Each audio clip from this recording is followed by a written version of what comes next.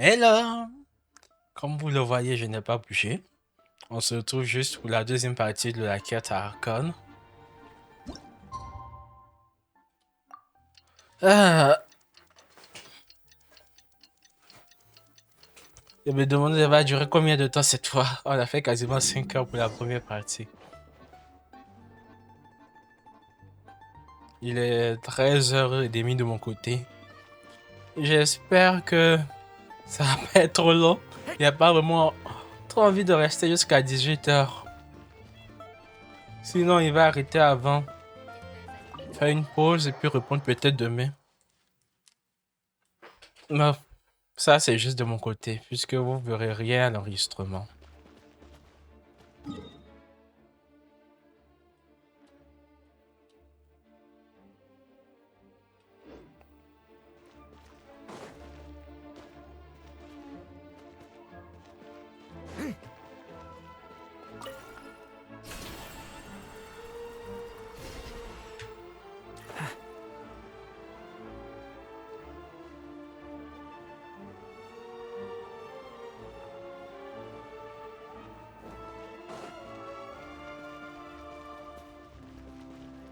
On rentre dans une zone de quête.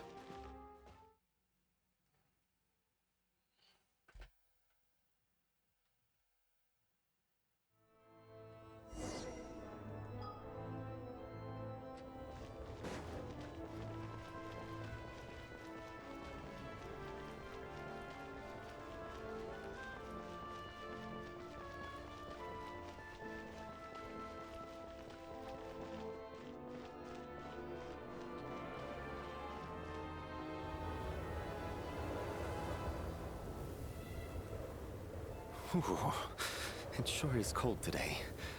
I wonder how much heavier the snow's gonna get. Here to see Odette? I just need to see your tickets for the preview. Hop. Perfect. Thank you. I'll hold on to your tickets. Come on in. It's freezing outside.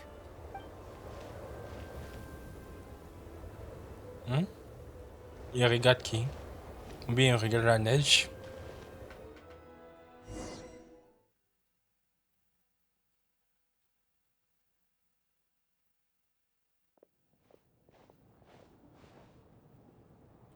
I think I'll leave the Lelic question until after the show's over. Then I'll go find Odette.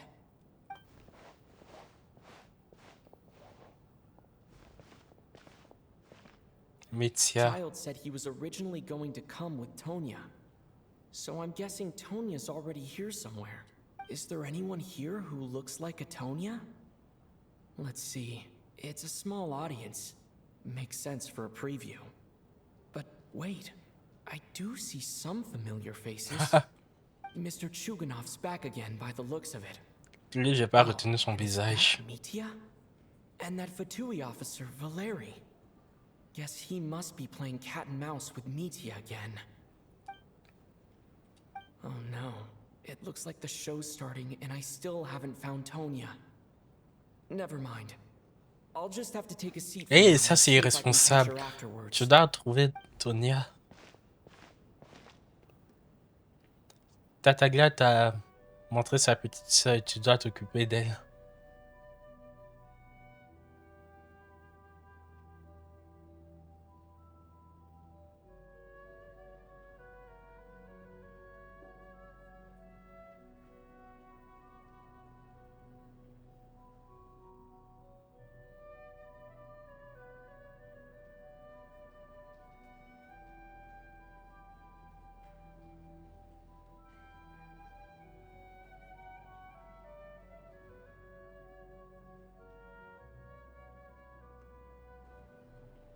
La lumière.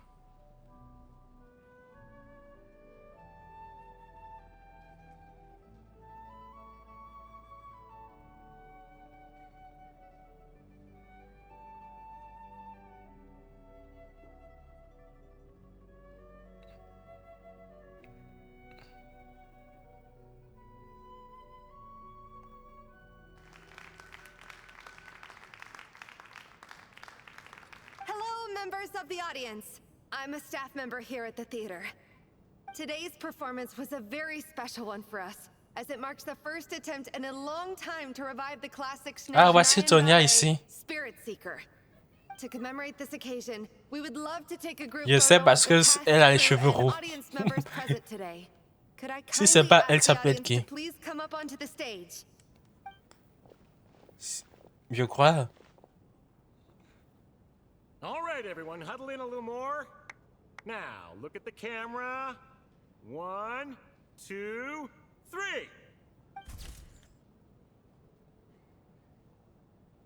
Oh.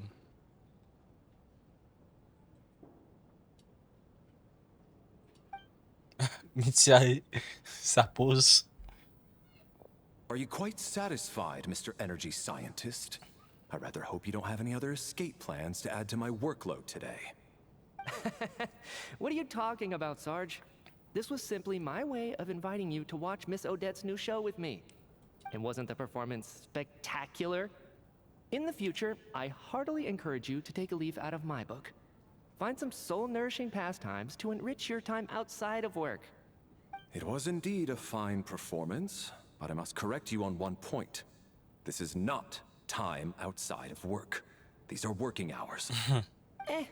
Working hours and non-working hours are just a social construct. Human technology can never advance if we're too rigid in our thinking, Sarge. May we leave now? Already? I mean, I was kinda hoping to soak up the atmosphere for a little longer, but... No? Okay, guess I'm pushing my luck. Didn't seem like too much to ask, but fair enough.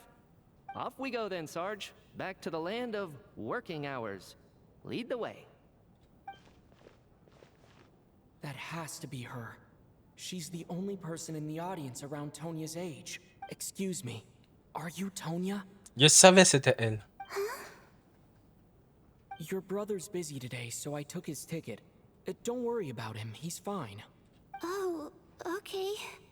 Sorry for the trouble. What's wrong? No, I'm fine. It's nothing. Maybe she caught a cold on the way here because of the weather. Hein? I haven't seen snow like this in a long, long time. Je suppose qu'on peut pas Most unusual. sortir. I know. It's completely white out there. You can barely see a thing. I've never seen such heavy snow in my life. Let's wait it out for now. You'd be lucky not to freeze to death in this weather, let alone find your way. Well, look at that. Maybe we Il y a should be quelqu'un qui in est such a content. rush to get back after all. What do you think? Let's wait and see. Why do you need to take it so seriously? Fate has given us this wonderful chance to take a break. We owe it to ourselves to make the most of it. Come to think of it, there's a small inn not far from here that always keeps plenty of extra blankets on hand for guests. I know the route well. Shall I head over and borrow a few blankets? That way, anyone in a hurry can wrap up warm for the journey back. Just remember to return them next time you're over this way. Sir, there's really no need to go to all that trouble. Hey, it's no trouble at all. Wait here, I'll be right back. Tu es sûr? What a kind gentleman. Very good. My wife and daughter are waiting for me at home, so I shall be heading back as soon as I get my blanket. So... Are you expecting us to go back to the Armory Palace wrapped in blankets too? Don't worry about that. I made arrangements in advance. Should I not return to the Armory Palace within 3.5 hours after Operation Showtime begins, an armed squad will be sent to collect us. They will escort us back. You are one of our key military personnel, so any weather-related risks must be eliminated. Operation Showtime? So, wait. Every single time you drag me back to work when I sneak out, it's a whole official operation? Wow! I gotta say, you've really turned this into quite a moral dilemma for me. It's snowing pretty hard out there. I think you should stay here for now. You seem a little under the weather. Sure. My brother might come pick me up in a bit anyway. Time to get to work. I should head backstage and find Odette. I need to look her in the eye and ask her about Lelik. Excuse me, are you looking for someone? Je cherche Vodianista. How do you know that Miss Vodianitsa is backstage? Unless... oh! Are you here at Mr. Chugunov's behest? Sorry, but that area is currently off limits to everyone. Bad timing, I guess. Well, I might as well stick around. Une heure s'écoule, mais la tempête de neige ne montre aucun signe. What happened to the gentleman who went to fetch the blankets? How has he still not returned? I was thinking the same thing. It's still snowing very hard. Do you think something might have happened to him? Whatever the reason for his delay, I must say I hate nothing more than people who make empty promises and fail to deliver. Well, Il peut être en danger, et c'est à ça que je pense. But that's different.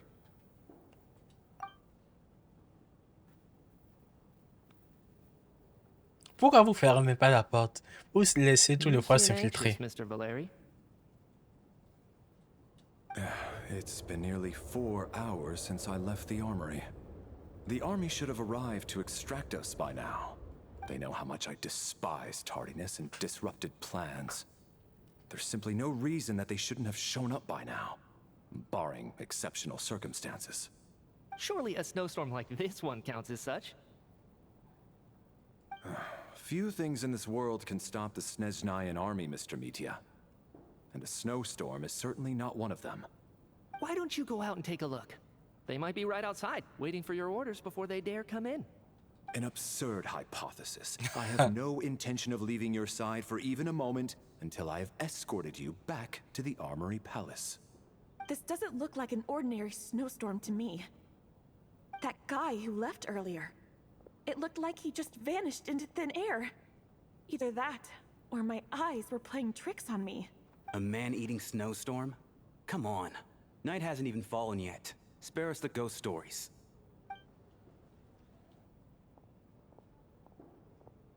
Traveler, didn't know you were coming today. How come you didn't say anything? Je ne sais pas trop comment formuler Something the ça. matter? Whoa, that's quite a snowstorm out there. I've been working backstage this whole time, so I didn't even notice. No wonder the audience hasn't left yet. Is weather like this rare, even in SNEZHNAYA? Yeah, snow like this. I'm sure I've seen it out in the wild before, but never in the city. Actually, I take that back. I don't think I've seen snow this bad even in the wild. This is something else. It's not normal. If even Alosha thinks snow like this isn't normal, could it have anything to do with that monster people have been talking about? We can't stay cooped up here forever. Someone needs to go out and take a look. Je t'accompagne. No need. I have plenty of experience with snowstorms. Besides, I work here while you're an audience member. I should be the one to do it. Okay. Everyone by the door. Careful not to let the snow soak into your shoes. In a snowstorm, you gotta look after your toes above all else. Heading out, my man? Be careful. I've been told the snowstorm eats people alive. Thanks for the advice. I am planning to be careful. I just want to take a quick look at the situation out there.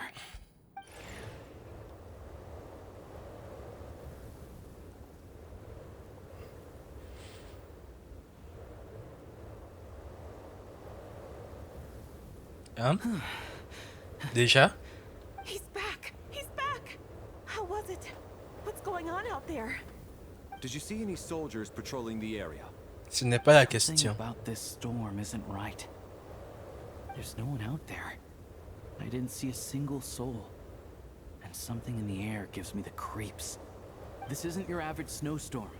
I suspect it might be related to recent events in our nation. I strongly advise everyone to stay here until the snow dies down. Are you serious? So all of us are trapped here now? You want to go outside and see? I, for one, am not risking my neck in that weather. This just turned from a minor delay into a major hassle. We can only hope that our friend who went to fetch the blankets just ditched us and went home. Is it really that bad? But my daughter, I won't be able to read her a bedtime story tonight. Huh? What are you all still doing here? Whoa! It's snowing hard. La situation est rapidement communiquée aux artistes et techniciens en So coulisses. now we're stuck here? Oh, this is terrible. Luckily, it was just a dress rehearsal today, so there aren't too many people here. On the bright side, the theater's always well stocked with supplies. If the snow still doesn't let up as we get into the evening, you can spend the night here, everyone. At least, I assume that's alright? Odette? Fine by me. This seems like a sensible backup plan under the circumstances. My thanks to the theater for being so accommodating. What are you staring outside and praying for, my man? You anxious to get home too? Oh, Your Majesty the Tsaritsa, I beg you, please do not let tonight's snowstorm stop. This is a golden opportunity to spend the night under the same roof as the two top stars of all of SNEZHNAYA. It's a once-in-a-lifetime experience. Il a ses priorités. I changed my mind. Sir, if you so much as look at us funny, you'll be seeing stars in a whole other way. Behave yourself, or you'll be begging for that blizzard. It's getting colder. We need to keep the indoor temperature Il est tombé up. à genoux. Close the door and lock it tight. Let's head somewhere warmer.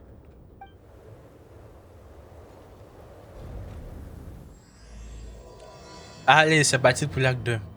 Nocturne de spectre.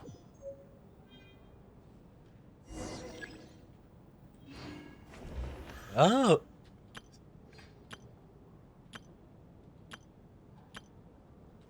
On peut voir les détails.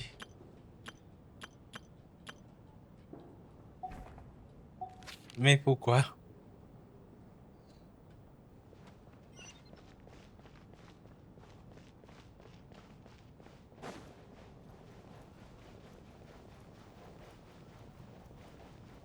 Moi que j'y pense, je n'ai pas essayé les capacités du voyageur.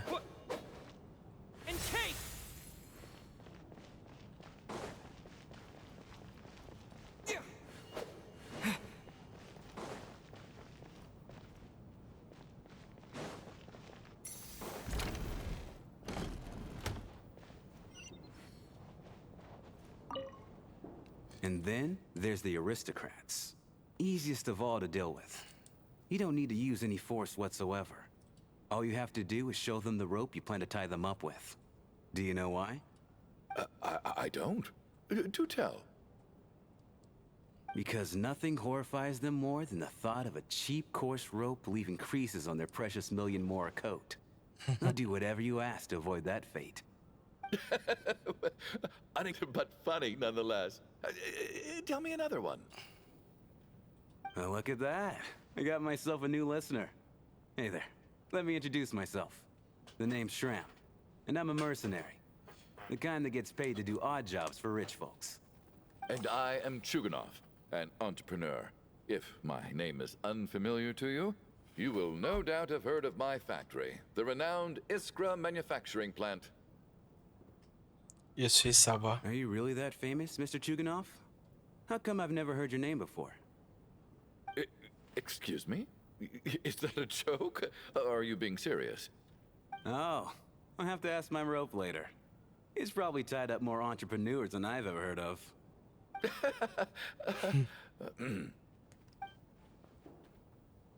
Donc, je vous laisse discuter. Tonya. How are you feeling, Tonya? I'm fine. Sorry to worry you. I'm used to it by this point. I take medicine for it. My brother usually helps to get it ready for me. Child must take great care of his sister. He's never mentioned Tonya's illness, though. You know, I actually find this whole thing kind of exciting. Stuck in a strange place thanks to a snowstorm. Having to spend the night with a bunch of interesting characters. It's pretty cool, don't you think? C'est vraiment une expérience insolite. Exactly. It's like one of those stories where an ordinary school trip turns into a magical adventure. I've always wanted something like that to happen in real life.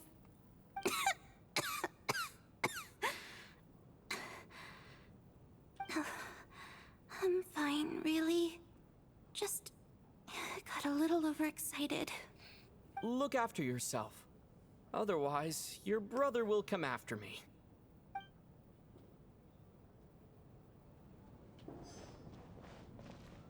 My husband has major trust issues. To him, I doubt even this snowstorm is a good enough excuse for me to stay out all night. That's the price of marrying into wealth. You'll get used to it. I'm not about to stop you if you want to leave. But don't drag me along.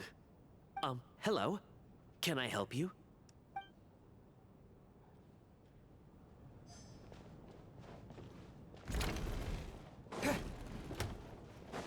Je suppose qu'il reste nos 3 amis. This is highly irregular. A delay of over an hour during an operation like this theoretically warrants a Harbinger-level response. I wonder what the issue is. The storm, or something else.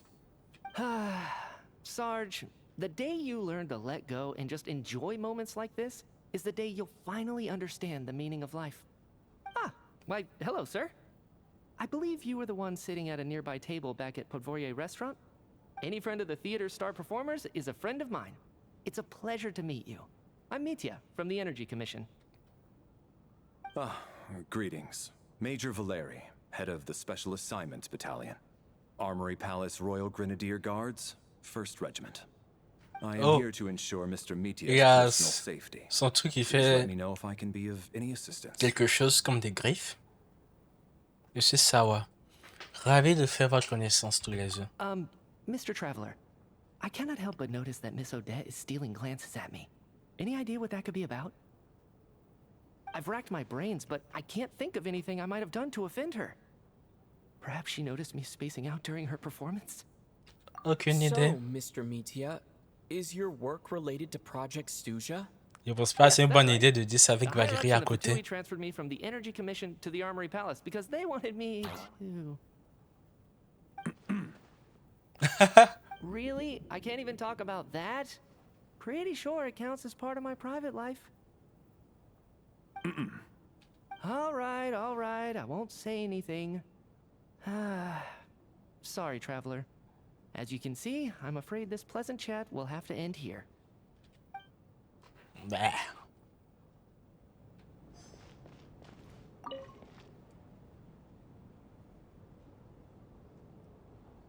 I don't think it's ever been this lively backstage before. I didn't know you were coming today. Hey, have you seen Chugunov? I heard he was coming today. Have you spoken to him at all? Oui, pas vraiment. This could be just the chance we need. Yeah, I gotta figure out a way to coax some more intel out of him. I want to know why he suddenly changed his stance on Project Stuzha. What exactly happened before the most recent Vetcha vote? For the Rokad, or just out of personal interest? Shh! There are other people around. Don't say the R word. Odette. I have to say, even though today was a rehearsal and there were some hiccups along the way, Miss Odette's performance was one of the best I've ever seen, even compared to an actual show. I couldn't agree more, especially considering the weight of the subject matter. It takes a truly seasoned professional to do justice to a theme like love and regret. Do you think we were coming on too strong? Odette's ignoring us again. What about you? What did you think of today's performance? Moi, je suis sur la deuxième option. Huh. That's actually a more insightful critique than I was expecting. My mother would agree. She's always thought that was my biggest flaw. Maybe I need to work on making my facial expressions appear more natural.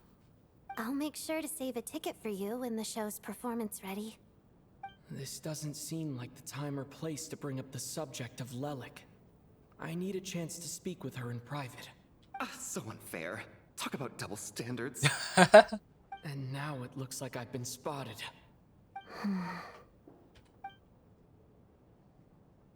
You know Mitya too?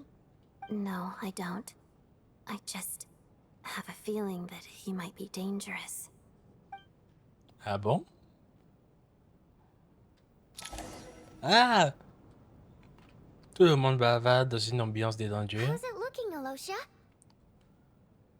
No change from this afternoon. Heavy snow with no sign of slowing down. May I have your attention, please? The storm is unlikely to stop tonight, and it'll be even more dangerous outside at night than it was during the day. We at the theater owe everyone here a duty of care. Therefore, we strongly suggest that you stay on site overnight and avoid going outside unless absolutely necessary. In a few short moments, we'll give you a tour of the theater's various quarters. You can choose to sleep in the VIP room, the office, or backstage. Or on the stage if you'd prefer. We won't mind. I'll pass on sleeping on the stage. What if the snow is stopped by tomorrow morning? The early birds in the audience might think we're part of some experimental new show. A drama about sleeping? That could be fun. Maybe we could come up with a title for the production. La Belle au bois dormant. L'ordre divin endormi. Gotta admit, I didn't get that one. Anyone who doesn't wish to sleep on the stage, please follow me. I'll show you to the rooms.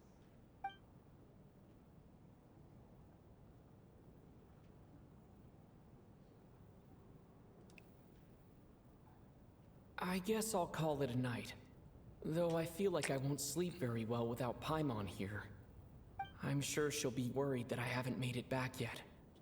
But as long as she looks out the window, she'll probably realize what's holding me up. I wonder if she's feeling any better yet. At least she hasn't been getting any worse. Still, I should try and get back first thing tomorrow morning. Oh.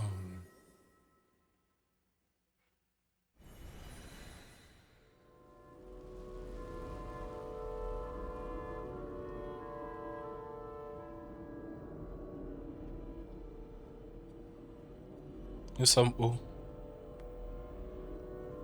Ah, finally. Welcome back to the world of the living, lazy bones. I was about to wake you. The black mist is almost on us. Où sommes-nous? Still waking up, huh? You know, the black mist. It's been chasing us from below ever since we were born. You're just dozy. There's no way you've forgotten. Come on, let's keep heading up. Comment ça? Onwards and upwards is the only way to survive. Don't listen to a word those black mist cultists say. Vous avez encore la tête embrumée. La brume noire, le brouillard noir nous poursuit depuis notre naissance. C'est la chose la plus familière qui soit. Peut-être juste encore. Mitya, tu essaies de faire quoi comme ça? Here we go again. The endless march toward survival. What's going on? That black mist down there is creeping me out. And it's rising. Guess I should head upwards and get away from it. The black mist cultists believe that being swallowed by the black mist leads to everlasting peace. But if you ask me, they're just lying to Bon, themselves. je vous laisse derrière. We're the only heretics left. The only ones who refuse to give in. We have to keep going. Mitya, tu es en train de faire quoi comme ça? But how do you actually know that they're wrong? Dangerous question there, Torgov. The moment your faith wavers, you start a chain reaction that ends in the collapse of your will. Put the question out of your mind. Stay strong and believe that the black mist means certain death. Okay, but it's not my mind that's the problem. My body's about to give up on me. I can't do this anymore. I've had enough of being forever on the run. What's the point of it all? All this will pass eventually, I promise. Keep fighting. It will be worth it. You accuse the Black Mist cultists of being liars. But you're lying too. There is no end to this path. It keeps going up forever. There was never any hope to begin with. Qu'est-ce qui se passe? Quoi cette situation? Are you thinking of giving up as well? I am. I think I'll take my chances with the Black Mist over this perpetual torture. As much as I detest the Black Mist cultists, I'm just too weary. Then I bid you both farewell. Let me put my personal opinions aside for a moment and say, I hope that you both find peace within the Black Mist. Il va juste les abandonner comme ça. Fate always appears so impossibly complicated. But at moments like this, its raw simplicity is laid bare. Their fate was sealed from the instant they entertained doubt. From then on, the outcome was both inevitable and irreversible. Let's go. Toi, c'est toi que je doute. Torgov and Sobolova are gone. I never thought the day would come when even they would be swallowed by the Black Mist. It's just you and me now. C'est moi ou le brouillard a cessé de bouger? Yes, it looks like it's satisfied. For now. This happens from time to time. But it won't be long before the Black Mist starts chasing survivors once again. No one knows how to stop its advance for good. Well, we should make the most of the precious moments of rest that those two bought for us. Huh? Are you really that sleepy, traveler? C'était bizarre.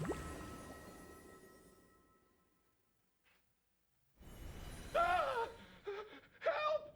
Somebody, Hein? come quick! What is it, Chugunov? What's wrong? Huh?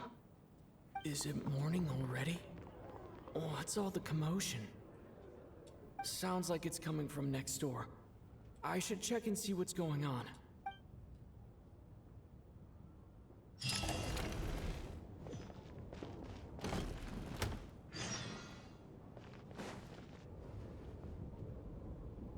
Qu'est-ce qui se passe?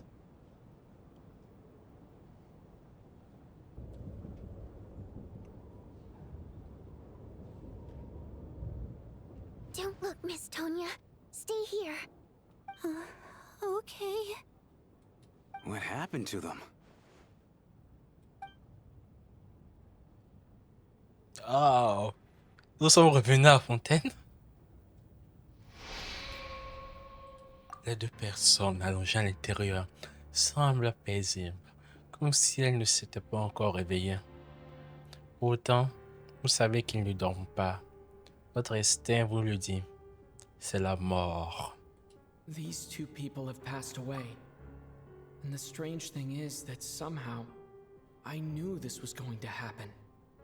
I knew that they would be the ones to die. Have I seen this moment before? Or did I have some kind of premonition? I can't remember what it was. Let me take a look.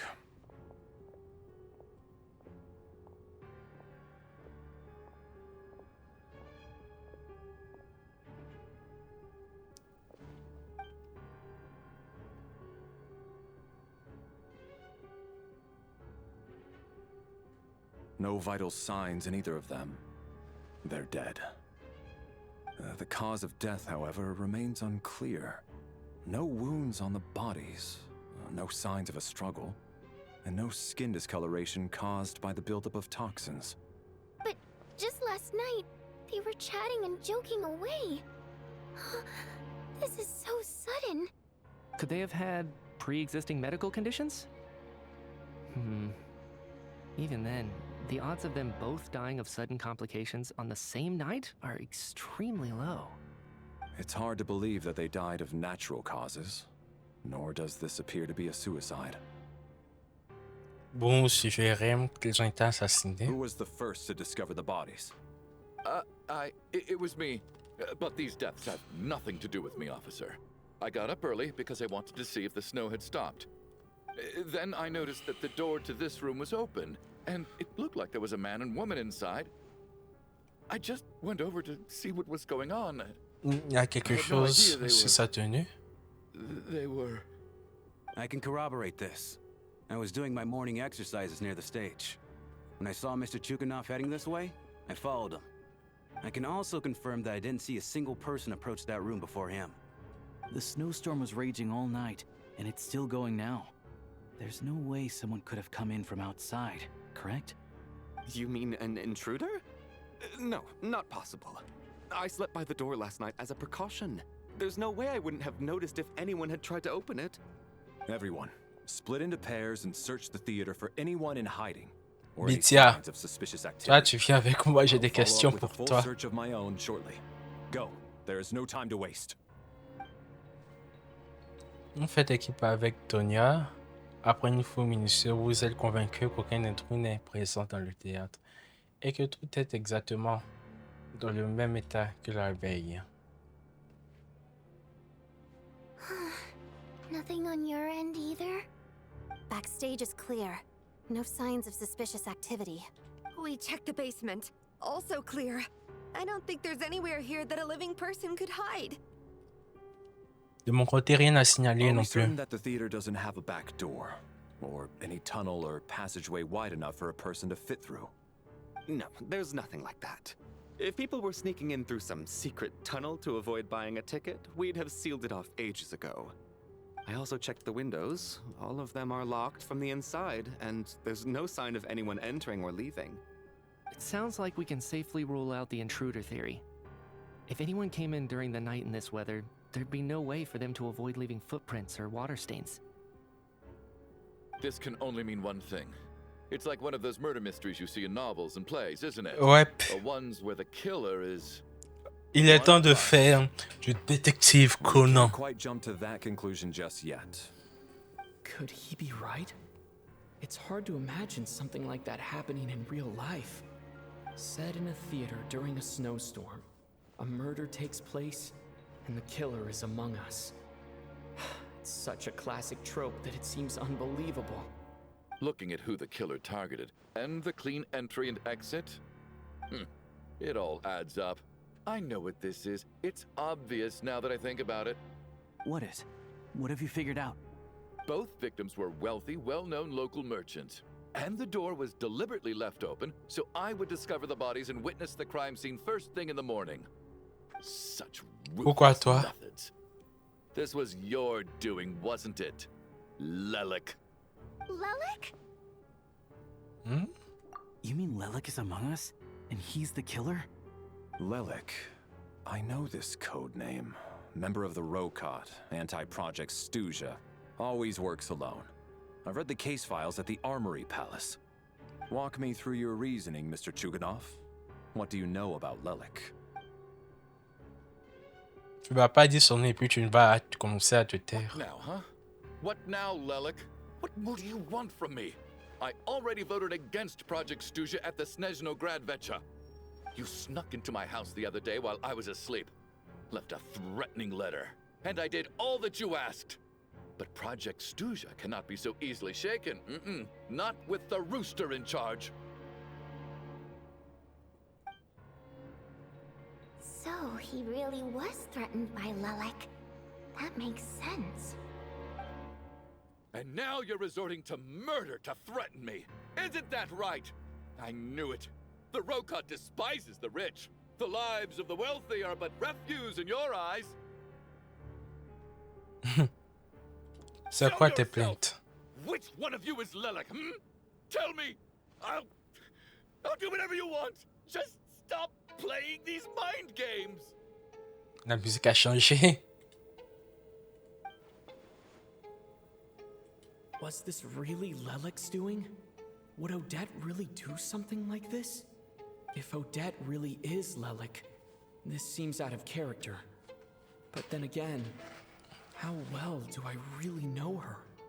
I'm probably the only one here with a compelling theory about Lelik's true identity. But if I reveal it now, I'll be putting Odette in the line of fire. What should I do? I don't think it's likely that Lelik killed anyone. At least from the stories I've heard, he's never killed anyone before. And his name has never come up in connection with any murder cases. Besides, even if Lelik did want to threaten you, why resort to such an extreme and roundabout method? Ouais. It's not his style at all. Vodyanitsa doesn't Il n'est know pas that le centre du Lelik monde. might be Odette, but her assessment is pretty much identical to mine. Miss Vodyanitsa, why do you suddenly feel the need to speak in Lelik's defense? Ah, qui a parlé en No, sa no, défense? it's just, I'm worried that we're jumping to conclusions here, so I wanted to share my point of view. Also, I don't think the Rokot is as bad as you're making it out to be. Well, if you think I'm so wrong, what's your theory then, Why don't you tell us who the killer is? Je savais qu'on The allait case is avoir still plus evolving, d'animation Mr. à Chugunov. partir de cette Please do version. not prevent others from expressing their opinions so early on in the discussion. Even so, there's no denying that the recent threat received by Mr. Chugunov may well be an important clue. So there's still a good chance that Lelek is right here among us. Ouais. I can't do this anymore. I don't care if it's still snowing outside. I have to get out of here. Whoa, take a beat. We all know it's far too dangerous out there. Even the soldiers couldn't get to us. Go out that door, and you might not live to tell the tale. And whoever this Lelek is, they're surely not going to murder anyone in broad daylight. Be sensible, my man. You're safer inside. As much as I regret having to say this, I'd like everyone to cooperate and refrain from exiting the premises until further notice. Because as things stand, every one of us is now a suspect. Unless anyone has further information to share, let's adjourn for now. Feel free to keep searching for clues, but make sure you don't go off alone.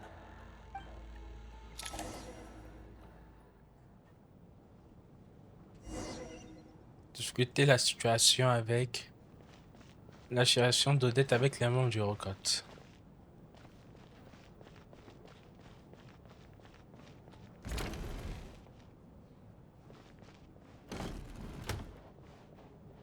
L'idée de chercher des informations de la photo.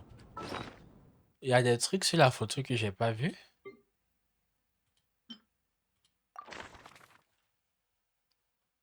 Oh.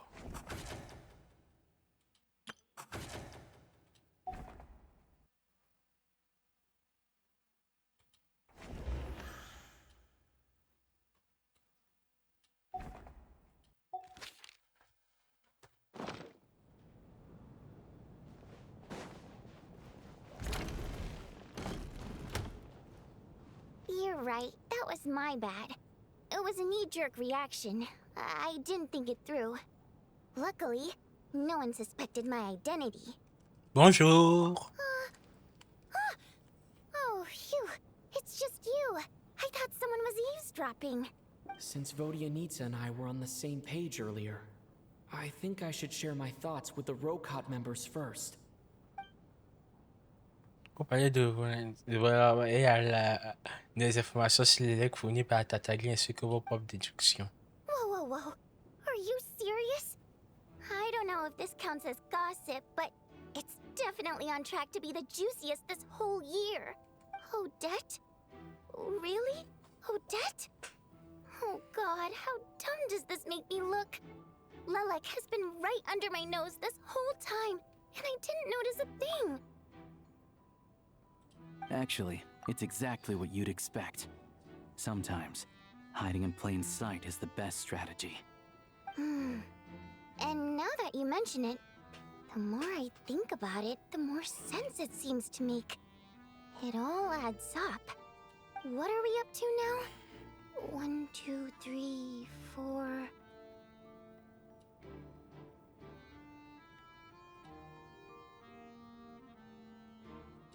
Est-ce que vous comptez comme ça?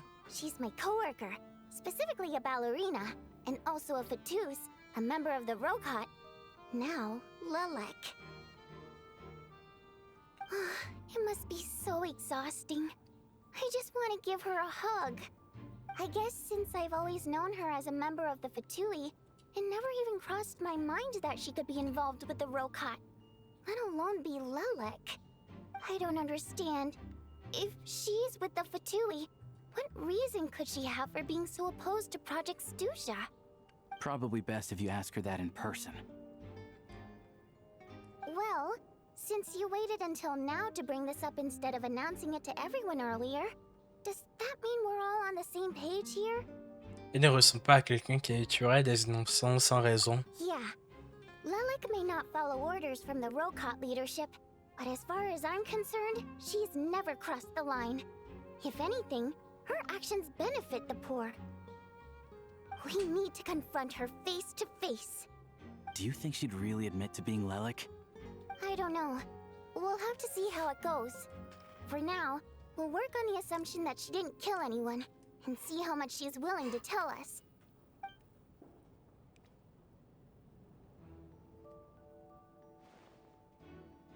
Now's her chance. Faites Odette's quoi? alone. Let's go. Hey, Odette. Hmm? What is it, you guys? Shh. Keep your voice down. We need to talk. So, you're Lelek, aren't you? On dirait que ça veut dire oui. Fine. You don't have to say anything or explain yourself. Just hear me out first. None of us believes you'd kill innocent people. Whoever murdered those two people last night, it wasn't you. The Traveler was the first to figure out your identity, but he kept quiet during the discussion just now. Still, it's clear where the group consensus is heading. Everyone believes Lelek is the culprit. If your identity is exposed, you'll be in a really bad spot. We're your colleagues, and we know what kind of person you are. I don't want anything bad to happen to you. So, can you clue us in? Tell us everything. The more we know, the more easily we'll be able to cover for you. Alright. Yes, I'm Lelek. And no, I'm not the murderer. And thanks, but I don't need you to cover for me. Actually, I'm planning to reveal my identity. Huh? You're gonna reveal that you're Lelek? Here? That's right. I'll admit I was surprised at first when Chugunov guessed that I was here. It was just a lucky guess, but it caught me off guard. But after taking some time to assess the situation and confirm where everyone stands, I don't believe I have anything to worry about. Are you sure you don't need a second opinion? Given the circumstances. Mr. Valeri! Ah. What? Valérie rassemble tout le monde et Odette annonce qu'elle est Lelek. So, Odette is Lelek? I don't know what game you're playing, but you've got a lot of nerve. It's just one identity. So what if it's exposed? I can disappear and adopt a new identity anytime I please. I made my peace with this when I chose to become Lelek. But more importantly, I promise I am not the murderer, which means that someone else is.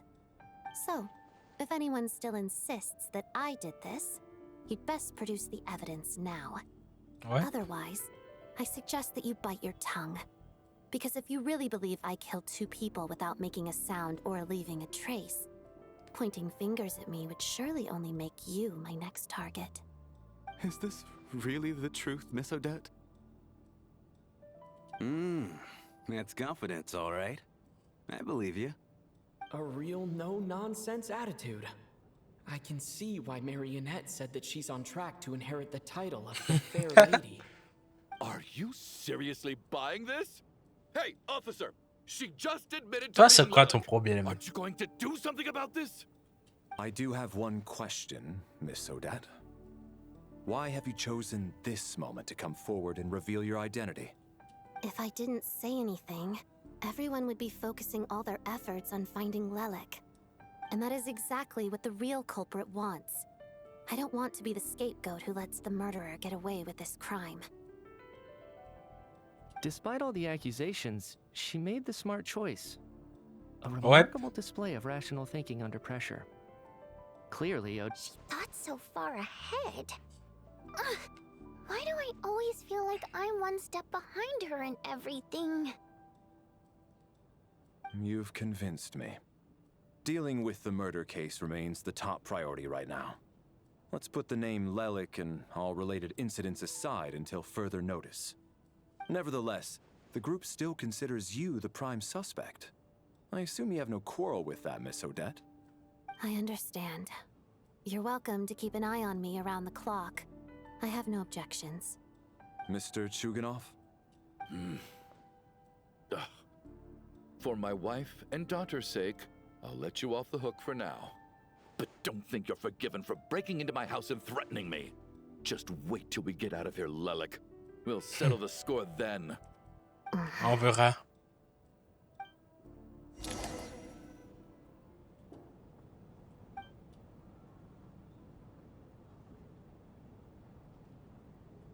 Good work, Lelek Guard Team.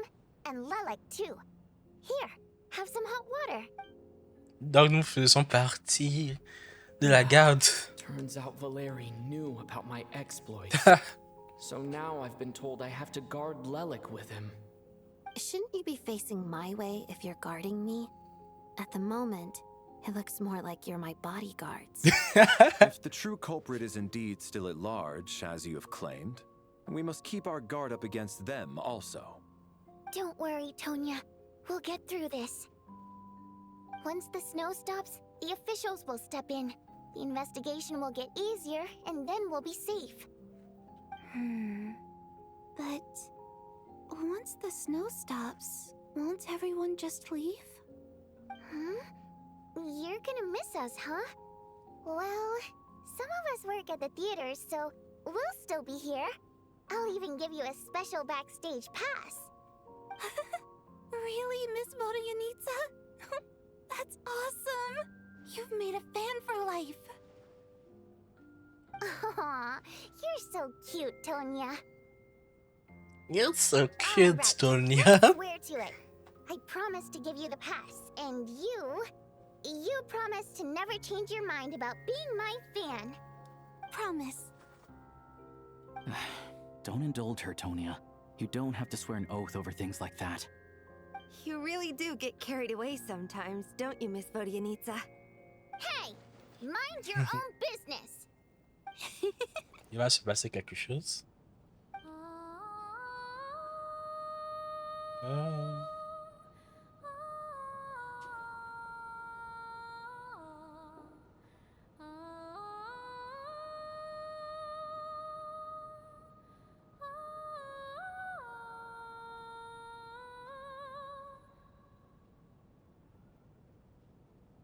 Don't be nervous, Miss Wateramp. Everyone's here. There's nothing to be afraid La of. diablotine. Excuse me? Do I look nervous? Don't be ridiculous. No. You sound nervous, lass. Oh. Wait, but how... Okay, plenty of people know that I'm a water imp, but still... How come you understand our primary mode of expression? Primary mode of expression. I've not come across that concept before. Do enlighten me, Vodyanitsa. Well, it's just... We water Ah, c'est une imps race. communicate our emotions to each other Water by imp. singing, rather than facial expressions. The emotions we convey through song take precedence over our facial expressions. So, Donc we elle est une think of it sirène. as our primary mode of expression. I'm impressed, Shramm. I didn't take you for a man of culture, but you're clearly rather learned. It's not about being cultured or not. The thing is, this mode of expression can usually only be understood by other water imps. Oh. It's not a simple case of a song sounding happy or sad. And yet, you're clearly Donc- human, Mr. Shramm. Ah bon? It's really not the big deal you're making it out to be. I think I just have a knack for it. Plus, I have a... very close friend who's a water imp. A delightful lady. But keep that a secret. Anyway, we spent so much time together that before I knew it, I noticed I could understand her expressions. Oh, I guess that makes sense. Still, the fact that you have a water imp friend is even more surprising. I'd better watch what I'm singing when I'm around you from now on. Hey, what are you implying? You're not secretly insulting the audience in your songs, are you? Heavens, why would I do a thing like that? It's getting late. We should discuss our sleeping arrangements for tonight. To guard against the killer, someone needs to keep watch. I suggest that we don't sleep in separate quarters tonight. It will be safer if we all stayed together. Ouais. As long as someone keeps an eye on Lelek, I'm quite sure we won't have any trouble. Are you saying that you wish to bet your life on Miss Odette being the killer? Nonsense. Of course not. Then I propose the following arrangement for tonight. The Traveler, Odette, and I will form the Night Watch. We'll sleep in shifts, but two of us must be awake at any given time. D'accord. An excellent idea. This allows us to handle the night watch while also keeping an eye on Lelik. Meanwhile, the rule of taking shifts in pairs resolves the other issue. Namely that we can't necessarily trust the Traveler or Valeri either. I expect that plan took you quite some time to come up with, didn't it? Actually, our field combat manual outlines a similar approach. Although the scenario there involves guarding prisoners overnight during field operations. That being said, I must clarify that I harbor no disrespect towards you personally, Miss Odette. In fact, Lelik's numerous covert operations make fine textbook examples for military agents. I care less about respect and more about the fact that you just robbed me of 2/3 of my sleep tonight. I'm calling dibs on being the first to rest. Good night.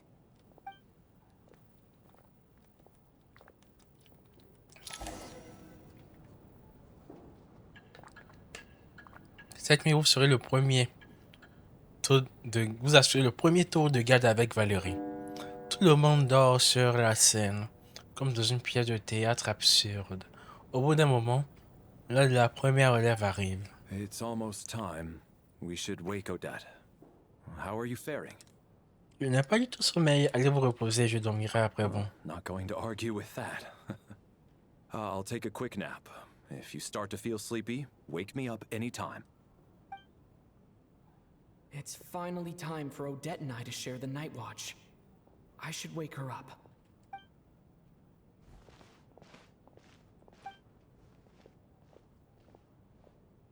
I came here to get information from her in the first place.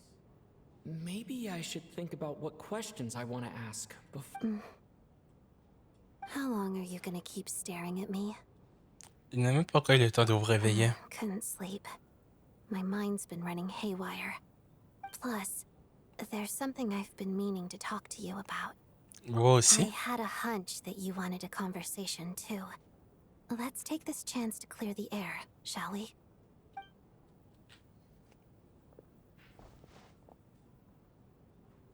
I just had a simple question for you, really. It's,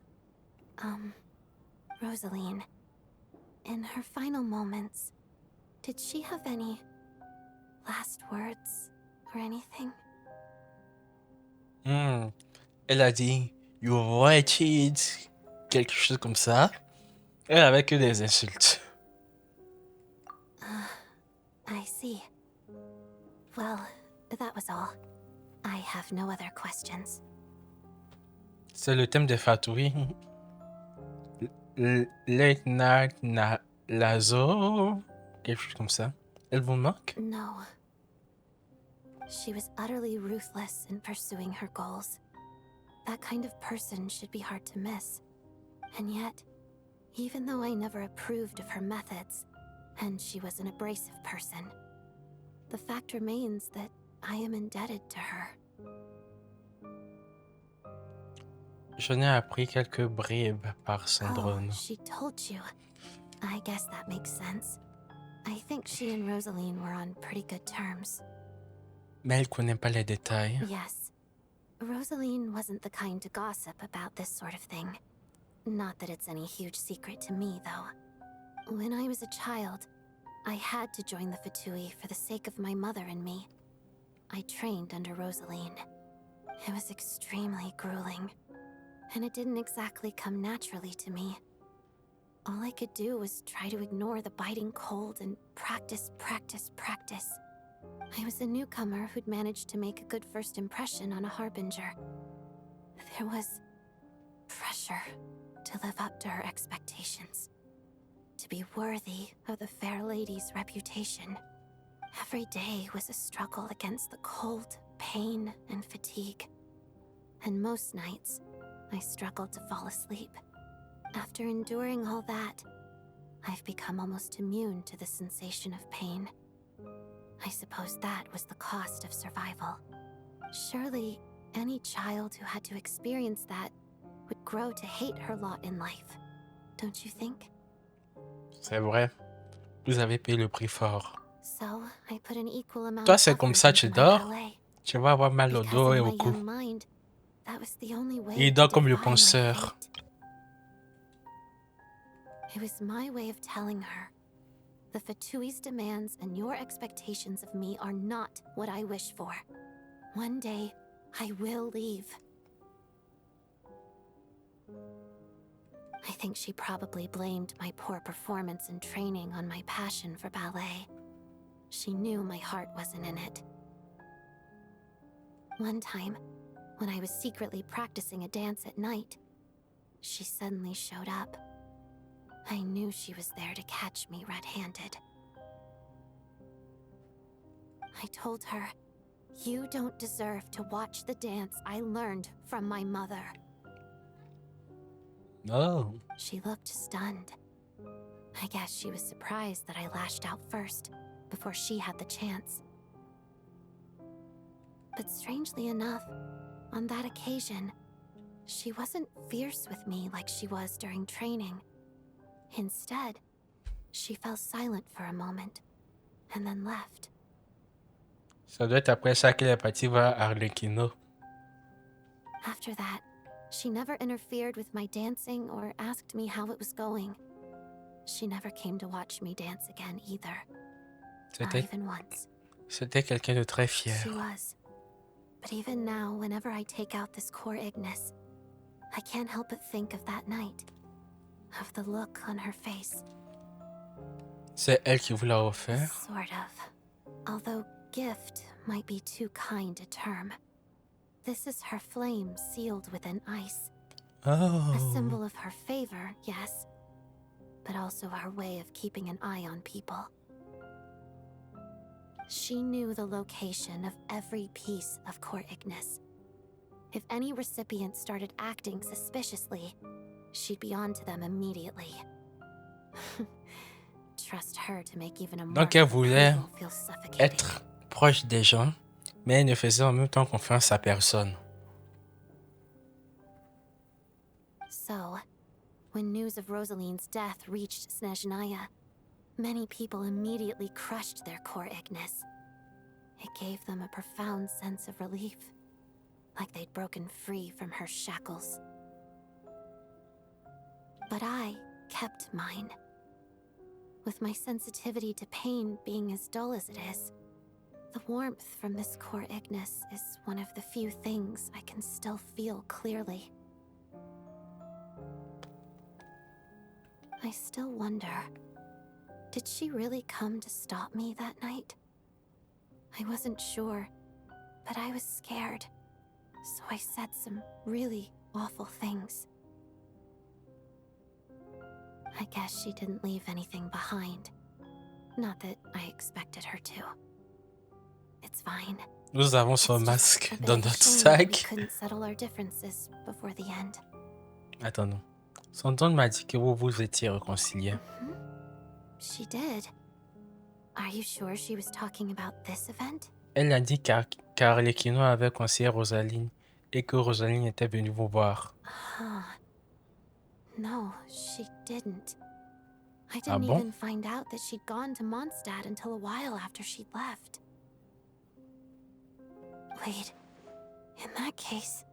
Vous devriez aller voir Arlecchino. Okay, I will. Thanks for letting me know. There's something I'm trying to figure out. I'm beginning to suspect that Paimon's mystery illness is being caused by the energy research behind Project SNEZHNAYA. Paimon's very important to me, so I have to get to the bottom of this. I figured that since you're Lelik, you might know Est-ce qu'on va en something savoir about all plus this. maintenant?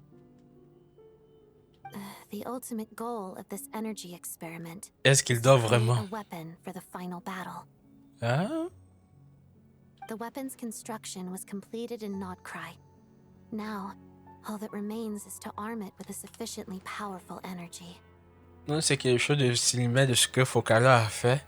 Rassembler une énergie pour détruire le trône divin de la corne hydro. C'était donc ça le projet du bureau d'études expérimentales. Yes. The weapon's development and all the related experiments are overseen by Lord Pierro, the Jester, and the lab is located deep within the Armory Palace. I'm not sure why this experiment would be making Paimon feel unwell, though. The best way to get to the bottom of it would be to go there in person. Once we get out of here, I'll help you apply for an entry permit. Vous êtes sûr? And I'm hardly the organization's proudest member, as you know. You answered my question about Rosalyne. I want to do you a favor in return. It's that simple. Il a tout entendu. Je savais qu'il dormait pas. What's wrong? Are you not feeling well? You two seem to be hitting it off.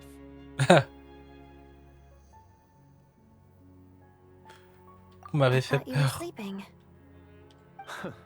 Of course I was. In the military, one learns Il to fall dormait asleep pas. quickly, even in the most inhospitable environments. It's vital to staying alert and energized. Why? Is something wrong? Non, il n'y a rien. Pas de Even if he problème. was awake, he can't have overheard us, right? Well, thank you both for keeping watch. Traveler, I'll take over for now. It's your turn to get some sleep. Sure.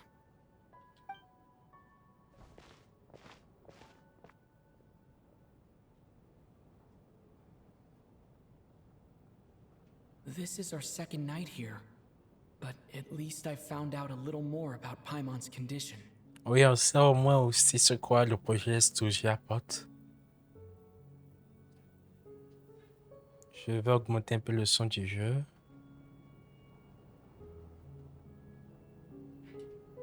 Bon, ok.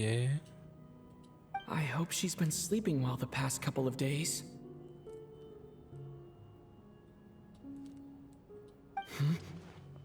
Why do I feel like I'm being watched? Seriously? Is this payback for when I stared at her earlier? Never mind. I'd better try and get some sleep myself. Encore.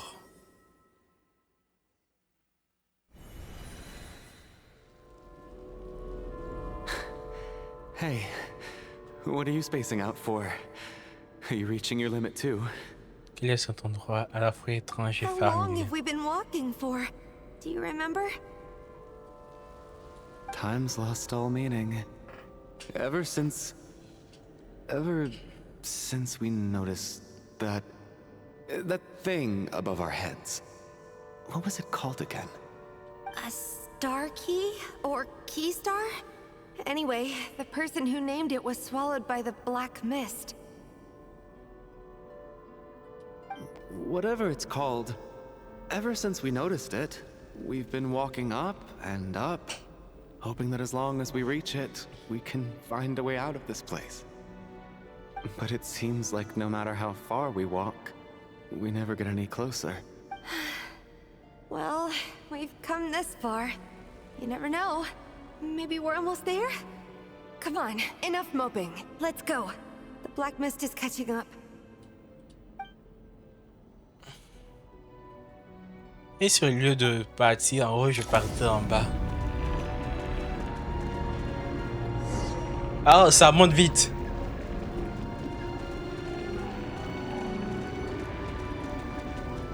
On va se battre. We got ourselves monsters. Watch out! Not again! I've lost count of how many times we run into them. Be careful.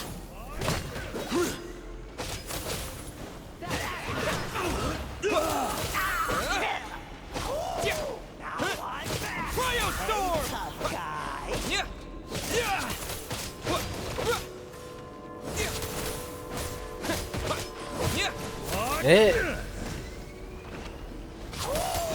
il applique électro.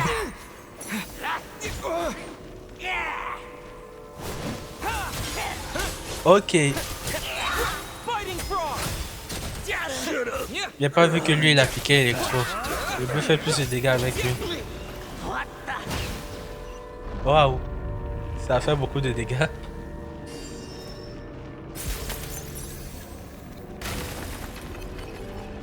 Qu'est-ce qui se passe dans cet endroit?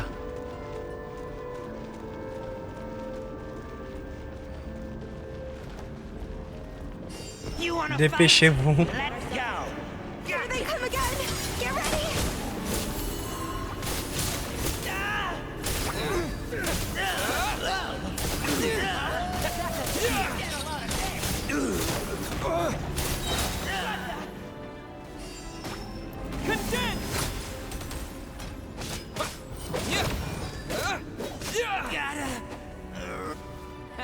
Attaque.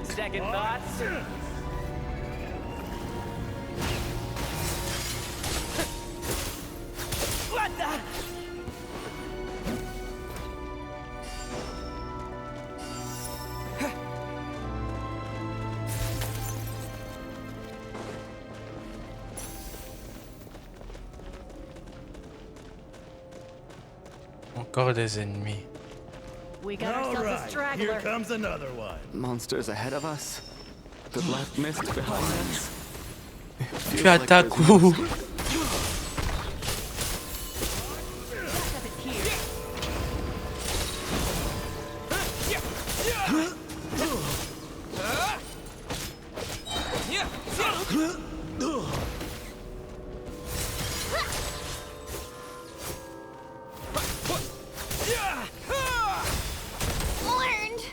Ok.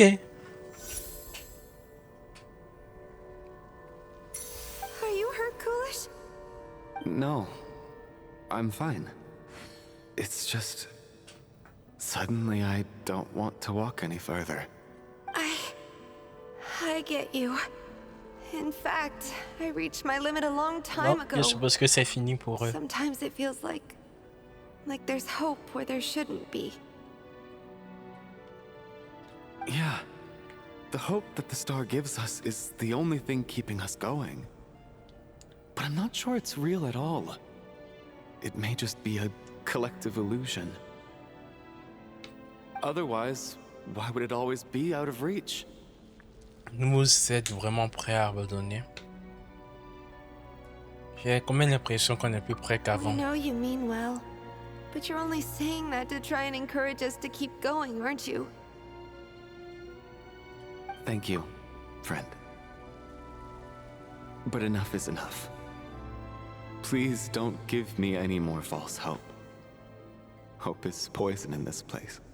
You're going to continue, aren't you? I admire that. C'est quoi I've cet given endroit? up, but I wish you the best. May there come a day that you catch up to the star and leave this godforsaken place.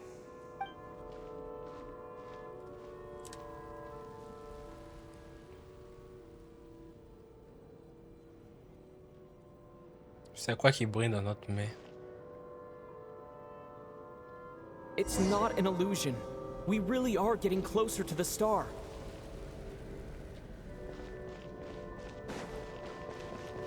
Il y a quelque chose qui brille dans notre main. Odette? Congratulations. You're the first person to make it here. Il a vraiment réussi. Comment a-t-elle réussi à arriver ici? Cette étoile, lue de près, elle me dit quelque I'm the chose. star's envoy. The black mist has stopped rising. Its hunger is satisfied for now, having devoured your two companions. This is a good opportunity. I'll let you get some rest before we continue. Reparti. What do you mean, leave? The star represents the starting point. It's the waypoint for the beginning. Congratulations on reaching the starting point. On vient de se faire envahir dans Squid Game ou We'll quoi? head out and walk upwards. I will be right by your side the whole way. Après tant d'épreuves, ce n'est que le départ. Huh? What's wrong? Hey, don't give up before the journey's even begun. C'est quoi ça?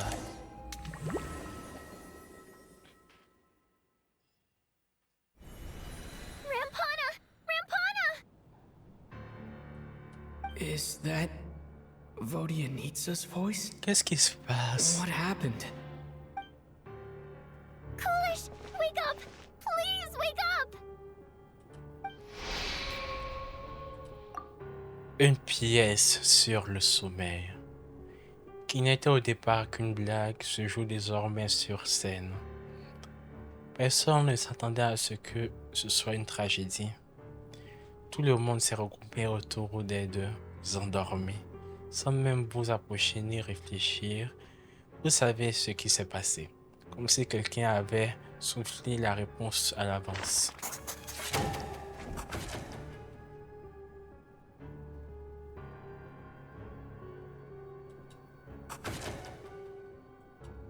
The situation is identical to that of the 2 casualties yesterday. We cannot ascertain the cause of death. At least there are some elements that we can rule out this time. They slept on the stage with everyone else. So I suppose the surrounding environment can't be a relevant variable. Rampana. Coolish. Weren't some of us keeping watch last night? 3 of us, in fact. How could you not notice something was wrong? I'm as confused as you are. Certainly nothing unusual happened on my watch. Likewise, and from what I've observed so far, both Miss Odette and the Traveler can be trusted. Aucune anomalie signalée pendant ma veille non plus. To be honest, I didn't get a wink of sleep last night. I couldn't help but think I was the target, so I just laid there with my eyes closed. I heard the Traveler and Lelik chatting, but otherwise I don't recall hearing any commotion during the night. Me too. I didn't want to wake everyone up, so I was concentrating hard, trying not to cough. I hardly slept at all. If anything had happened, I'm sure I would have noticed. Then, what could possibly be causing this? Once was bad enough. I can't believe it happened again. I worked closely with Rampana and Coolish for so long. I never imagined that one day they'd... And on the stage of all places... Vodianitsa... 4 victims in just 2 days. And we still don't have a single Toi, tu peux pas te rappeler de ce I need rêve. to get to the bottom of this as soon as possible. And above all, keep Tonya safe. I'd never be able to look Child in the eye again otherwise. Still snowing? Yes, I just checked. Still no sign of anyone outside either. So we only have ourselves to rely on. If you ask me, this killer can clearly strike whenever they please. The Night Watch was a useless endeavor from the start. Lelik must be an expert in poisoning. Clearly she used some poison that can't be detected on the corpse. Here we go again. Listen, I was already thinking to myself last night, was Lelik's reason for revealing her identity the real story? Well, now I have my answer. It most certainly was not. She's been playing us for fools. You get off on this, don't you? Revealing your identity, only to carry on with your killing spree? That's a hideous thought. One that only a hideous mind like yours could dream up. How dare you! That's enough! Yesterday, you named Lelik as a suspect because the victims were both wealthy merchants.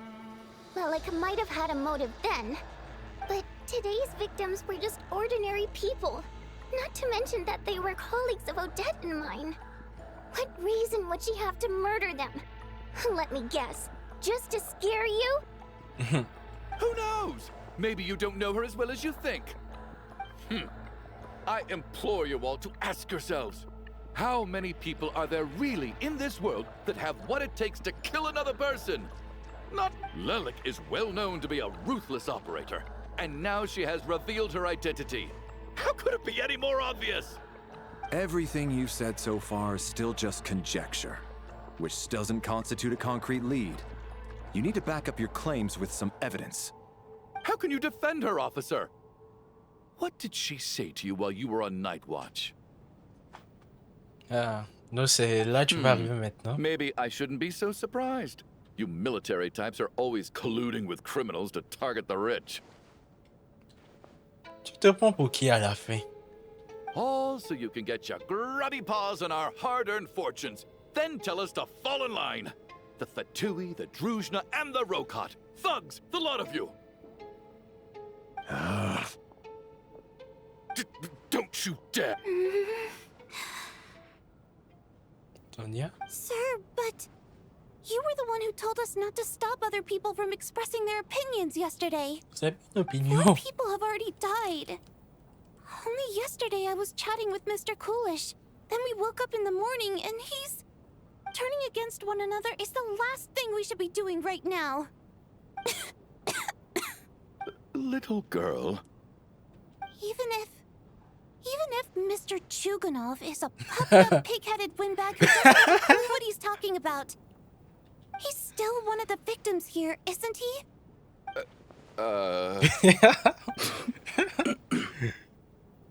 Quite. Bien dit, I Tony. had no intention of resorting to violence. But you're right, Miss Tonya. I ought not prevent him from speaking his mind. In any case, I believe Mr. Chugunov has calmed down a little now. We may resume our discussion. I don't think there's any need for that. What is there to discuss? Nothing about this situation is normal. Did you have an idea, Mitya? You're the brainiac here, right? Come on, clue us in. I've been mulling something over. All the leads we have so far concern things from outside the theater. Miss Odette's alter ego, the threats Mr. Chugunov received.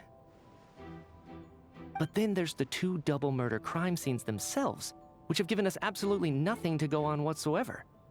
That's highly unusual. Even with the most careful killers, there's always some evidence left behind. So what are you suggesting? Peut-être qu'il n'y avait pas I de think this tueur. could be a supernatural event. It isn't characteristic of human-on-human homicide at all. Correct me if I'm wrong, but aren't you supposed to be a scientist? That doesn't sound like a conclusion someone like you Vous is utilisez supposed pas to de make. vision.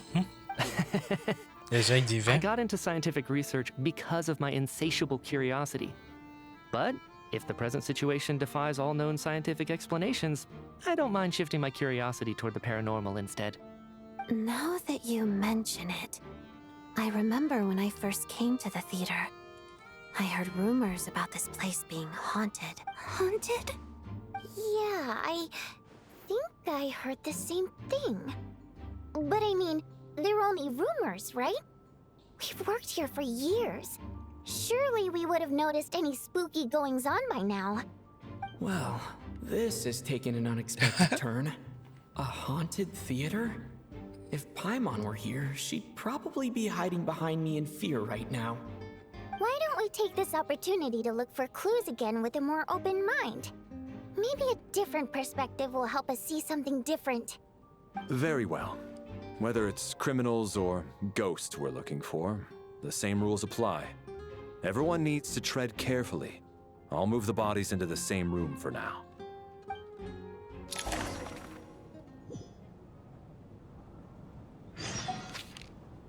Ok. On examine les indices.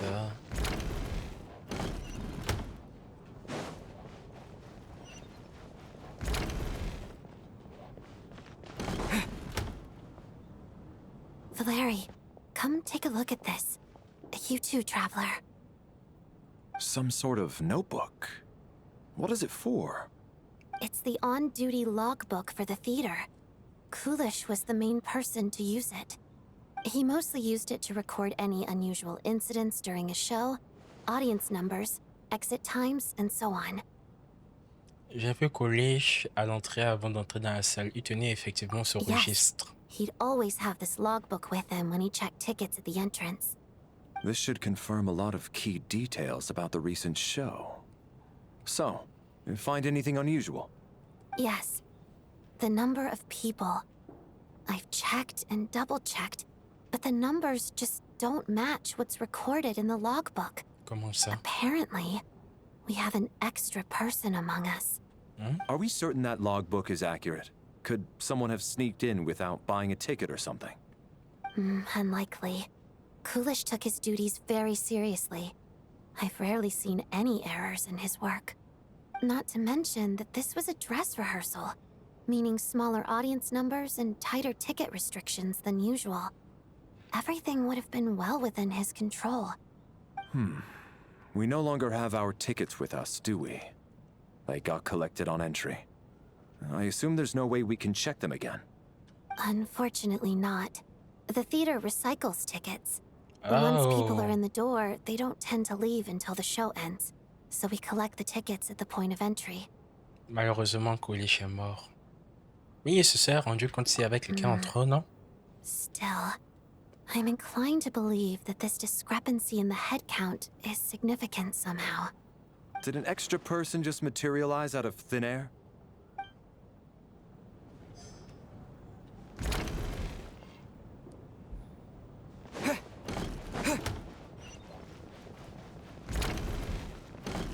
Tonya. Tonya, did you find anything? Not yet. Still looking. So... Are we supposed to be looking for something paranormal? I think I'd prefer teaming up with you than looking around on my own. This looks like somebody's notebook. Shall we read it together? Well, it doesn't look scary or anything, so I guess it should be fine. All right, let's read it together. Vous m'aviez dit qu'un jour je comprendrais, pourtant aujourd'hui encore je n'y parviens pas. Je refuse de croire que quiconque doit être contraint d'abandonner sa patrie à cause d'un changement de pouvoir. Elle n'a jamais tenu compte de ce que nous ressentissons, nous autres nobles diablotins.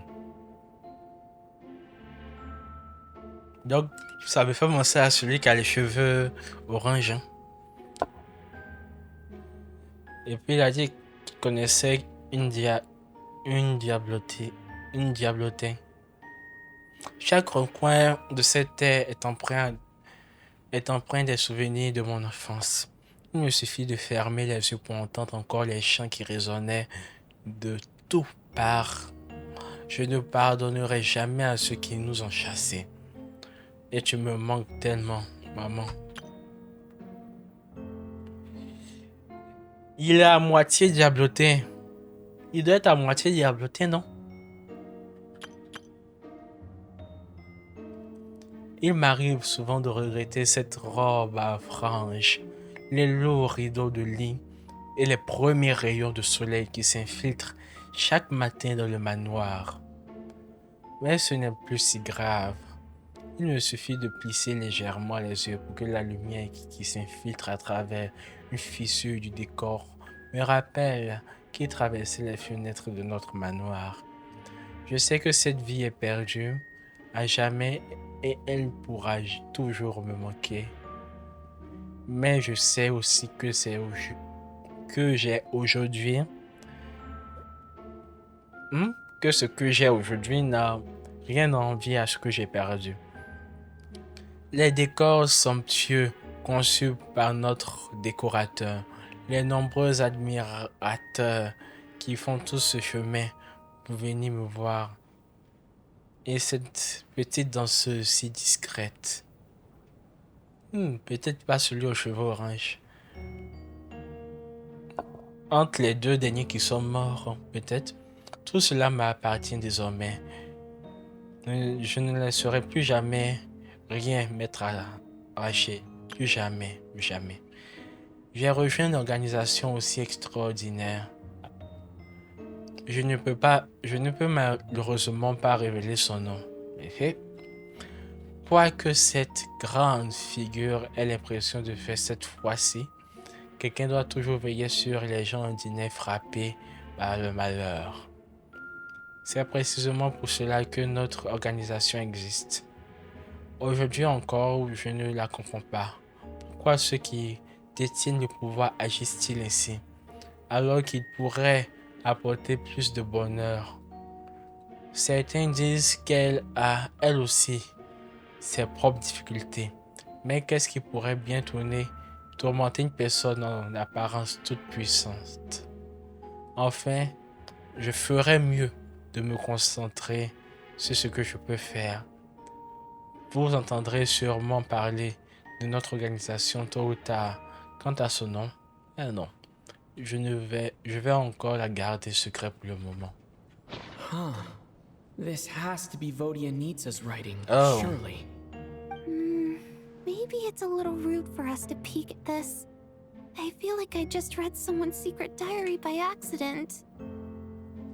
C'est un accident, alors ça devrait aller. It sounds like she's writing this for her parents, right? I don't understand. Why put this stuff in a notebook instead of mailing it in a letter? Because her water imp parents belonged to the aristocracy, who were driven out of SNEZHNAYA by the Tsaritsa long ago. And now they live somewhere new, where the postman can't get to.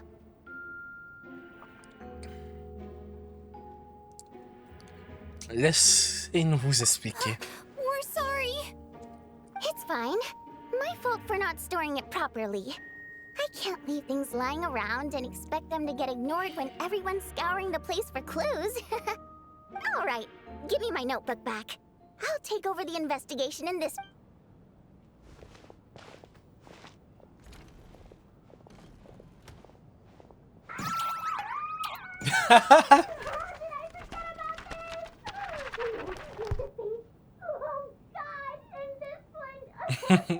Elle essaie de garder son calme.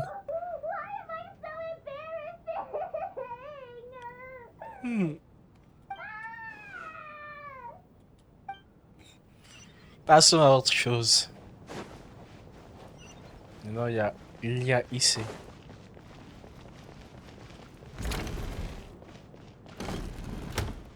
Mitya et Alyosha. Ah, traveler. Since you're here, come take a look at this. Alosha found it. We're both curious to hear your perspective. It appears to be an investigation report. And the focus of the investigation was the rumors of haunting we heard about earlier. Encore de la lecture. Cette mission est manifestement bien différente des précédentes enquêtes consacrées aux études folkloriques. Elle semble être liée à quelque chose de bien plus mystérieux. Une civilisation disparue, les vestiges laissés par d'antiques divinités ou de pouvoirs venus d'au-delà de ce monde. Les hypothèses sont nombreuses. Désormais, nous devons retenir cette leçon. Une surface apparemment simple ne signifie pas ce qui se trouve en dessous partage le même niveau d'existence ou de nature. Les lignes énergétiques possèdent la capacité de dévorer ou de guider les âmes. Dans la plupart des cas, une fois l'âme séparée de son corps après la mort, elle est immédiatement absorbée par les lignes énergétiques sans qu'aucune existence résiduelle ne puisse subsister. Les âmes recueillies montrent toutefois que les éléments recueillis montrent toutefois que le lien entre la zone du théâtre et les lignes énergétiques a été entravé sans pour autant être totalement rompu.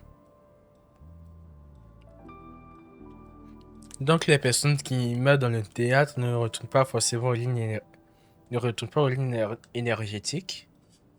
Cette situation offre néanmoins une possibilité à certaines âmes refusant de rejoindre les lignes énergétiques. Si leur volonté est suffisamment forte, elles pourraient même demeurer dans le théâtre pour une durée indéterminée. En théorie, toutefois, les âmes présentes dans le théâtre sont incapables d'influencer le monde matériel. Ce n'est que dans des circonstances extrêmement rares qu'elles peuvent provoquer des phénomènes perceptibles à l'œil nu. Dans l'ensemble, elles peuvent donc être considérées comme inoffensibles. Il est possible d'en informer la direction du théâtre à l'avance afin de la rassurer. Pour ma part, toutefois, l'enquête ne s'arrête pas là. Déterminer la raison pour laquelle les lignes énergétiques ont été entravées constitue le véritable objectif de ces recherches. Après avoir consulté de nombreuses sources, l'hypothèse la plus crédible à ce jour semble être la suivante. L'existence d'une civilisation angélique et ses premières tentatives de réaménagement des lignes énergétiques. Donc, c'est comme ce qui se passe en Atlant. Les informations disponibles ici sont bien trop limitées. Je dois rentrer chez moi au plus vite. Ma voix, je dois boire de l'eau. Ma gorge devient sèche très vite quand je parle.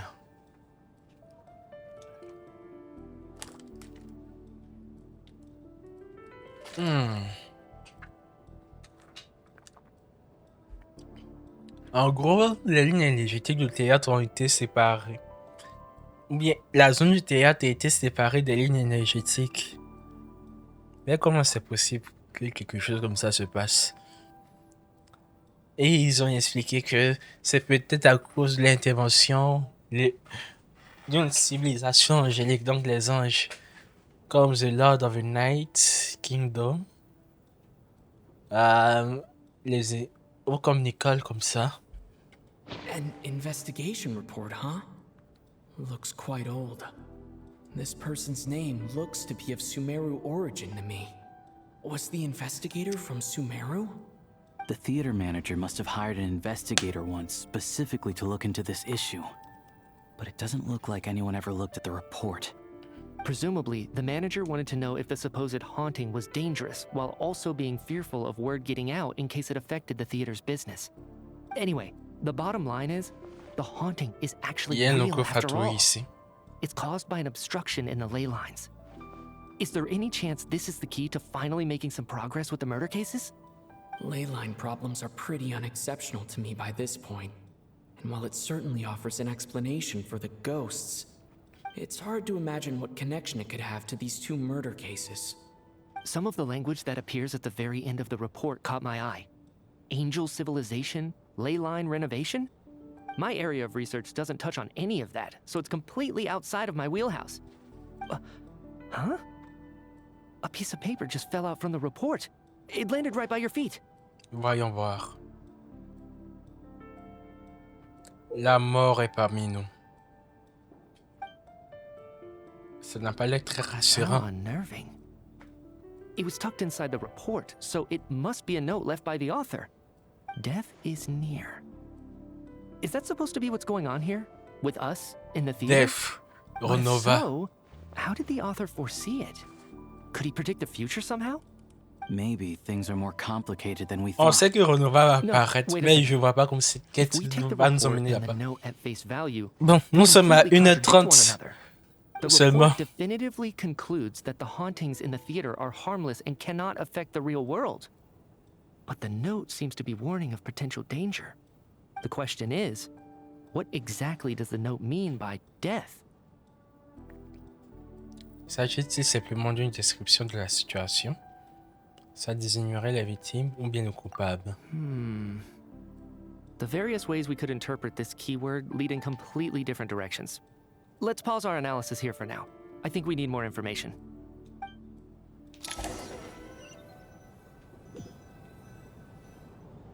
If we take all this together, it's not impossible, is it? If anything, it's the natural conclusion. Oh, I beg to differ. This sounds to me like a product of a researcher's vivid imagination. And perhaps it's because I'm still viewing this through the lens of a typical murder investigation.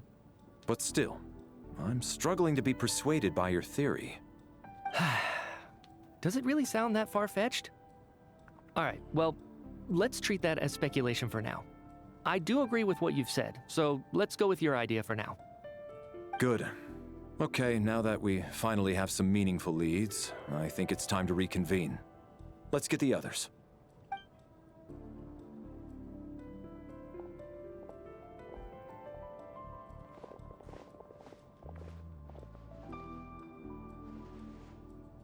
So, that's about everything we've discovered so far.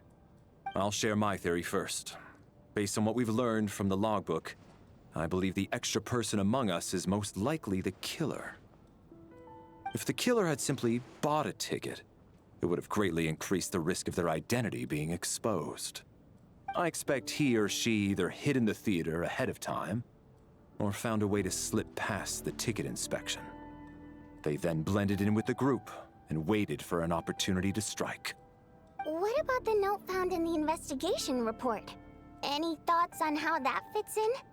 The killer may have simply planted it there as some sort of sick joke. I've seen my fair share of psychopathic killers. They love playing cryptic mind games. So, it has nothing to do with the haunting of the theater after all. This theory makes sense to me. If we have an audience member unaccounted for, chances are they didn't come here to watch the show. Could it really be that simple? So, in other words, all we have to do is find out who got in here without a ticket, and all our problems will be solved? Then let me make one thing clear. All the theater staff should be well aware that I came here for the rehearsal legitimately, yes? There's no way I'm the one who didn't have a ticket. It's true. I hear you used every trick in the book to get a hold of that ticket, too. Everything short of throwing a temper tantrum and rolling around on the floor at the entrance. I most certainly did not degrade myself in such a way. Probably a stupid question, but I might as well ask. Did anyone here get in without having their ticket checked? Guess it was naive of me to expect them to just admit to it. Especially after the unprompted Lelik reveal. Once was already a miracle. Twice would be unfathomable. La personne supplémentaire entrée sans billet, probablement. Ne dites pas c'est Tonya. Tonya a son billet, on sait sa patate à Tanglia. Celui que je doute, moi, c'est lui.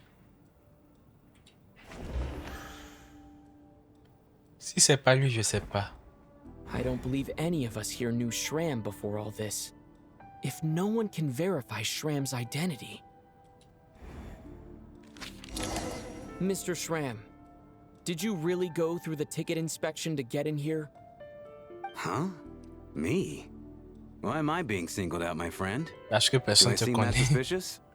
It's not that you stand out as suspicious, more that everyone else has been ruled out as trustworthy. Okay. Well, we spent the best part of 2 days together now, so I'm sure you can all tell what kind of person I am. I'm a true gentleman. I never dream of doing something like sneaking to the theater without a ticket. Bon, c'est ça depuis que tu es rentré ici. En plus, ça peut être un acte. None of us here actually know you, so no one can Ouais. say for sure that you are who you claim to be. Although, actually, what was it you said last night? Yeah, you're friends with that water imp, which is why you understand our primary mode of expression. Last time I checked, there were barely any of us remaining in SNEZHNAYA, since most of the water imps left. Could you tell me a little bit more about your friend? There's a good chance I actually know her. And I suppose it's also kind of a way for everyone else to get to know you a little better.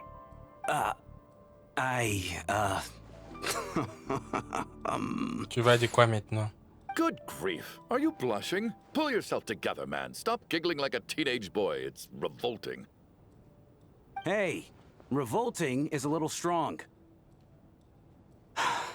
All right, fine. I'll admit it. That water imp friend of mine, the truth is, we're dating. I was just the bodyguard hired by our family. But the stars must have aligned, because sparks began to fly between me and their daughter. Never in my wildest dreams did I think I'd get so lucky. We don't need details. Just get to the point. Okay. I'm just a little hesitant to reveal her name, that's all. You know how it is. These are delicate times. Even with me to protect her.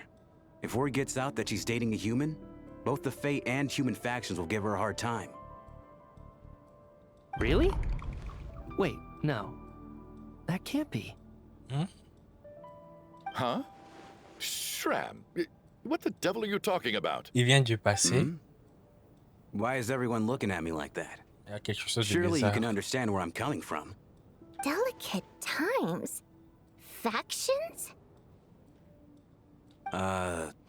Yes? Ah. You know, the Civil War? Last Il est un time I fantôme. checked, the Fae and the humans were still at each other's throats. If I'm not mistaken, the last significant civil war in SNEZHNAYA history was over 400 Il est un years ago, fantôme. when Her Majesty the Tsaritsa had just taken the throne and was consolidating her reign. What do you mean, 400 years ago? What's going on here? Is Shramm from the past? All right, Mr. Mitya, you win this round. As far-fetched as it is, it appears that your theory may be correct. I'm just as amazed as you are. I didn't even believe it myself, to be honest. Is someone going to explain what's going on here? From the look on your face, you figured it out too, haven't you, traveler?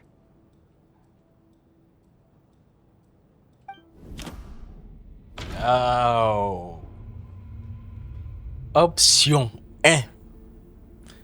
D'abord, l'indice qui révèle la véritable identité de Shramm est, selon le registre de permanence du théâtre, il semble y avoir une personne supplémentaire sur les lieux. La lettre de Vodianista est écrite à sa famille, mais qu'elle n'a jamais envoyé. Un indice qui n'a pas encore été révélé, le rapport d'enquête sur la prétendue hantise du théâtre. That seems to be the case. Shramm's the extra person. Ouais. But there's no way of learning his identity from this clue. Et puis ensuite, il y a le rapport d'enquête. The theater's ley lines have been modified to block souls within its grounds from returning to them. Some souls can even wander this place forever. Mr. Shramm's statement proves he is from hundreds of years ago. And according to the investigation report on the theater hauntings, Mr. Shramm is very likely a lost soul wandering the theater. Ouais. La véritable nature de la personne supplémentaire est une âme errante dans le théâtre, le meurtrier qui s'était caché dans le théâtre à l'avance, un simple vrai skieur de billets. Moi-même, ça fait quoi si je mets ça? I don't think I'm that redundant. Une âme errante dans le théâtre. For some unknown reason, the soul that has been wandering the theater due to the ley line issues has joined our group and blended in. Yeah, that must be the immediate reason why the ticket count doesn't match the number of people present. Encore un? La mort est déjà parmi nous. Le thème mort désigne probablement quelqu'un qui est mort il y a longtemps. The contents of the investigation report have been verified. There are indeed ley line issues and wandering souls in the theater. Death likely symbolizes the deceased. Mr. Shramm, for instance. Death is near. That must mean that there's a dead person in our midst. Yeah, the logic is clear now. The investigation report said that there would be souls stuck wandering around the theater because the ley lines were cut off. Mr. Shramm must be one such soul who died in the theater a long time ago. In which case, Bien sûr que c'est bon de lui dire ça en our face. extra person. So when the note said death is near, it must have been referring to death as in the deceased, people who died a long time ago. Someone who died a long time ago. In short, there's a dead person among us. The extra person we've been searching for is a ghost from the past. You mean I'm a ghost? No. Don't make jokes like that, my man. There must be some mistake. But even if I was dead, I know for a fact I didn't kill anyone these past 2 nights. Yeah, even if all that's true, the report also said the souls inside the theater can't affect reality, right? They're harmless. Then what if the problem isn't the souls at all, but Mais the ley des- lines themselves? The ley lines have a powerful ability to attract and devour souls. Let's say that the ley lines are like a black hole, constantly seeking to engulf souls. But the souls that don't want to return are trying to avoid being sucked in. Why does this Je vois. analogy sound so familiar? What happens when the black hole can't achieve its goal? I'm only speculating here, but what if it ended up swallowing innocent souls by mistake, or intentionally taking other souls to compensate? That could explain why we weren't able to determine a cause of death. Ouais. If you're right, and their souls were devoured by the ley lines, it does make some sense. It does seem to explain a lot of the things we couldn't make sense of. Does that mean it's true? Except there's no concrete evidence. Mitya's relying on a lot of logical leaps. Still, it seems like the best explanation we have under the circumstances. Alright, so how could Shramm not know that he's dead? Seems a little unlikely that he hasn't noticed anything unusual even after several days interacting with us. On the contrary, It's perfectly normal for a soul to wander the theater for centuries without questioning their existence Ah or bon? reason for being there. It's simply what's natural for them.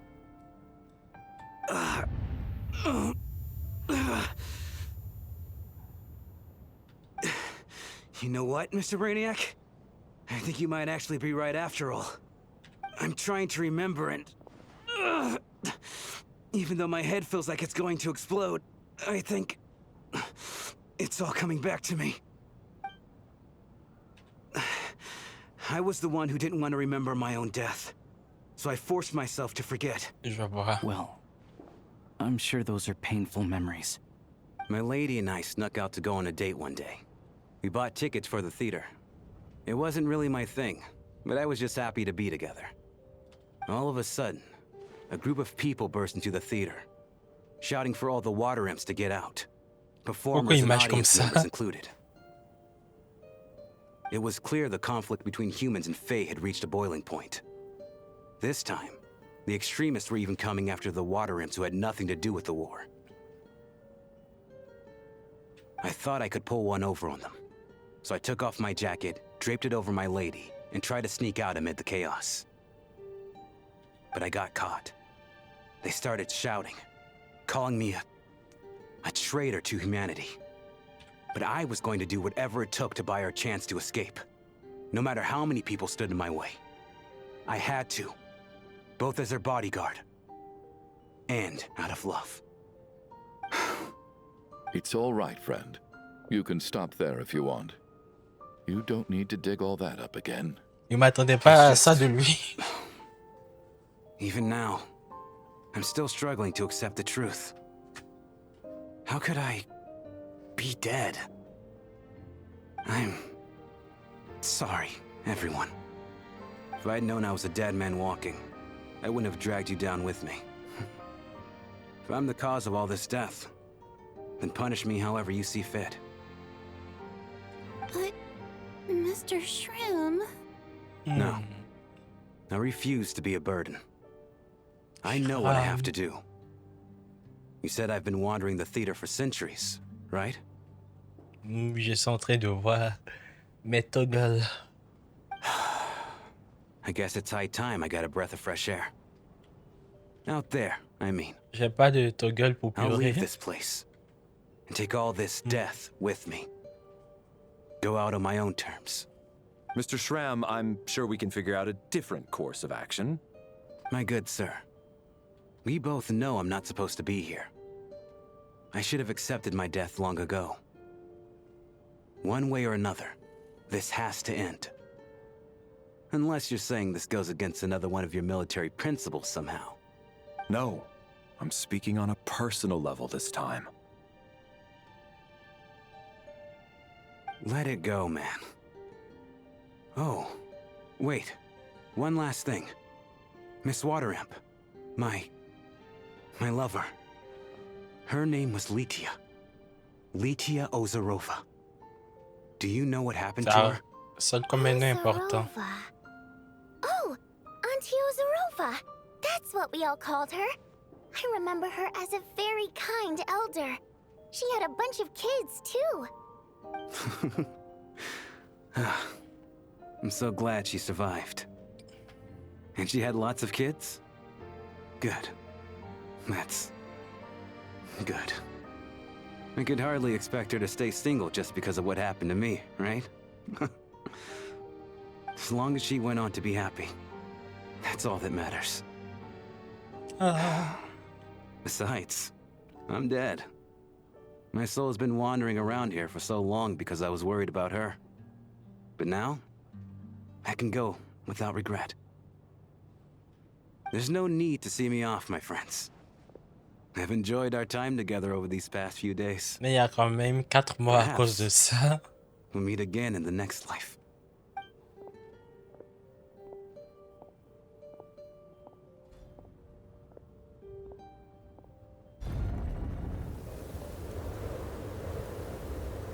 Take care, my man.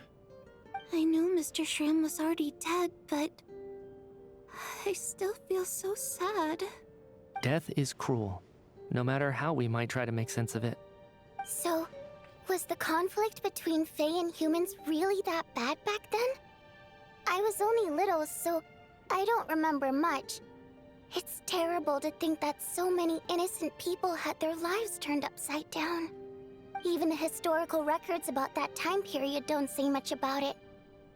All people know is that the Tsaritsa founded the Fatui, drove out most of the Fae aristocracy without explanation, then used her terrifying power to suppress the humans. It seems to me like the Tsaritsa chose to make herself the enemy. She downplayed the conflict, directing whatever animosity both sides had for each other at herself instead. That's also why, despite how brutal the conflict was at the time, there hasn't been much lingering tension between humans and Fae since. Things have been fairly harmonious for the past few centuries. So, the Tsaritsa banished the Fae to protect the Fae living in the city? She offered herself up to be hated in exchange for peace. Maybe it's not quite as bad as it sounds. I don't think Her Majesty is too concerned if mortals hate her or not. And besides, there are very few who truly do. All this time, I had no idea. All right. If Mitia's theory is correct, then I think we can consider this matter settled. Let's all take a break.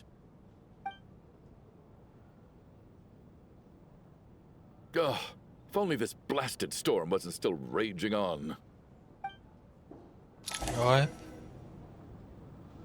Progression enregistrée. Retournez dans votre chambre pour vous reposer. Ma chambre est là-bas.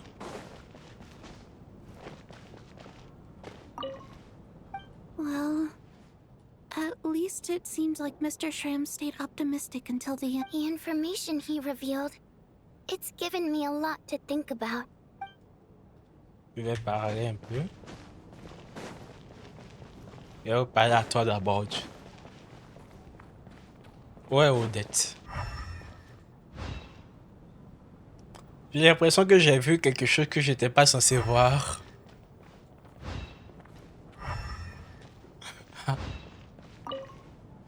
I was actually planning on hiring him as my bodyguard after we got out of here, you know.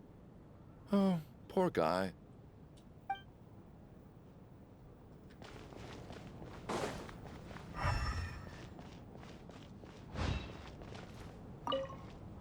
Even though Shramm was already deceased, his decision to walk into the snowstorm was still a sacrifice, and a very brave one. This is one of the few times I don't feel at all happy to have my theory proven true. Oh, voici Archon. Mais je vois pas Odette.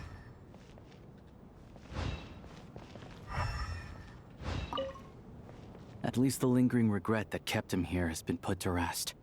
That's not necessarily a bad thing.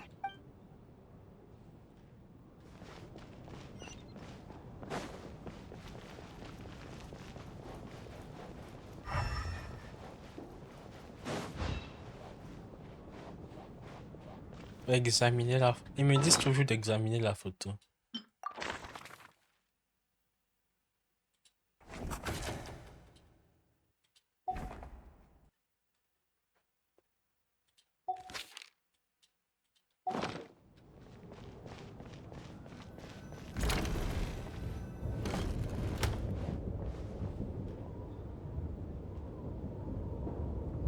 Looks like now we can just rest until the snowstorm stops. I still can't believe Shramm turned out to be a ghost who'd been in the theater for hundreds of years. To think he was dead this whole time. What a strange turn of events. Knock knock. Huh? Knock knock. You know the door isn't closed, right? You don't have to knock. Think of it as a signal then. When I'm entering someone else's room and I knock, I'm here as Odette. If I don't knock, it's Lelek. Entrez, mademoiselle Odette. So, why did you come to find me? Is there something I can help with? Vodyanitsa said you knew about my secret identity from the start. But when everyone was discussing who Lelek could be, you were worried that revealing what you knew would be unfair to me. So you kept it to yourself, right? Pourquoi aborder ça si soudainement? Yes.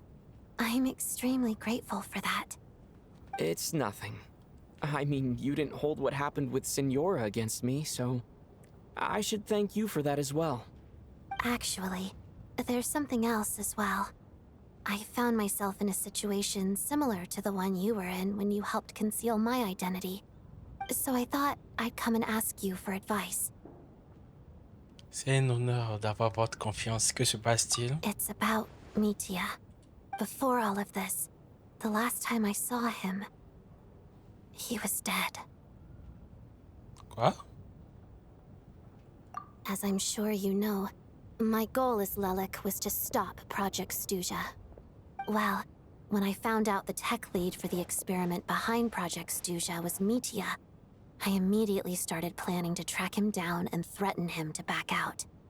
I often saw him around the theater, but I soon concluded that making my move there would risk exposing my identity. So I decided to infiltrate the Armory Palace and go directly to his lab.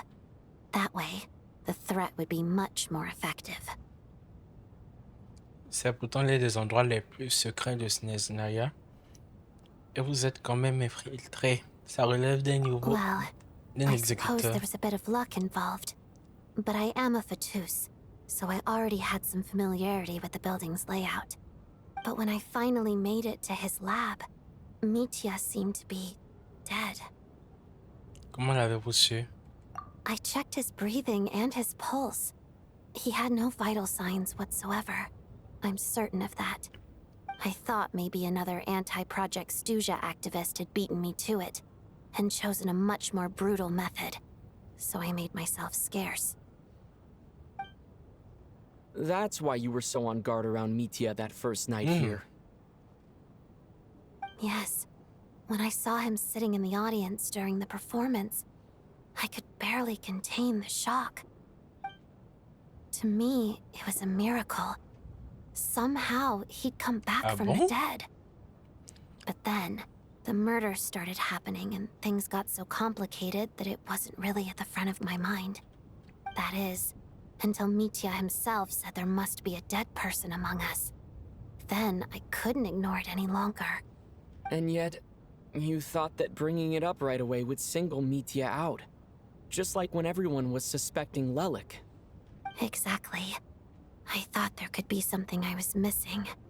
Besides, we soon figured out that Mr. Shramm was a ghost.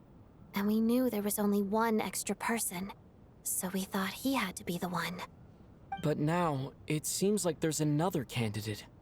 I understand why you kept it to yourself. There was so much information being thrown around during that discussion. Bringing up Mitya would have just introduced more confusion. So, what do you think we should do? On va lui en Let parler. me confirm one thing first. When was it that you found Mitya dead? Around a week ago. Sometime in the afternoon. A week ago? That's earlier than I thought. I saw him just a few days ago at a restaurant. That definitely would have been after you found him dead. He seemed completely normal to me. Chatting with Vodyanitsa, trying to avoid Valeri. So he was definitely alive on that day. Huh. Well, all I can say is I know what I saw. Here's a thought. The reason we even suspected a dead person could be among us was because of the problem with the theater's ley lines, but Mitya's death happened inside the Armory Palace. The ley lines affecting the theater shouldn't reach that far. You're right. I guess he doesn't fit the profile of the person we were searching for. I think the chances of it being him are very low. Surely he can't have died for real in the Armory Palace. Unless what? Unless he really did come back from the dead. You're right. Do you think we need to disclose this to the others? Huh, what's this? A private meet and greet? Bonne occasion, on va lui Where do I parler line up? directement. That's not what's going on here. Well, I was just making the rounds. Thought I'd try to lighten the mood a bit. Vodyanitsa's handing out food if you're hungry.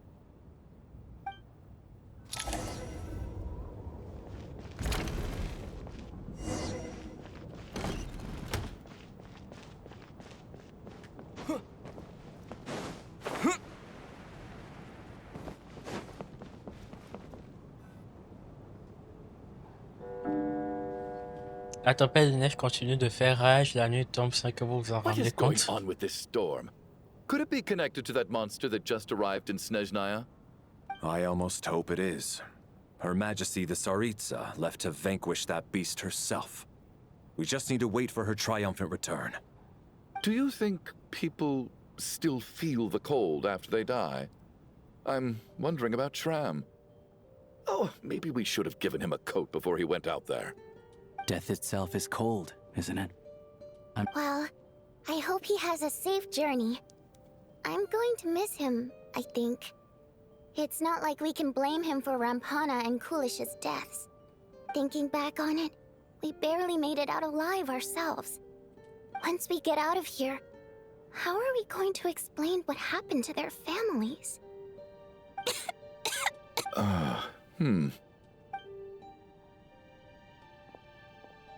Are you okay? Here, take this. I've never used it. Il est étonnamment sensible. Thanks. Look who's Mr. Nice Guy all of a sudden. Is it because Tonya stood up for you this morning? At least you know how to return a favor. Yeah, without Tonya, who knows how badly he would have been hurt. I told you already, I never intended to resort to violence. Bunch of rascals. Little girl? I was rather surprised when you spoke up for me this morning. I didn't think I had many admirers here, so, thank you. Oh, no need to thank me. I said some bad stuff about you too. I've been, too embarrassed to admit it, but, you remind me a lot of my daughter. So kind to everyone, but never lets her old man off the hook. Tu es sûr que ta famille va my bien? wife and I are having a fight, then she's Il always parle on my side. comme si c'est du Especially when passé. she was little. Every time I took her out. Hein? All right, easy now.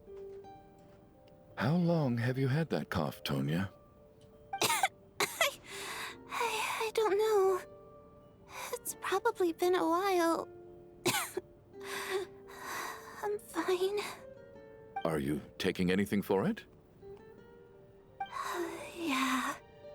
I'll be fine once I see my brother. He's gonna pick some frost fairy flower leaves and brew a tonic for me. I'll feel much better once I drink that. I see. That's Pourquoi il good to était hear, then. surpris? We should probably discuss arrangements for tonight. Now that the deceased has left our midst, there shouldn't be any more incidents. However, out of an abundance of caution, I'll keep watch. Shouldn't we take shifts? I can take one if needed. No need. I managed to get a nap in earlier, so I have plenty of energy right now. After all the tension of the past few days, everyone else should just focus on getting a good night's sleep. Ok. What a long day. This whole situation turned out to be way more complicated than I expected. But Valeri's right. I should just try to calm down and get some rest. The last thing I want is to give myself nightmares. Est-ce qu'on va rentrer encore dans ce rêve? Oui, donc ce n'est pas encore fini. C'est qui cette fois? He's awake. He's awake! Get over here, you big lug, and take a look. If you must call me something, call me Mr. Door. The Black Mist is coming. You need to go. Encore cette histoire de Are brouillard you all noir. right? Can you walk? We just got S'il attacked te by plaît, ne monsters on meurs our way pas. up. That Mr. Door fellow protected us. He just seemed to come out of nowhere. Not much of a talker, but when it comes to taking down monsters, that man doesn't hold back. Elle continue à Curses. monter. The Black Mist is catching up to us. We need to keep going. C'est quoi cette brume noire veut? Mr. Door, I don't believe I've ever seen you around here before. Why is that? There's no need to try to get to know me. I'm just Mr. Door. Mr. Door, looking for trouble. Oh. Get rid of them. I can just push these ones out. Oh, well, anyway, we're lucky to have you here. Thanks for saving us earlier. No need to thank me. This is where my duty lies.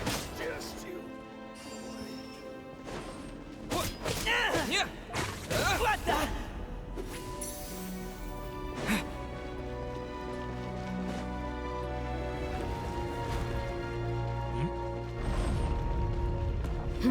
So we're doing this the hard way.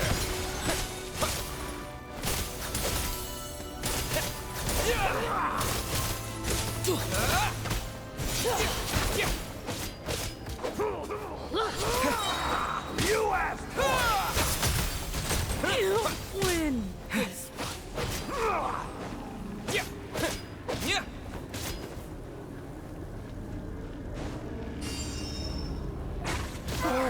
Remarkable work, Mr. Door.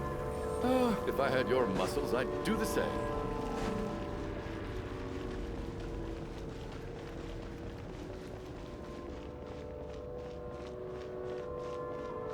Vous voulez rentrer dans cette porte? Allez, je Are vois. none of these doors the one you're looking for? No. Peut-être qu'on cherche une porte?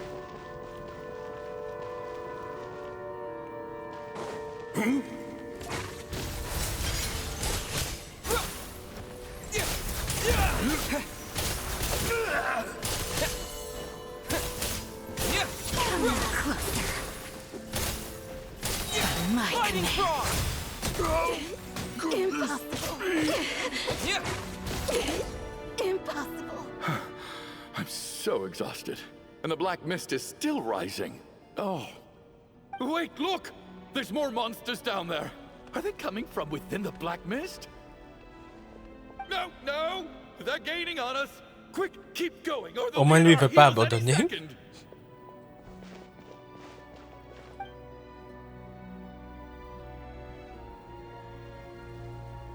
Mr. Door, what are you doing? We need to get out of here. They're coming! Found it. This is my door. Qu'est-ce qui se passe dans ce truc? You're going to stay here? I am a door. This is where my duty lies. Il parlait donc d'une porte qu'on ferme, pas une porte qu'on ouvre. No! You saved us. We can't leave you behind. You must keep going. A door can only keep things out for so Me dis long. pas, ils vont... You must make haste. But... Oh, you're right. Let's go. We can't let Mr. Door's sacrifice be in vain. Qu'est-ce qui se passe? Je vous jure, on a déjà perdu Capitano. On va pas perdre Valérie aussi. Anymore. Looks like both the monsters and Mr. Door are gone. I didn't just imagine all that, did I? Surely I wasn't so scared out of my mind that I hallucinated a door as a human being. Je me souviens aussi de Monsieur Porte. Oh, okay, good. There's no way we both hallucinated the same thing. Getting sleepy? Well, looks like we're safe for now. Go ahead. Let's get some rest.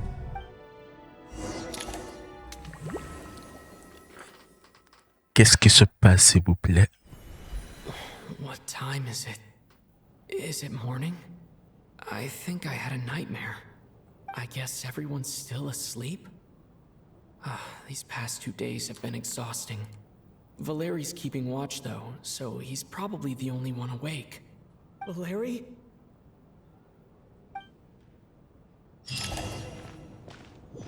Pardon.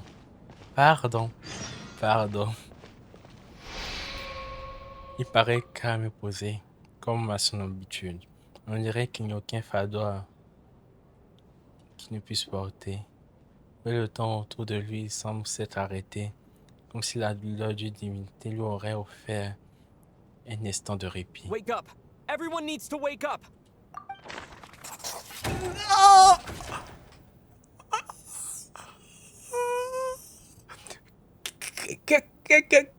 Qu'est-ce qu'ils font, mec? Qu'est-ce qu'ils font? Comment ça, Valérie, personne morte?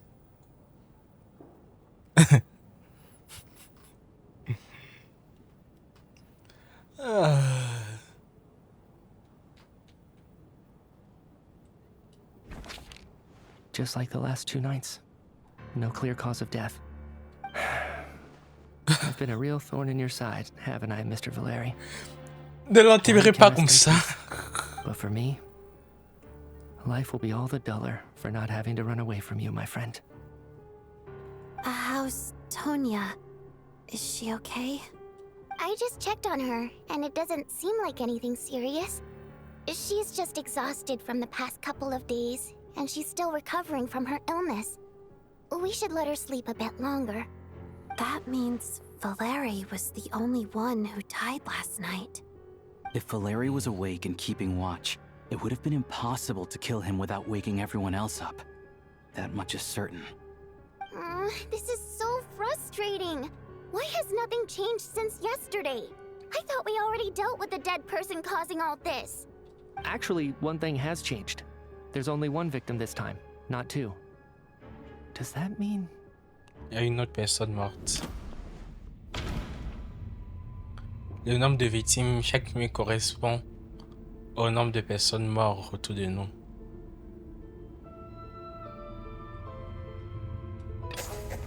After the deceased Shramm left, there was one less victim last night. That more or less tracks. It's a reasonable conclusion, considering the only variable that changed. The number of people who die each night is equivalent to the number of dead among us. That's your theory, right? Exactly. We identified Mr. Shramm, and the night after he left, the death toll dropped from 2 to 1. By Vous that n'êtes pas logic, sérieux? there must be one more dead person left among us. Another one? But there was only one person unaccounted for in the ticket checks, right? The head count should match up now. Having an extra person was definitely a cause for alarm, but being one person short isn't nearly as unusual. Someone could have left in the middle of the show, or made it out before the storm hit. One more dead person among us. If Mitya's theory is right, then what Odette told me seems a lot more relevant. It's just, at the time, we had no reason to think there was more than one dead person. If only we'd taken it more seriously as a possibility. Maybe this could have been avoided. I'm sorry. This is my fault. I had information that could have been helpful, but I held back. I'm partly to blame as well. I was too quick to dismiss Odette's concerns. What is this about? What have you two been getting up to behind my back? Sounds like there's some big news you've been keeping Ouais, from the rest et of c'est us. toi. Well, we're all ears. On raconte la mort de Mitya. I'm the dead person? Wow, that's certainly news to me. Odette and I talked about it yesterday, but we thought it just wasn't possible, so we left it at that. Yeah, I don't blame you. If I'd been there, I probably would have reached the same conclusion. It just sounds too unbelievable. Let me just try and verify this. I just scoured my memories trying to think back to the afternoon Miss Odette mentioned. But I honestly have no recollection of dying. That's where I'm different than Mr. Shramm. Having seen Mr. Mitya a few days ago myself, I also find it hard to believe he could be the other dead person among us. Well, if it isn't Mitya, then who? Do we vote on Il it? reste un seul If you NPC. don't mind me asking, Traveler, I believe you mentioned that you know Tonya's brother. Had you ever met her before all this? No, never. Me dites Wait, pas c'est are Tonya? you saying... Now, just 1 minute. I know where this is going. You can't just randomly point a finger at anyone you want. You're in the hot seat, and all of a sudden you want to divert our suspicions onto somebody else? Trying to pick a fight, Mr. Chugunov? Whenever you open your mouth, all you do is attack people, and I've had enough of it. If you don't want to engage in a civil discussion, you can shut up. You little brat! Did Mitya ask about Tonya because he suspects her? I suppose I only identified her by age, and nothing else. Could that mean... Mais elle s'appelle Tonya aussi, Just non? saying, you're going around casting suspicion on people for no reason. How could Tonya be dead? I can vouch for her if nothing else. I've seen her before. She's the sister of that harbinger, isn't she? The one called Child. Oh, really? You're telling the truth? Since being here, I don't think I ever mentioned she was Ouais. Child's sister specifically. Does Chugunov actually know her? If Chugunov can vouch for her, then it can't be Tonya either. In which J'espère case, qu'il ne ment it pas. seems unlikely that there's another dead person among us at all. Miss Odette, could you go over that afternoon with me one more time, when you found me dead? No problem. On va laisser Valérie comme ça sur la chaise.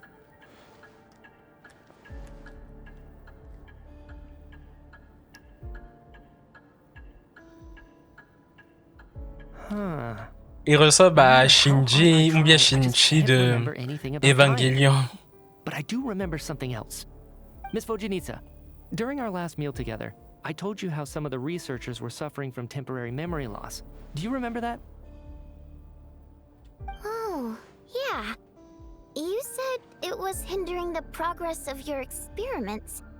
You thought they were just under too much stress or something. Right. And even though I don't remember dying that day, I'm pretty sure I experienced something like amnesia. Some of my memories from that afternoon are missing. Are C'est you assez suggesting convenient. you're missing the memory of your...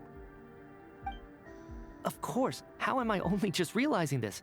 Humans aren't necessarily aware of their own death. You mean being silently assassinated, or dying in your sleep? Situations like that? Ouais. The researcher's amnesia. Suddenly it all makes sense. I must thank you, Odette. I think your perspective just helped me reach a breakthrough on a series of issues that have been troubling me for quite some time. All right. It's decided then. I'll be the one to leave today. Oh, leave? Hey, wait a minute. Aren't you rushing into this? What if you're wrong? You'll pay with your life. Come on, kid. Aren't you gonna fight for your life? This seems like a rash decision. I have other reasons beyond what's been discussed. In fact, Je ne comprends plus I rien. remember during Miss Odette's performance, while I was sitting in the audience stalls, a brilliant new idea for my research popped into my mind. But then, my train of thought suddenly cut off. I can't remember it now at all, and I didn't take any notes. I guess that must be another instance of temporary amnesia. No. Hold on. I see where you're going with this. You're suggesting that each instance of temporary amnesia is a death, right? There's a glaringly obvious flaw in that idea, no? How can one person die so many times? I believe Miss Odette's account. During the period where my memory is blank, I must have been either dead or in a similar state. All it would take is for the same thing to happen in the theater, and I would come under the effect of the ley lines in this vicinity. This increases the likelihood of me being the deceased, does it not? But... Oh. There's Donc, no comme... evidence to suggest that anyone other than me is a candidate for the deceased. So allow me, as a scientist, to treat this as an experiment. Donc, à cause de leurs expériences, ils subissent des sortes de morts imminentes, mais qui se réveillent. Et c'est ça, c'est les amnésies. Quand c'était en dehors, il n'y avait pas de problème. Mais puisque c'est arrivé dans l'opéra, les lines de l'opéra ont l'impression qu'il y a un mort en plus. Donc, ils cherchent à récupérer ce mort en plus. Si j'ai bien compris. Oh. Please relax, everyone. I don't think things are as bad as they may seem. If I really am the deceased, then to leave the theater will be a relief for me. If, on the other hand, I'm still alive right now, well, apparently you've all witnessed my resurrection recently anyway. Who's to say I won't return from the dead again this time? Mitya's right. This is the only thing we can try right now. I think he's deliberately downplaying the gravity of the situation, though. What is a scientist if not someone who gambles on experiment after experiment in an attempt to obtain the truth? With this snowstorm, the ley line phenomenon, ghosts of the dead, and my amnesia, We've been paralyzed by not knowing and powerless to do anything about it. It's a terrible feeling. But if I do get resurrected, you can be sure that I'll come back with the truth of all this. Just you wait.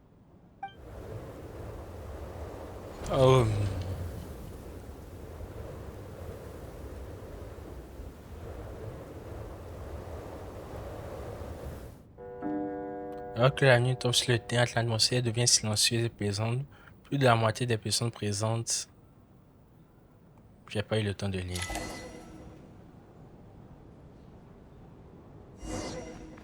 Parler à Bodianista. Poor Mr. Mitya. I didn't even get to see him one last time. Maybe it's a good thing that you weren't there to see it. It was a hard thing to watch. I hate goodbyes. Why does it feel like everyone around me is slowly disappearing? Not just... Maybe it's the realization that, at the end of life, everyone has to face it alone. Come to think of it, the main reason we're still alive right now is pure luck. Each morning here, for every one of us, there's the chance that we might not wake up. You could take it a step further and say that the same is true outside too. Who can ever be 100% sure when they drift off to sleep that they'll open their eyes again in the morning? If I make it out of here, I'm going to cherish every moment that I'm awake and live without any regrets. Without regrets? I feel like a strange sense of anxiety has been quietly growing inside me over the last 2 days. Tonya? Are you okay? You look really glum. If something's bugging you, let's talk about it. There's only a few of us left here now. After everything we've been through, what's the point in keeping things bottled up? I have a travel companion named Paimon. Alosha and Odette have met her before. She's been feeling unwell recently. You're worried about her, aren't you? That makes sense. We've been trapped in here for days. To be honest, I used to feel like I was just a spectator in this world, watching everything that happens from the sidelines. Donc c'est pas nous seuls on avait cette impression. A descender? But with Paimon by my side, over time, I slowly felt my connection to this world growing stronger. She loves eating, sleeping, and having fun, but she's also a great guide. It's her authenticity that makes this whole world feel more real for me. Est-ce que Tonya sait c'est quoi un Over the last few days descendeur? that we've been apart, I've often caught myself wondering, what would Paimon say if she were here right now?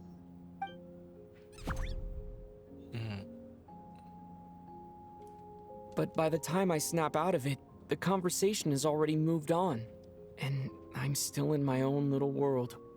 I'm trying to overcome this sense of detachment, but I really miss Paimon.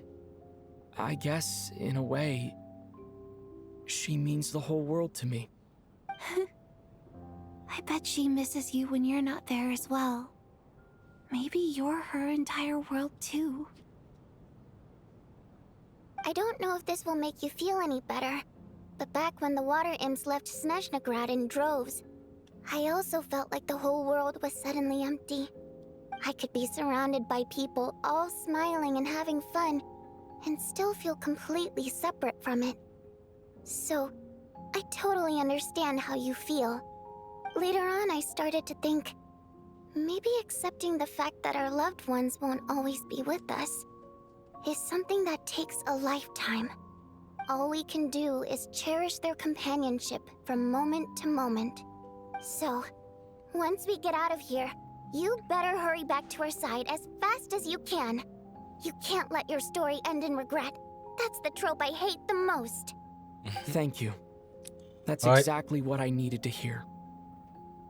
But Vodyanitsa, if you hate goodbyes too, why didn't you leave with your people? That's just the choice I made. I used to regret it, but I don't anymore. Like I said before, singing is a water imp's primary mode of expression.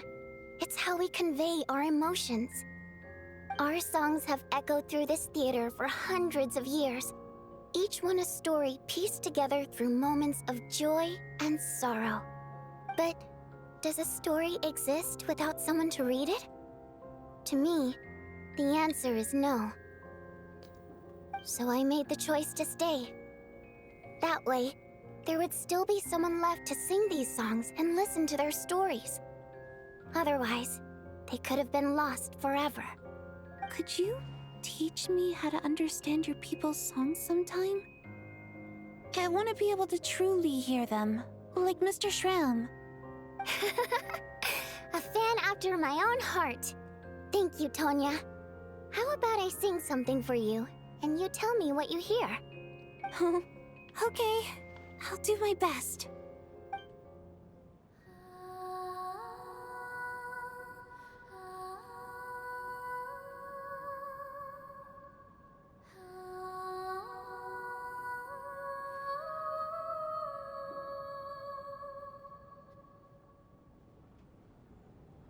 I've never heard that one before. I feel like I can hear a sense of longing somehow. Color me impressed, Tonya. You're a keen listener. Most people can only tell if a song is happy or sad. I didn't think you'd be able to pick up on such specific details. So, what's the song about then? Come on! I've actually never performed this song in the theater before, because it has more of a ceremonial purpose for our people. It's not meant for the stage. It means something like, may those we have lost watch over us, and follow this song back home in the night, so that we might be reunited once more. C'est comme un requiem, un chant qui porte l'espoir de retrouver en rêve tout ce que nous avons perdu. No wonder I could hear that sense of longing. You sing it for loved ones who have passed away. I hope it reaches them. It's getting late, Tonya, and you're not well. We should all turn in early. I suppose there's no reason to keep watch tonight. Okay, but, before I go to bed, could you sing that song a couple more times for me, Vodyanitsa? Of course. Anything for my #1 fan.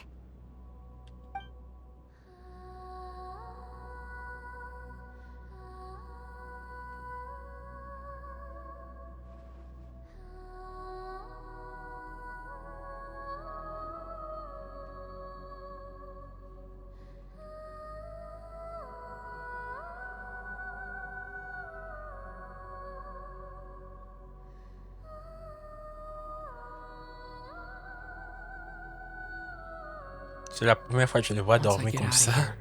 I definitely don't plan on ever coming back. But I guess that means I'll never get to hear Vodyanitsa sing again. That's a sad thought. Before I fall asleep, I should cherish this moment of companionship while it lasts. Est-ce qu'on va faire encore ce rêve? Eh ouais, c'est pas encore fini.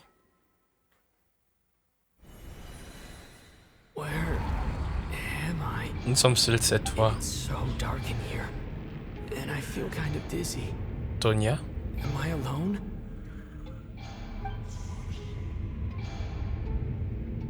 Huh? What was that noise?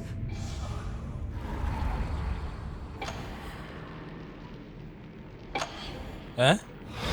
Oh!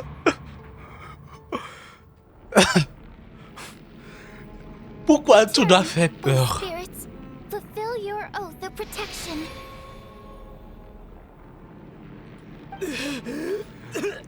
Et on m'attendait à ce qu'elle soit arrêtée devant nous, pas qu'elle essaie de nous attraper.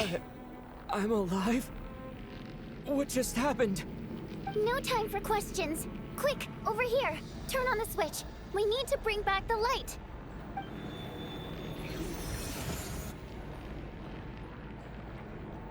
All right, we're safe. The spirit just now is called Night Prayer. The light subdues her, but she'll attack without a second thought in the dark. C'est un fantôme? Sort of. I know it's hard, but you can't let this place go dark, or she'll kill you again. Elle m'a vraiment tué. Luckily, I was here to resurrect you. Otherwise, that'd have been a real bummer. A bit more than a bummer, I'd say. Wait, so you have the ability to resurrect people? Sure I do. I'm your guardian spirit after all.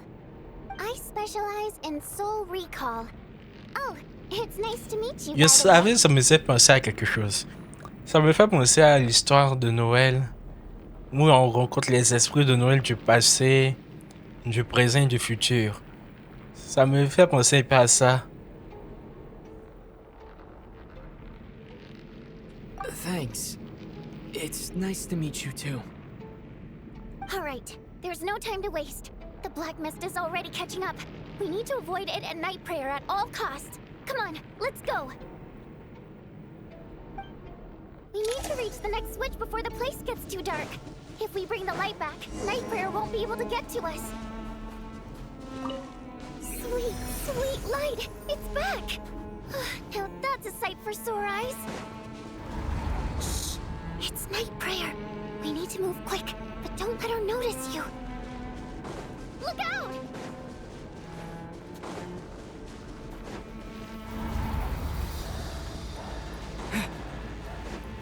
Ça fait peur.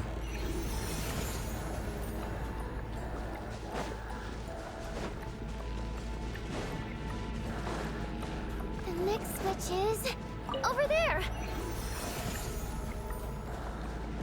Je vais attendre d'avoir récupéré un peu d'endurance.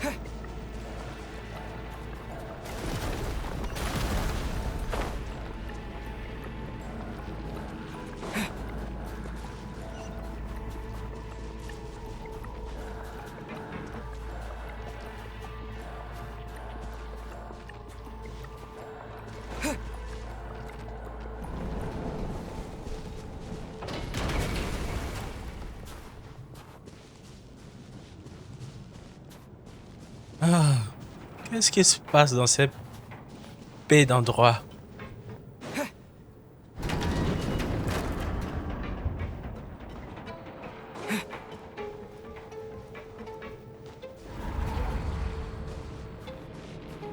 No, night prayer is here too. This can't be the only On est mort. I won't let you die like this. Not on my watch.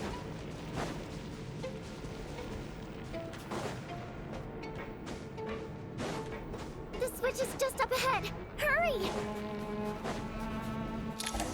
Hein? It's too dark. We're not gonna make it.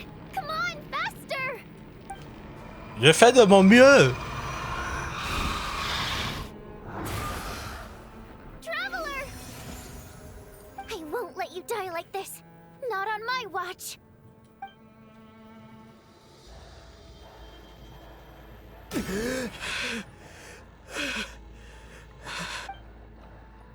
Even though it's not permanent, dying is definitely not a pleasant experience. Great. You're back. Yeah, thanks to you. Ça, si tu oublies, je sais pas ce qui se passe dans ta Time for you to tête. get out of here. Quick, before the light runs out. What about you? You're not coming with me? I can't. I've already been used up. Qu'est-ce que ça veut The dire? guardian spirit skills are finite. I can only resurrect someone so many times. I might not look any different, but my essence has been exhausted. Now, I will slowly start to fade away. I can go no further. The black mist is where I belong. Me dites pas. Why didn't you tell me sooner? Because it wouldn't have changed anything. That knowledge would have just burdened you. And But... Go. Now, before it's too late. I already Mais pourquoi hear ça a night prayer l'apparence de approaching. Tonya?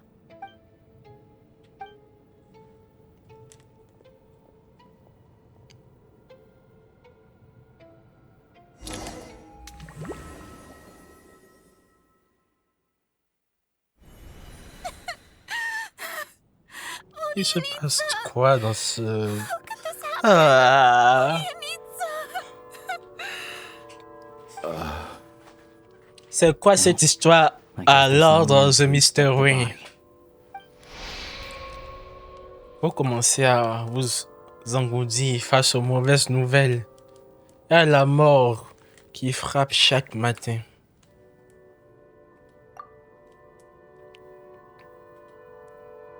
Et très vite, d'innombrables chants funèbres de diablotins semblent résonner entre les murs du théâtre.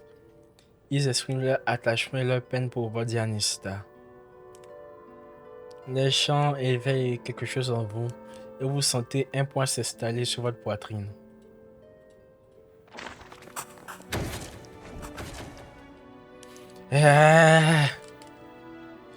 Si je trouve qui à Oyoverse a décidé de refaire cette histoire, il va m'entendre parler.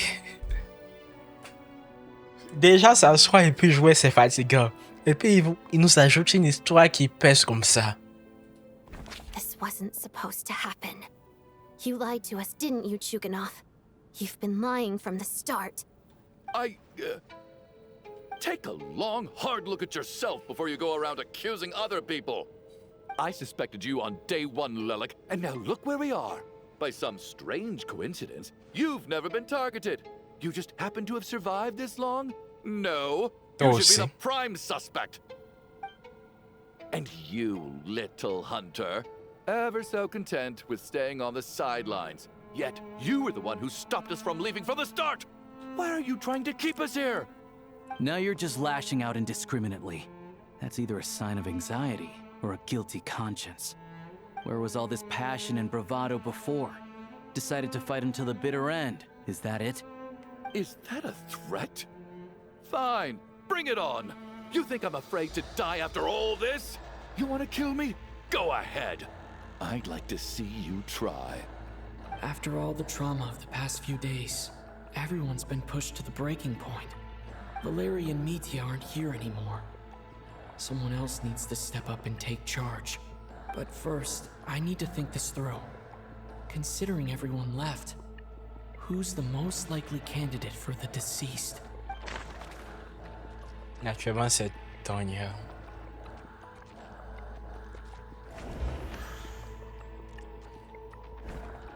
Of those who remain, the only person we've never met before is Tonya. There is room to doubt her true identity. People are easily misled by first impressions.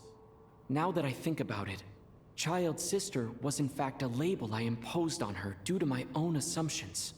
But Mr. Chugunov vouched for Tonya's identity yesterday, with basically no other possibilities left. Could it be?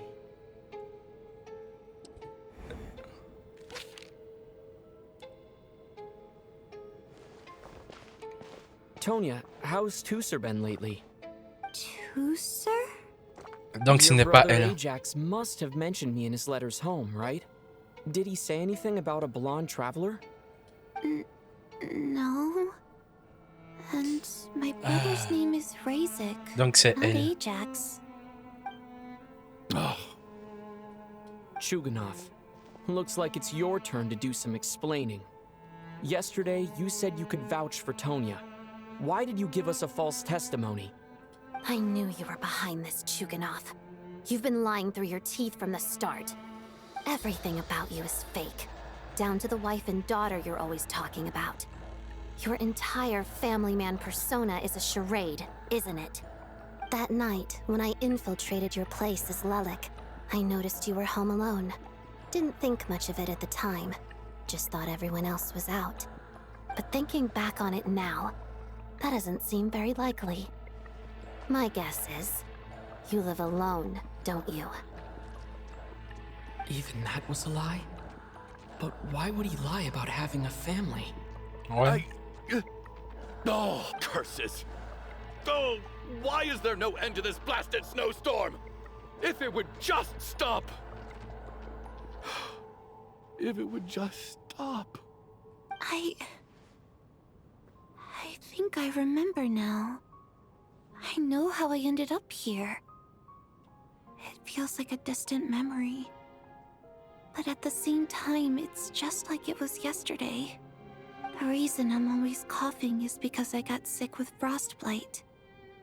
The locals usually call it the snow cough. It's not a very common illness. It's partly genetic and partly caused by the cold climate, but it can be fatal. They sent me to the hospital as soon as they found out I had it, and I spent so long lying there in that hospital bed.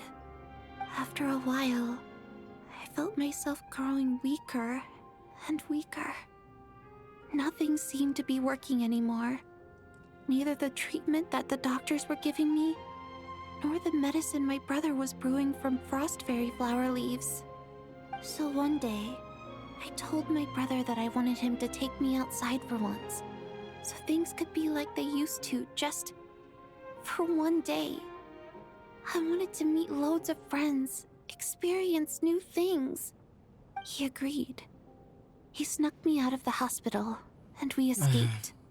We got to the theater, bought tickets, and went inside. Oh, it was all so exciting. I remember the show very clearly. It was amazing. But I found myself getting sleepier and sleepier. Oh, Tonya. Non, c'est comme ça, elle est When I woke up, morte. I couldn't find my brother anywhere, so I guessed he'd already left. But there's no way he'd leave me behind. So I decided to stay here and wait for him. At the time, I figured he'd probably gone to brew some more medicine for me. I was planning to chew him out for abandoning me when he got back. Tonya, it sounds like by then you'd... Yeah, I know. I understand now. Dead, aren't I? His cough and the feeling weak. It's probably just my body's memory. After all of that, it turns out I can't blame my brother after all. I was the one who abandoned him. I'm sorry, everyone. I realized this much too late. It seems like death skewed my perception. And now I've dragged you all into this mess. Your name probably isn't even Tonya, is it? Didn't that ever strike you as odd over the last few days? Well, when I was little, my brother and I read a storybook, and Tonya is the name of one of the characters. L'histoire est When we trop escaped dark. from the hospital, our family and the hospital security were looking everywhere for us. So when you first approached me and said my brother had sent you, and called me Tonya, I thought he must have chosen a fake name that only the two of us would know. Because he was afraid of getting caught.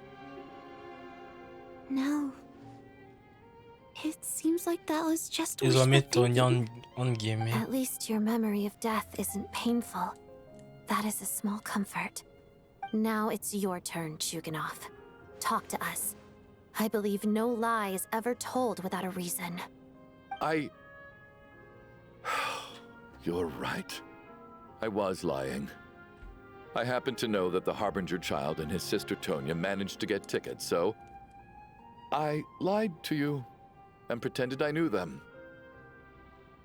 And yes, I was lying about my family too. The truth of the matter is, I lost them a long time ago. I just refused to accept reality. And now I've spent the second half of my life living a lie. I'm a joke. My daughter's name was Iskra. And before you ask, yes, Iskra, as in Iskra Manufacturing Plant. She also died from the snow cough. She was just 6 years old. If she were still alive today, she'd be around the same age as little Tonya here. After Iskra passed, my wife couldn't bear to face those memories either. So she chose to start a new life without me. One day when I came home from work and saw the empty room, I felt like I couldn't breathe. Subconsciously, I started to imagine that they were still there. I soon discovered that this was the only thing that made me feel any better, so... I just embraced the delusion. Nothing more than a pathetic means of escapism, I know. But at least it's not a crime. So explain your false testimony, then. The night before last, when I was chatting with Tonya, she mentioned that her brother would brew medicine for her from frost fairy flower leaves. Combined with her various symptoms, I suddenly understood everything, including the fact that she was deceased. The snow cough used to be an incurable illness. I would pick frost fairy flower leaves to brew medicine for Iskra too. It took hours and hours on the stove. But the year after my daughter passed away, the jester of the Fatui announced that a cure for frost blight, also known as the snow cough, had finally been developed. It turned out that all previous treatments were completely ineffective. No better than random concoctions. That was the final straw for me. I just couldn't take it anymore. Just one more year. One more year, and everything would have been okay. So, more than anyone, I know full well that in this day and age, no one in their right mind would still be using frost flower leaves to brew medicine for the snow cough. Poor Miss Tonya, therefore, had to have been from an era when snow cough was still a terminal illness. So, you projected your daughter onto her? Even though you knew she was one of the dead? Même vous le saviez. Mais si vous le saviez, en la protégeant, vous risquiez de mourir vous-même, non? That doesn't make any sense. You knew she was already dead. What did you hope to achieve by protecting her? I just don't believe in your crackpot theories, nor do I approve of your actions. How can you just declare a living person dead and throw them out into that snowstorm? Nitia's gone. My good buddy Shramm's gone. And now it's Tonya's turn, isn't it? The others I can make my peace with, but little Miss Tonya, here she is, standing right in front of us, alive and breathing, and fighting her own battles. Yet you're quite happy to say she's dead? I just want her to live. Once this snowstorm is over, the very moment it stops, I'm going to march out that door and find someone who can fetch the very best medicine for her snow cough. I'll be damned if I'm gonna let you cast her out into the snowstorm before I have the chance to cure her. J'ai l'impression que nous sommes devenus les méchants. Not this time! Not when the cure is right within our grasp! I'd never be able to forgive myself. Mr. Chugunov, stop. I can't let you do this. Tonya. By the sounds of it, you've known I was dead since the night before last, right? I really liked Mr. Valeri, Mr. Mitya, and Miss Vodyanitsa. And now they're all dead because of me. I'm not happy about that. The reality is, you've been trying to fight your own demons through me. But all you've really done is trap me inside your delusion along with you. No! Listen to me. I want to save you. I do! Well, at this point, I'm quite sure that I'm dead. I don't need to be saved. The time I got to spend with all of you is more than enough for me. Despite all the bad things that kept happening, I got to meet so many interesting people and spend so many days and nights by your side. Since the day I escaped that hospital until now, this has been an adventure I never even dared to dream of. I'm very fond of you all. If it were only possible, I'd trade my soul to bring back the ones who died. If it meant things didn't have to end like this. And that's why I'm not fond of you at all, Mr. Chugunov. I'm sorry. It's them that you owe an apology to, sir. Not me. Well then, I suppose this is it. It's time for my adventure to end. I've caused enough trouble. You're leaving already? It's still early. Don't you want to stay a little longer? No, thank you. Oh, and by the way... My name is Ptashka. Ptashka. It was nice meeting you all. Feels strange that we're only being properly introduced now that it's time to say goodbye. Ptashka.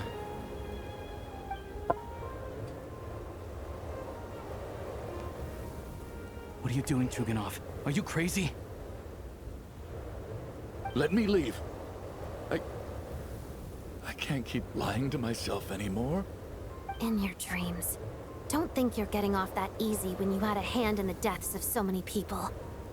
The Fatui have honed quite an array of enhanced interrogation techniques since they were founded. Once we're out of here, Lelik will personally give you a taste of every last one. La tempête de neige continue comme si elle ne s'arrêterait jamais.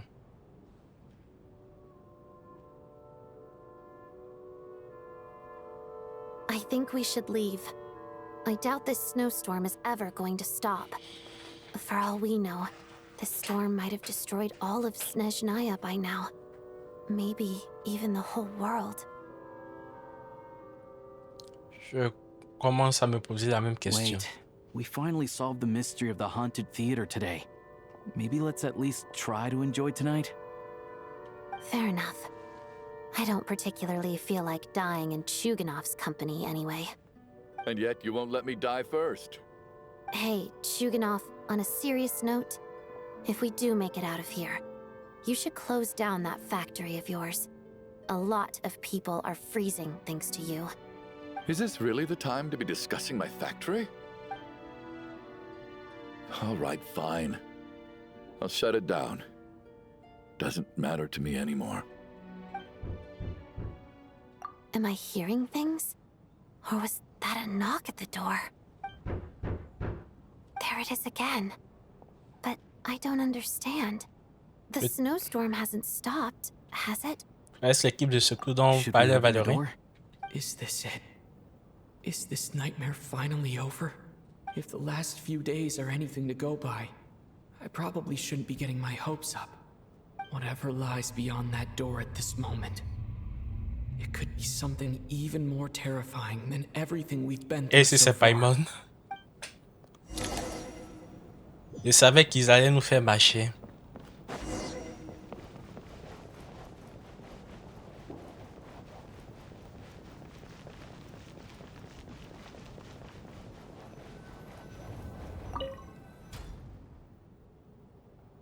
Métia?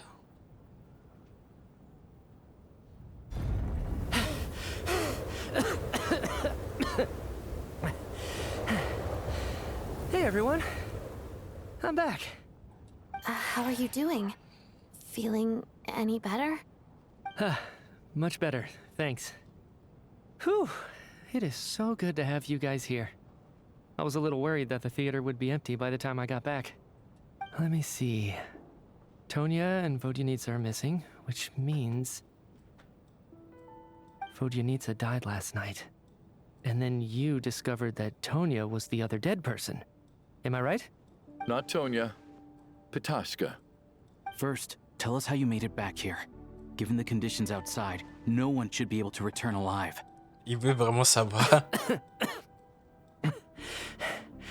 You're right.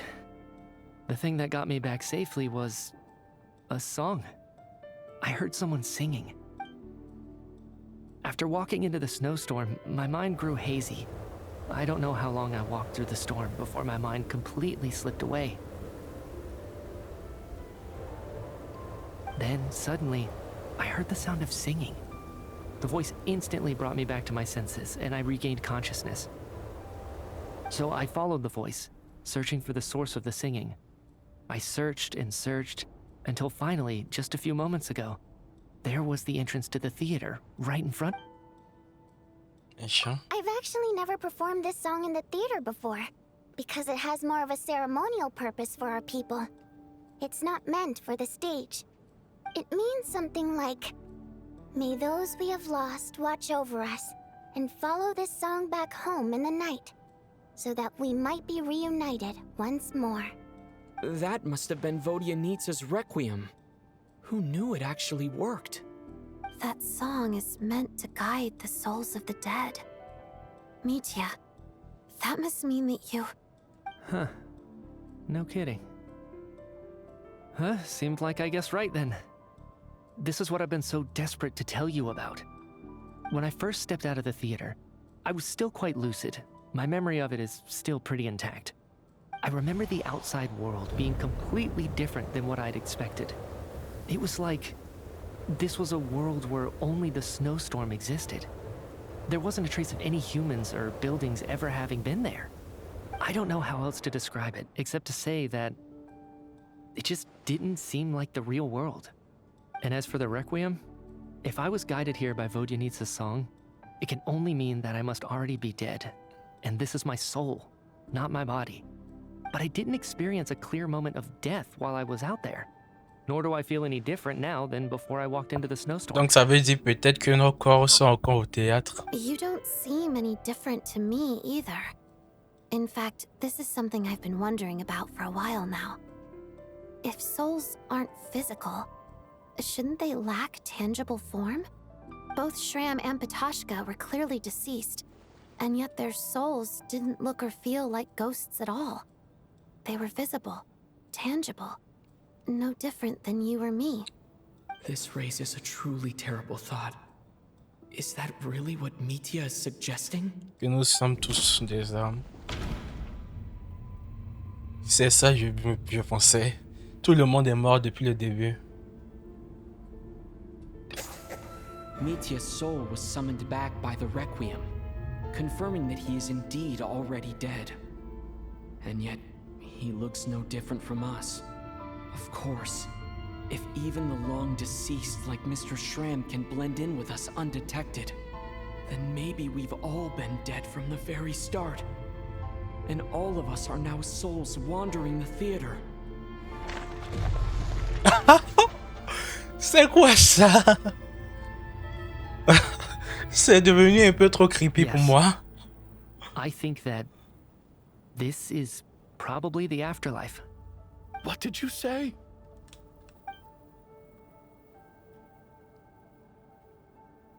You heard me. We died in the theater. All of us did. But due to an obstruction in the theater's ley lines, our souls are trapped here, while an endless, infinite snowstorm rages outside. It's ironic, really. All that time, we were working so hard to figure out who the deceased among us were, when the truth was, we were all deceased. The only difference being some of us died more recently than others. Do you remember that note, "Death is near"? Seems like we misunderstood what it meant after all. Death was nearer than we wanted to think all along. The note simply meant that all of us were already dead. So all our attempts to survive, our search for the deceased, it was all for nothing? Hard to say. At the very least, we helped 2 lost souls find clarity and go to where they belong. The presence of those 2 is probably what caused our souls to be drawn in by the ley lines.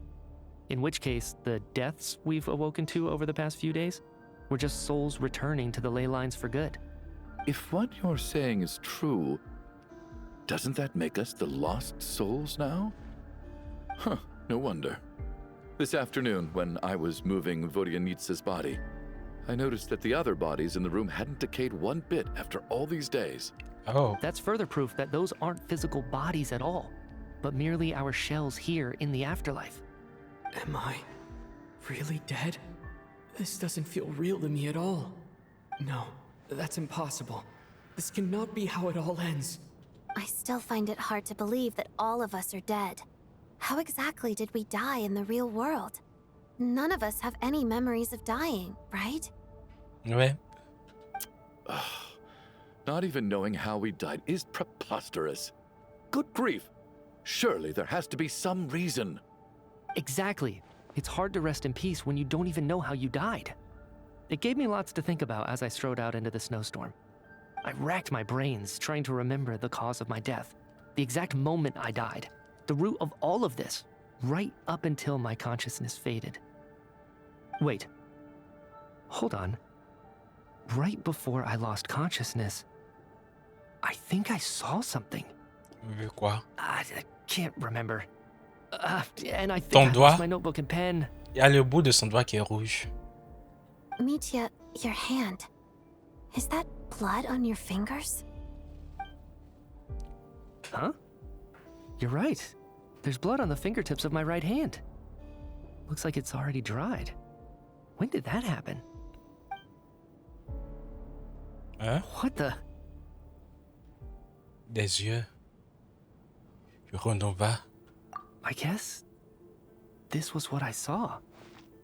I must have desperately drawn it in my own blood right before losing consciousness. What's wrong? Do you recognize the symbol? It's Renova, the ruler of death. Alosha, do you still remember that SNEZHNAYA folktale you told me about? It was about the Grim Reaper. When someone's about to die, he appears as an incarnation of someone familiar to guide their soul into the afterlife. And as soon as you recognize his face, your life is over. I heard a similar tale when I was little. You think the Grim Reaper in this story refers to the ruler of death you mentioned? That's right. In which case, death is near could also mean that the Grim Reaper is here disguised in a familiar form. Ah bon? Death, the deceased, and the Grim Reaper? So it's a triple entendre. When I first saw this note, I thought it contradicted the investigation report. But now it seems like that was the whole intention. So the Grim Reaper deliberately misled us. Then, we started suspecting each other and searched for the deceased while they hid in plain sight. By that logic, the one person most likely to be the Grim Reaper incarnate is... Il a l'impression que c'est nous-mêmes. Il a l'impression que c'est nous-mêmes, c'est juste une impression. Identifying the Grim Reaper is a major decision to make. I should think it over carefully. Donc qui?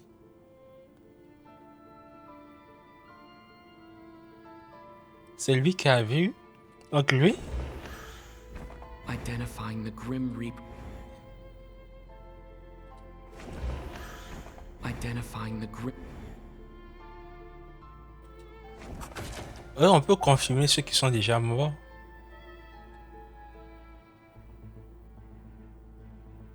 Celui qui est sorti en premier. The Reaper is right here among us, and won't leave until everyone's souls have been claimed. On va mettre le chat. Ah! No doubt about it. It's Alosha. Looking back at how everyone has acted over the past few days, Alosha is most likely the Grim Reaper lurking among us. Ah bon?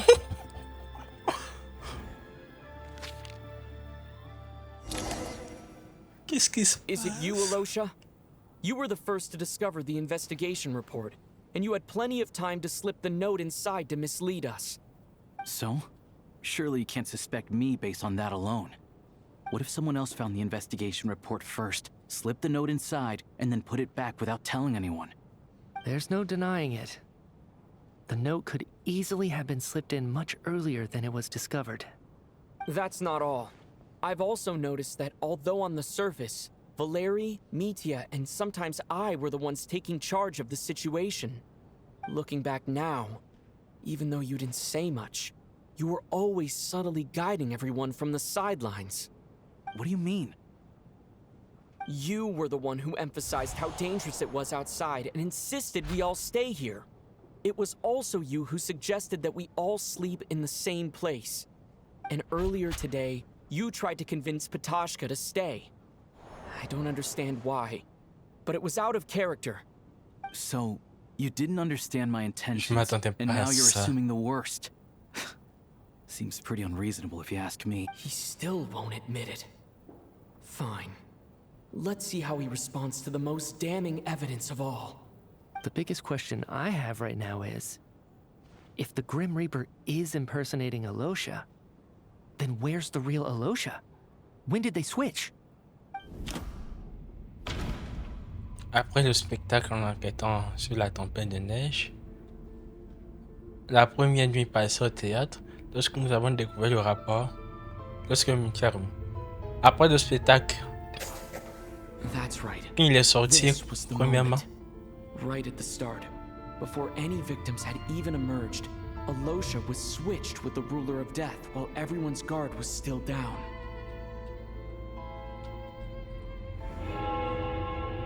Oh. Me regarde pas comme ça. When all this began, right after the performance ended and the snowstorm began to pick up, no one suspected anything unusual. We just Donnez-moi une assumed we seconde. were snowed in. J'ai réduit la luminosité de ma pièce pour être plus de l'ambiance. It wasn't until we discovered the bodies the morning after that we realized something out of the ordinary was going on. But it's clear now that the oddities actually started earlier than that, when Dimov walked into the snowstorm and never came back. Right. So Mr. Dimov was the first victim, not Sobolova and Torgov. And if we pinpoint that moment as the beginning of this incident, then one thing becomes clear. Alosha, you are the only person who walked into the snowstorm Oui. and came back without the help of Vodyanitsa's Requiem. More precisely, Alosha never came back at all. The one who came back was the Grim Reaper. Not bad. Well, since you've backed me into a corner, I suppose there's no point in keeping with the act anymore. Alosha? You're the Grim Reaper? I am no such tired cliché. Mortals should address me as the ruler of death. Nova. Before being wiped out for good, you identified the two deceased, and even sensed my presence. A commendable achievement. Far beyond what I expected. I heard you can ferry souls. Those deaths each night. Were they your doing? Your initial conclusion was correct. Due to the existence of the two deceased, the ley lines yearned to reclaim those long-lost souls. Every night they devoured an equal number of souls to fill the void. This required no intervention from me. Though of course, ferrying souls is indeed my authority. Here, take a look. Huh? What are you doing? That takes care of today's two. Don't get so worked up.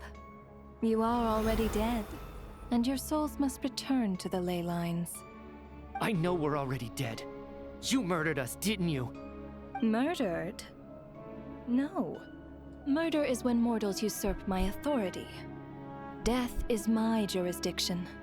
If I require someone to die, I need not resort to such laborious methods as murder. Je suis un You peu simply met the confus. criteria to trigger my curse of death. I know about the curse of immortality. So there's another death-related curse too? You cursed us? When? And why would you do such a thing? So often, humans pray to me, begging to know when their death will come, and what form it will take. But few people ask why. If you must have an answer, know that death comes simply because one's time has come. So you're not gonna tell us the truth? Hold your tongue. By all rights, you shouldn't even be allowed to speak with me. Those angels from the past are to blame for the reckless renovation of the ley lines here. It's made my work on this occasion infuriatingly complicated. Work? So trapping us here, making us watch our friends die, that's just another day at work for you? You clearly have a lot of questions. Fine.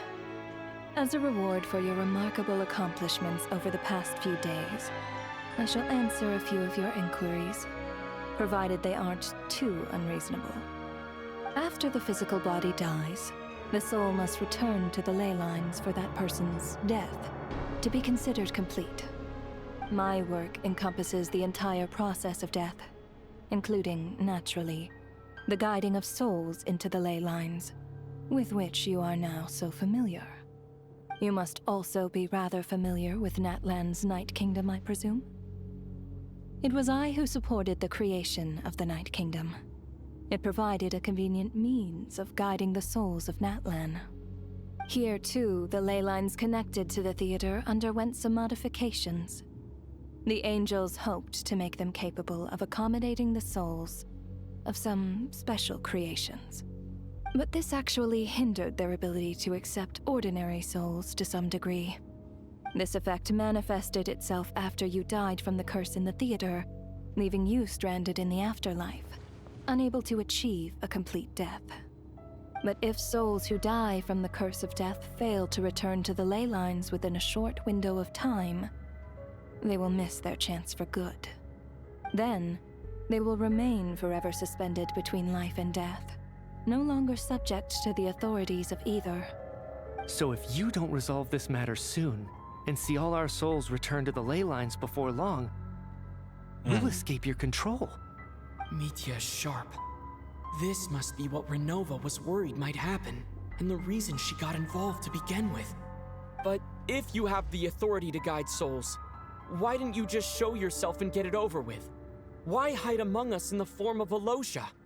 You seek to understand the mind of a god. Very well. Elle se prend trop de haut.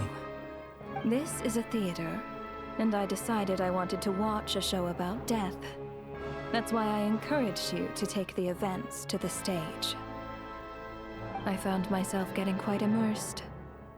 I suppose the entertainment you provided makes up for all the trouble you've caused me by being so defiant in the face of death. There. Are you happy with my answer? Can't say I am. Really? But it fits the stereotypes you humans have about gods. Just moments ago, you were complaining about how infuriatingly complicated your work here has been. Work is work, I get it. There are times when it's a huge pain, but you just have to get it done, right? That's a rather unique perspective for a human. You are in fact correct.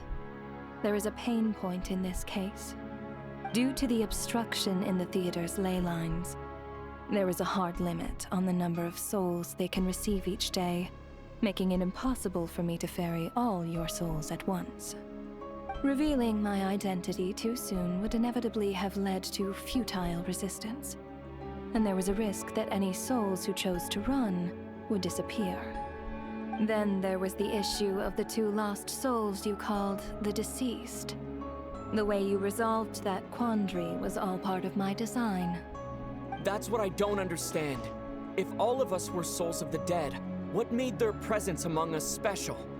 For centuries, they have refused to return to the ley lines, exploiting the issues created by the angel civilization to resist being drawn in. Désolé si je parle pas, je suis concentré dans les explications. Centuries of obsession accumulated during this process. You may think of this obsession as the resentment of the dead, and in this quantity, it was a bomb that could have detonated at any moment. It reached the point where I could not afford to leave it unchecked. But the only way to fix it was to help them acknowledge their own deaths, make peace with their regrets, and willingly walk into the snowstorm. Only then, with my guidance, could they finally return to the ley lines. Otherwise, you would not like to know what the consequences would have been. I vaguely remember seeing Ptashka, but in the most terrifying form. Was that in a dream? Is that what would have become of her if she hadn't returned to the ley lines? I see your dreams brought you many revelations. So you see, death in fact grants wisdom to mortals. Souls connect to all things in the world and see the chain of cause and effect between them. It's nothing unusual.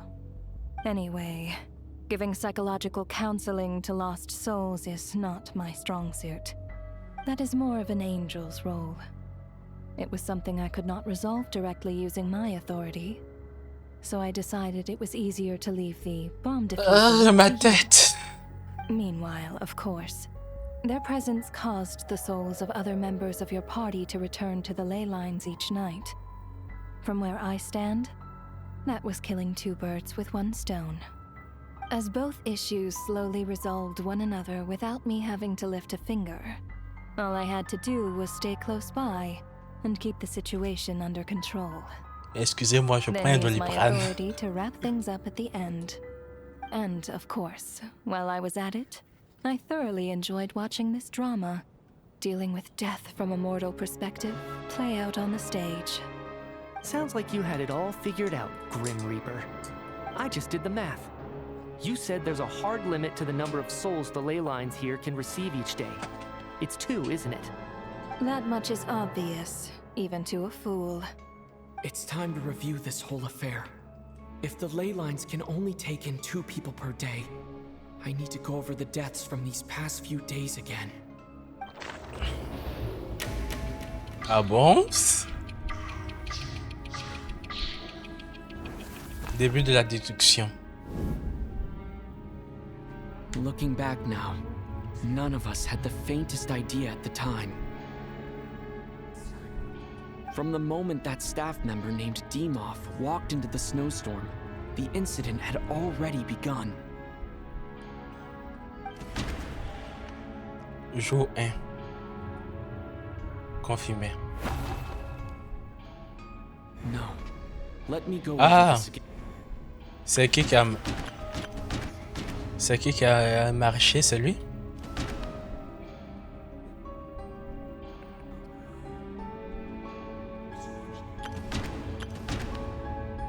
C'est qui a marché?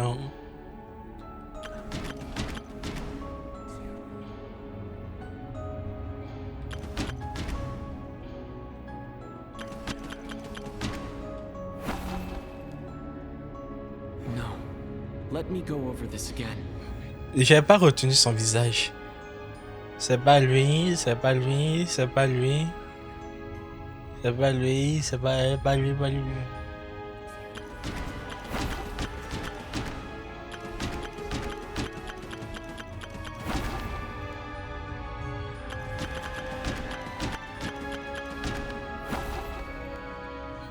Alyosha en premier. Let me go over. Alyosha. Alyosha was the second to walk into the snowstorm after Demoff to investigate. During this process, the ruler of death assumed his identity, making him one of the victims. Jour 2. During our first night in the theater, everyone was caught up in the novelty of it all. No one could have expected there would be victims the very next morning. Despite all the confusion, and with the help of hindsight, we finally began to realize that something was amiss with the snowstorm. C'est... Et puis... The ley lines devoured Torgov and Sobolova on the first night. At the time, we thought this might be a murder case connected to Lelik.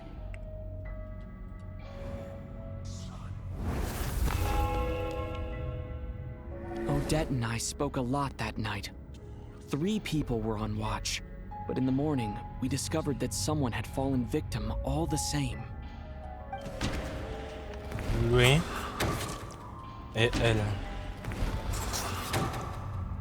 The deaths of Kulish and Rampana caused everyone to stop suspecting Lelik. Unexplainable phenomena occurred one after another, leading Mitya to suspect that we were caught up in a supernatural event.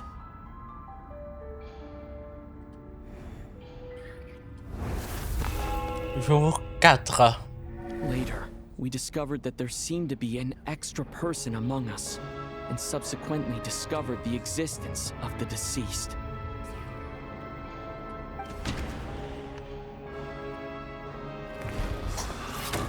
Donc c'est pour ça Valérie est mort. Realized he was the deceased Valérie seule est and mort. walked into the snowstorm to return to the ley lines of his own accord. It turns. Et puis ensuite, Valérie. He thought it was all over, but Mr. Valeri's death was a rude awakening for everyone. The ley lines consumed him during the night regardless. A lot happened today.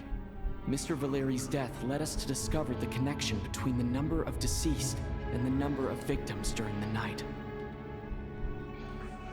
Ah, je peux pas appuyer F pour passer.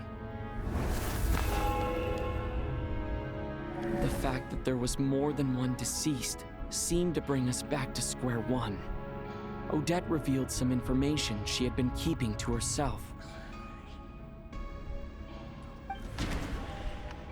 Donc, Mitya. Ah bon? Although Mitya did indeed walk into the snowstorm that day, he returned from the ley lines with the help of Vodyanitsa's requiem. The void in the ley lines hasn't been filled, so let's rule out Mitya for now. Oh! Donc c'est... Tonya. As it happened, Ptashka filled the void left by Mitya's return from the ley lines by walking into the snowstorm this morning. The girl I thought was child sister Tonya turned out to be another of the theater's deceased. Et puis... Vodyanista. Vodyanitsa was swallowed by the ley lines in her sleep, but the requiem she sang before falling asleep was quite a game changer. Come to think of it, Ptashka was about to walk into the snowstorm at that time, and Renova, unaware that Mitya would return, was concerned that her soul would overflow from the ley lines. That's why she used Alosha's voice to try and persuade her to stay behind. Looking back, I suppose that was an early slip-up on her part.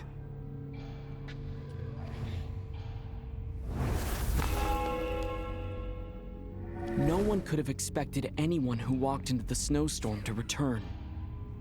But just after nightfall, Mitya returned, bringing crucial information with him. Various truths began to surface, including that all of us were already dead, and that the ruler of death was here among us. Then, after revealing On a vraiment joué à Among Us. Renova callously claimed 2 souls. Chugunov et Odette. In fact, everyone was already dead by the time we took the photo. And in the days since, we've experienced many more partings in the afterlife. Now, only Mitya and I remain. And the true culprit behind everything still stands before us. In Mitya's adoration that I feel.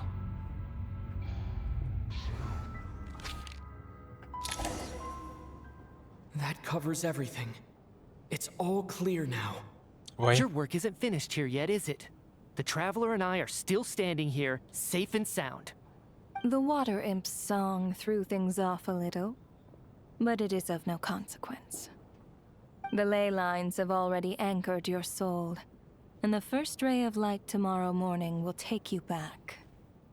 I, meanwhile, need to review my attitude towards the water imp race. So the reunion in the night that Vodyanitsa mentioned, I suppose that was never meant to be a permanent reunion. That just leaves you, Traveler. My power only allows me to temporarily separate your soul from your body. The ley lines of Teyvat would not je accept suppose. you. And your soul is firmly anchored to your body by your will. For a descender like you, who is not bound by Teyvat's rules, your death can only be brought through the most violent of means, such as directly destroying either your body or soul. Et vous ne l'avez pas encore fait, n'est-ce pas? I have no interest in involving myself with Descenders. For now. Although, this may change if Asmodee remains missing, or you insist on interfering with our affairs. One last question then. All our struggles and sacrifices here, they were meaningless from the very beginning, weren't they? Death abides no reason. Besides, what you call Elle l'a sacrifice dit la is ligne. merely a concept created by humanity. To me, it is nothing more than a self-indulgent charade in the face of death. Mere mortals fantasizing that their actions could reclaim something from my grasp. A truly laughable idea.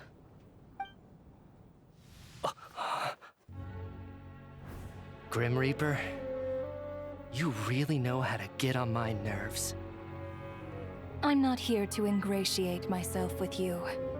I kill merely because your deaths are necessary. Oh, you've made that quite clear. But humans don't take well to being scorned. Not even by the gods. Est-ce qu'on peut vraiment faire quelque chose?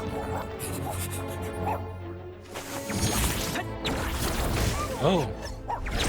Ça ressemble à ce qu'on voit dans le Shadow Ring. Le royaume de la pénombre en français.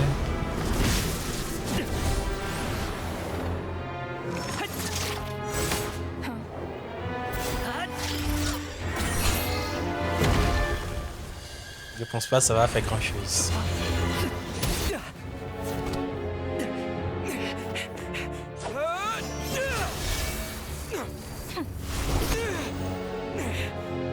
This is futile. You must know that you are powerless against me in my own domain. I suggest that you save your strength. For what? Maybe we can't change it. But if nothing else, we can at least teach you to have some respect for the dead. Audacious.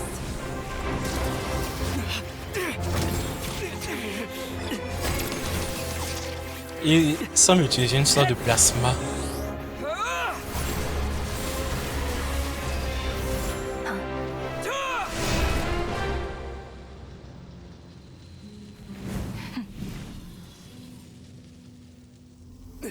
Mais est-ce que ça va changer grand-chose?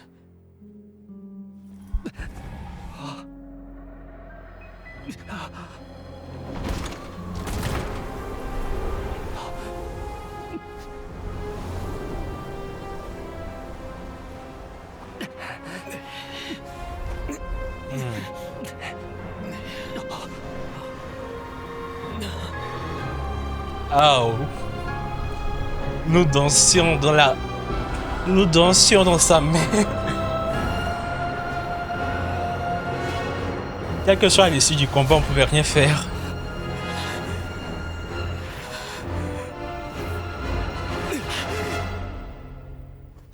Il est revenu dans notre corps. Il respire encore.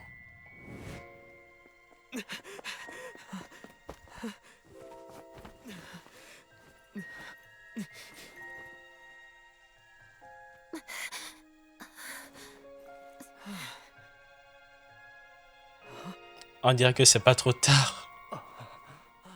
On est revenu. On est revenu. Ah.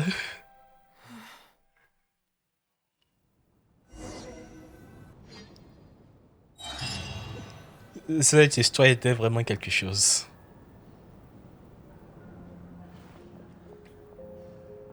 How are you holding up, Odette? What happened to me? How much do you remember? What do you mean? Is the performance over? Il se souvient de rien. I can't seem to recall what happened. Has Odette already forgotten?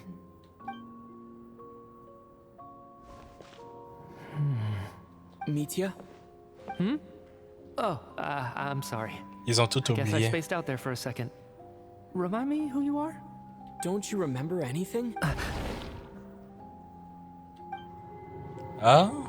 Yeah, I remember now, comrade. Looks like we guessed right. Il s'est souvenu. Just like me when Odette found me at the Armory Palace. For some reason, everyone killed by the ruler of death eventually came back to life. Just with one catch. They forgot what happened while they were dead. Odette and the others have already forgotten everything. Why were you able to remember this time? Could this be the reason?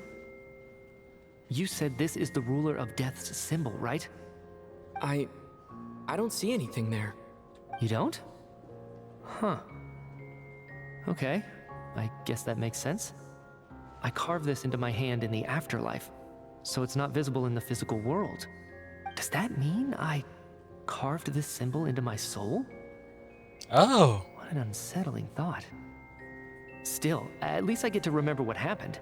I suppose it's a blessing in disguise. What about you, though? The ruler of death mentioned that you're a descender? Is that why you can remember?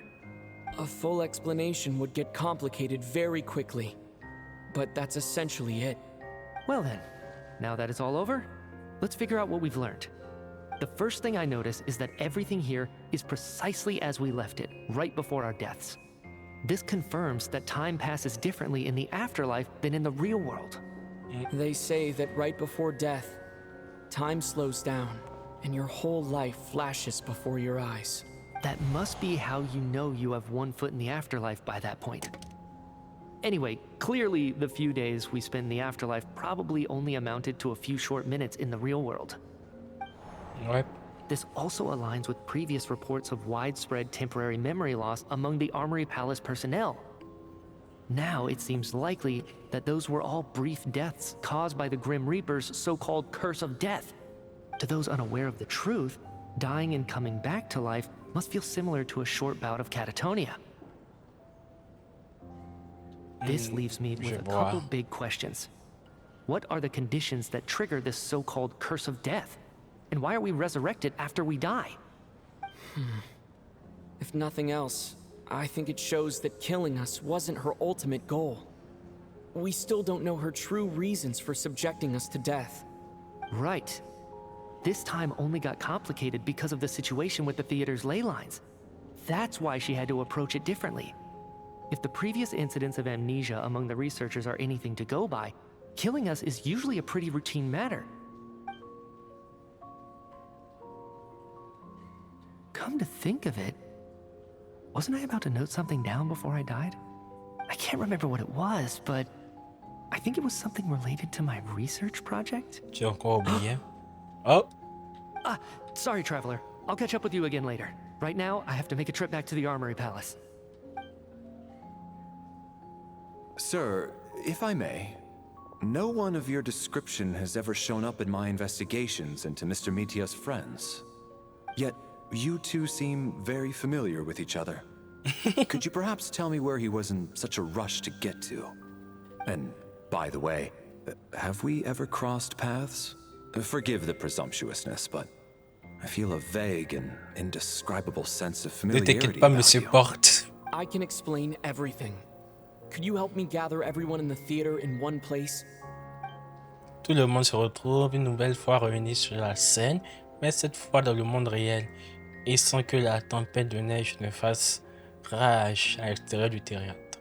En raison du caractère particulier des lignes énergétiques, il semble que personne n'ait totalement oublié son expérience dans le monde des morts. Au fur et à mesure que vous racontez ce qui s'est passé, les gens se remémorent peu à peu les faits, comme s'ils puisaient dans les souvenirs d'un rêve lointain. Tout le monde est plongé dans ses pensées. Chacun confirme son destin avec les autres, jusqu'à ce que la représentation d'aujourd'hui touche pour de bon à sa fin.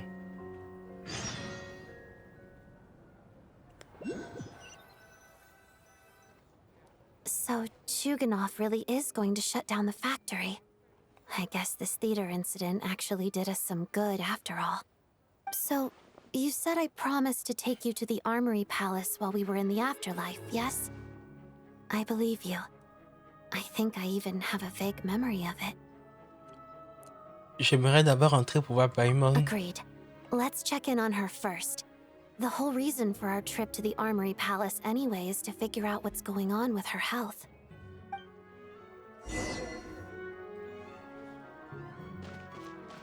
Ah, c'était long.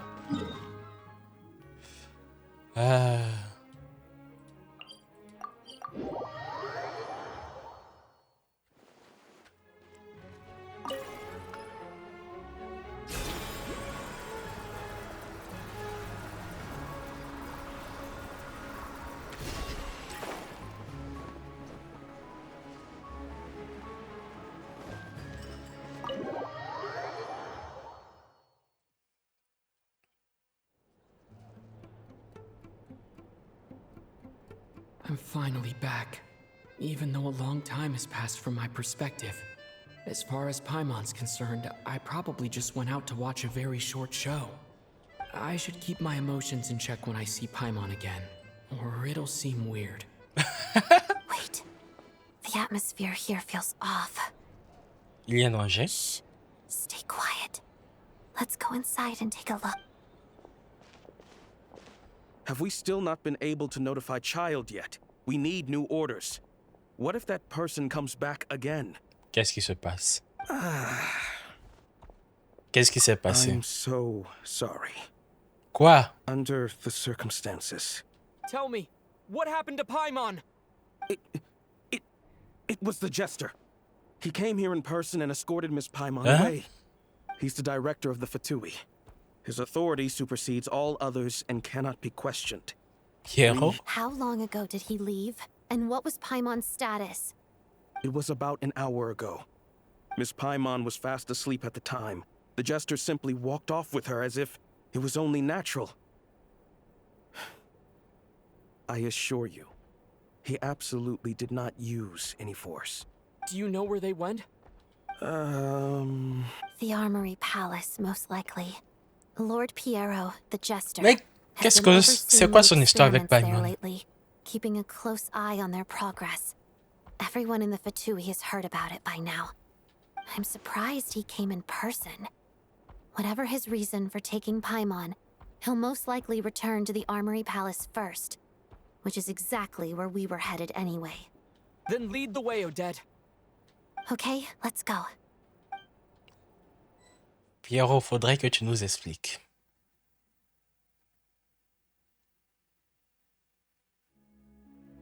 It's just up ahead.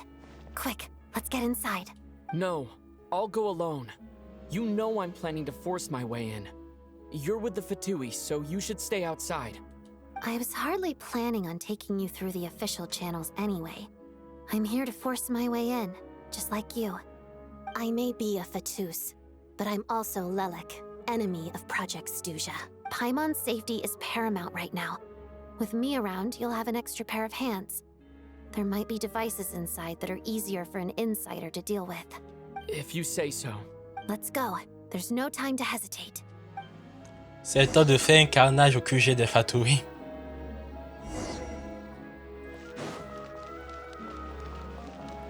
Oh, j'ai mon équipe régulière.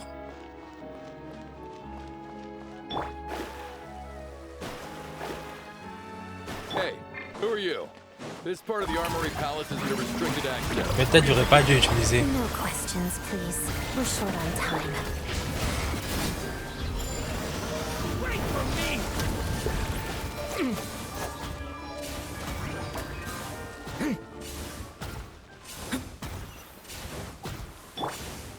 C'est toi le plus chiant. Everybody stand back! Let's begin.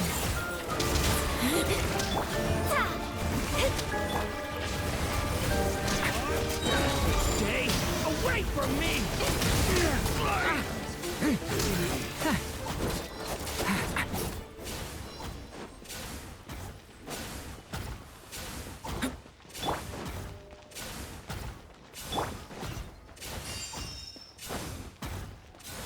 Fear the coming storm.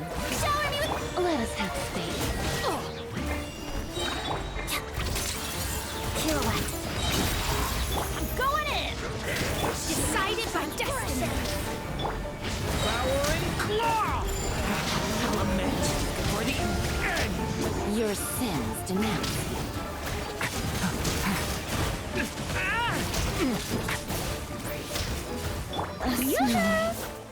Ariel.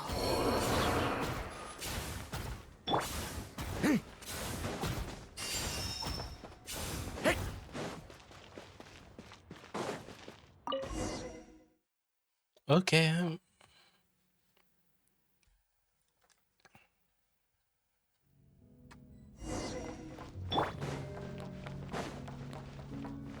Salut. Where are you coming from? So, you're intruders, huh? Don't blame me for what happens next! Listen.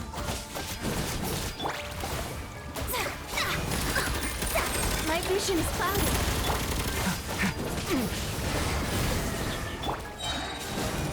Shadow me. How did Did it take too long? J'ai pas électro dans ma team. C'est pas grave. The Armory Palace is hidden this deep in? Je dois soigner mon équipe. Je sais que Furina il This a. is much bigger than I imagined. They're conducting top secret research after all.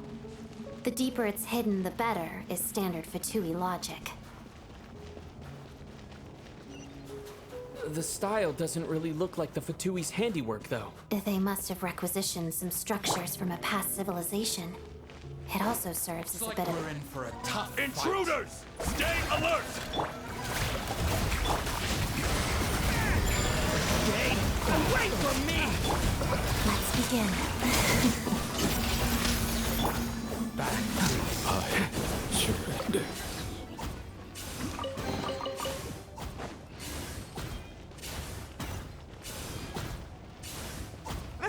Intruders? Don't come any closer! Just what are you guys trying to do here? Short work fits your skull! Est-ce qu'il peut venir d'abord? Time for the big one! Teamwork is dreamwork! Together. No one interferes with a jester's work! Time to shine! Fate is upon you! Get back! The abyss is burning shadow! C'était rapide.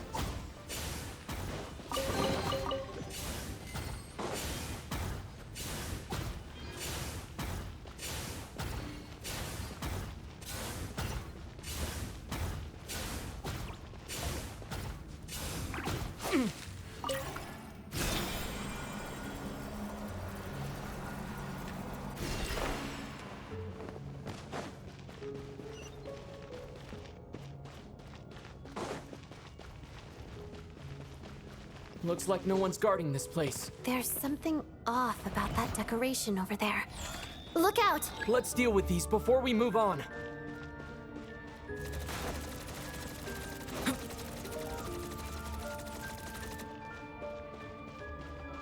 Je dois faire quoi pour détruire?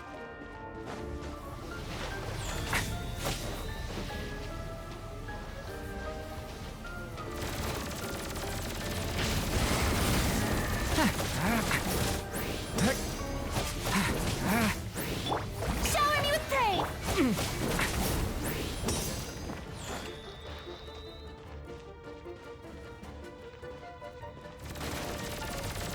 Devouring claw!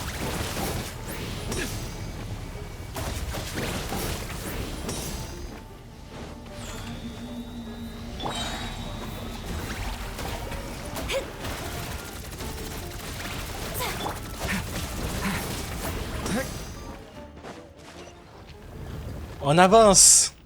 Nous sommes en train d'envahir le QG des Fatui. Ça ressemble à un piège.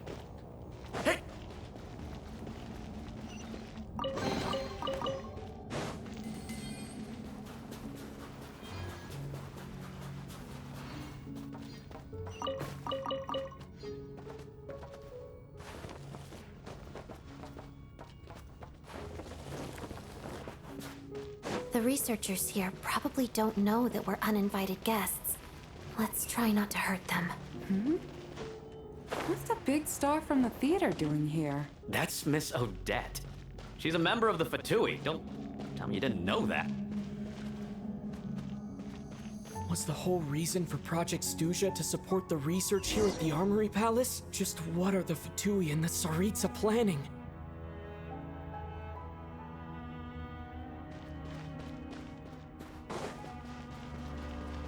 Hello. Hello.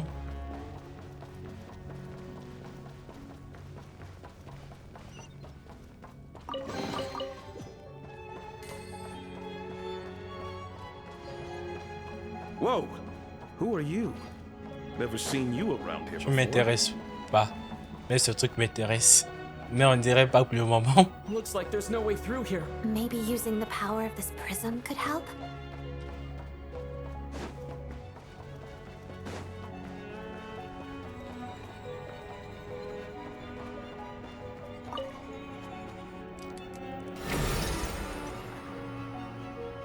think I see some images. It's the prism's power at play, causing images of the past to reappear, albeit only as illusions. Paimon. And the Jester. Is this another scene from the past? Yes. It looks quite old, though. I don't think it happened in the recent past.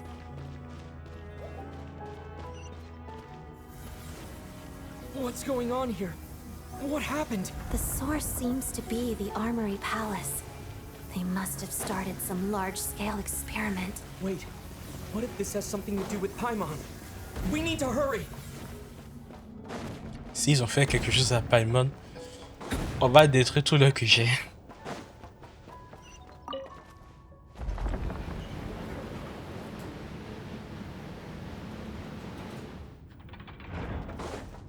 We're almost there. The Armory Palace is just up ahead. Paimon.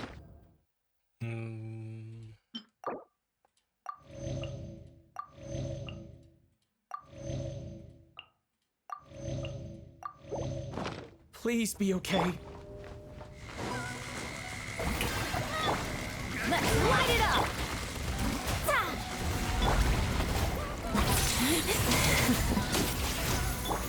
Get back!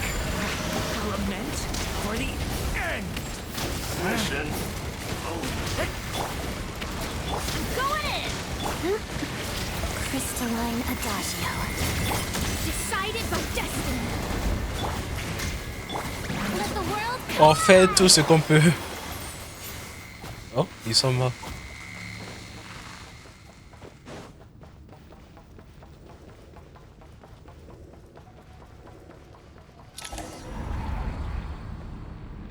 What's going on? Wait, I remember this feeling. It's the curse of death. No, not now. Why is the curse of death striking again already? Odette.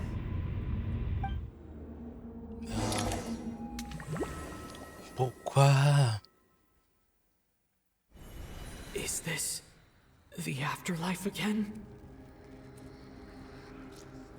I need to find a way back to reality.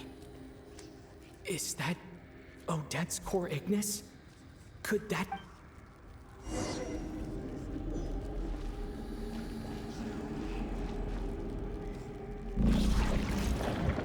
Renommage nous observe.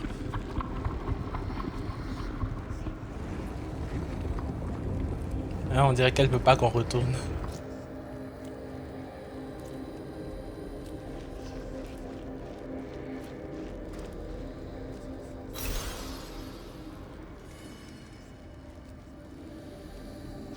On dirait que Rosalyne nous aide.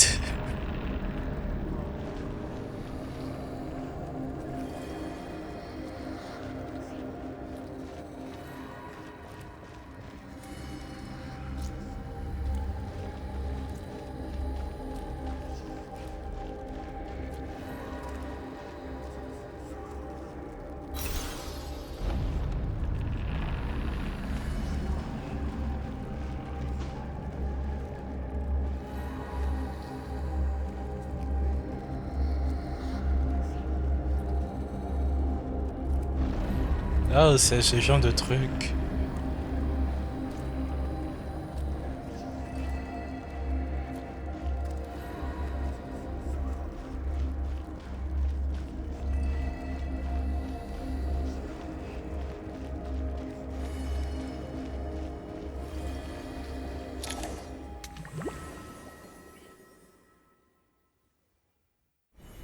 Odette? Odette! No signs of life. But past experience says that she should be resurrected before too long.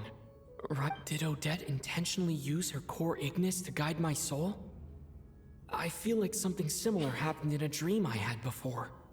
Thank you, Odette. If not for you, my soul wouldn't have found its way back to my body so quickly. And I might not have woken up so soon.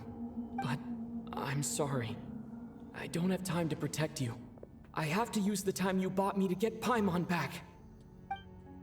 Ouais.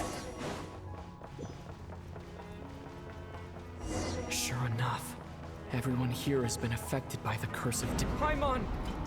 Paimon! No, wait. Paimon probably didn't escape Renova's curse either. She won't be able to respond to me right now. I'll have to find her myself.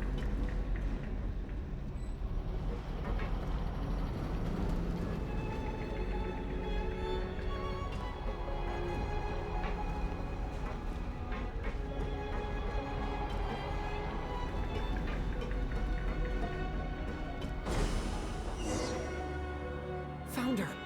Paimon really is here.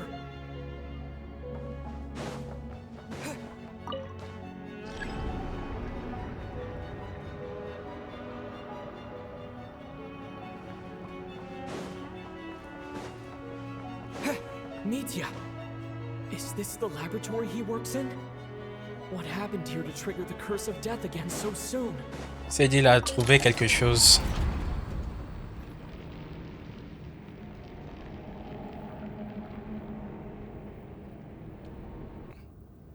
La voici.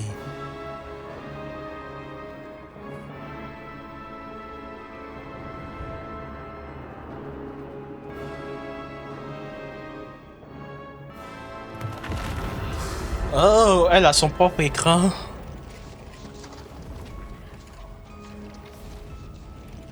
You don't learn, do you? Donnez-moi une seconde. Ouais, j'enregistre. Chrono You've va. already been involved in one mass death, and now you show up at the scene of another. This might have passed for a coincidence the first time, but a second time?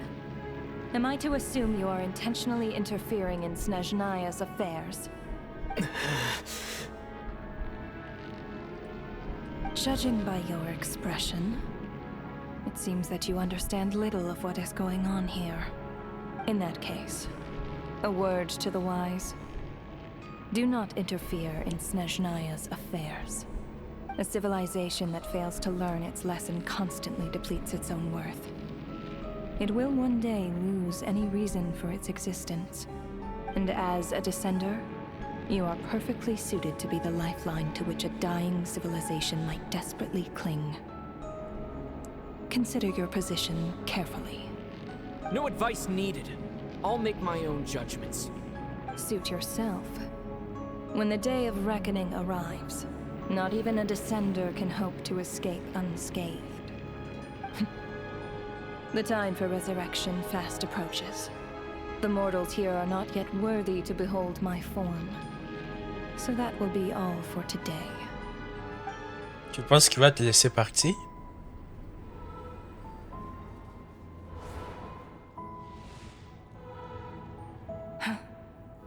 That thing is coming with me. Hein?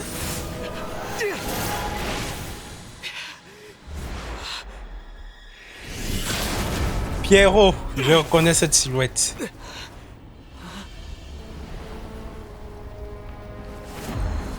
Oh! You awoke sooner than I thought. The curse of immortality is stubborn, unable to enter the ley lines, yet not content to remain a spirit. Ruler of death, what do you want? You perplex me. Both you and you. That thing may be a creation of Celestia, Ah bon? but it possesses none of Celestia's power, let alone authority. Your obsession with it baffles me. No matter, the resurrection will soon begin. It's worthless anyway. I'll reclaim it next time.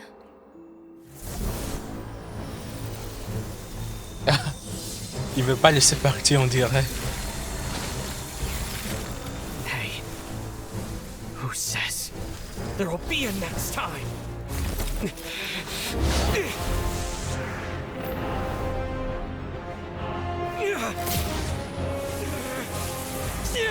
Pas besoin de parler, regardons juste.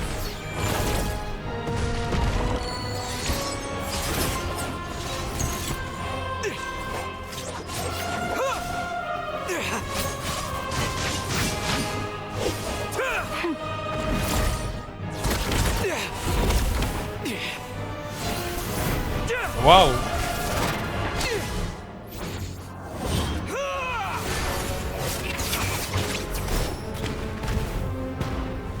Ils se sont réveillés.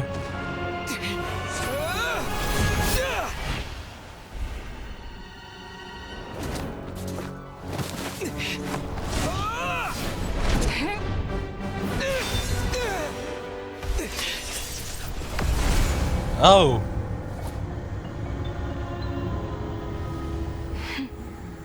Elle n'est pas contente, on dirait.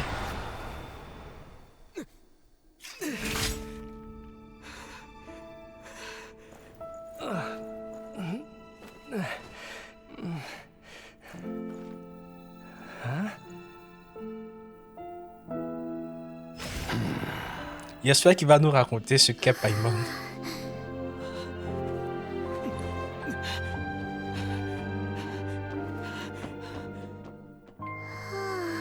Regardez son modèle. Oh.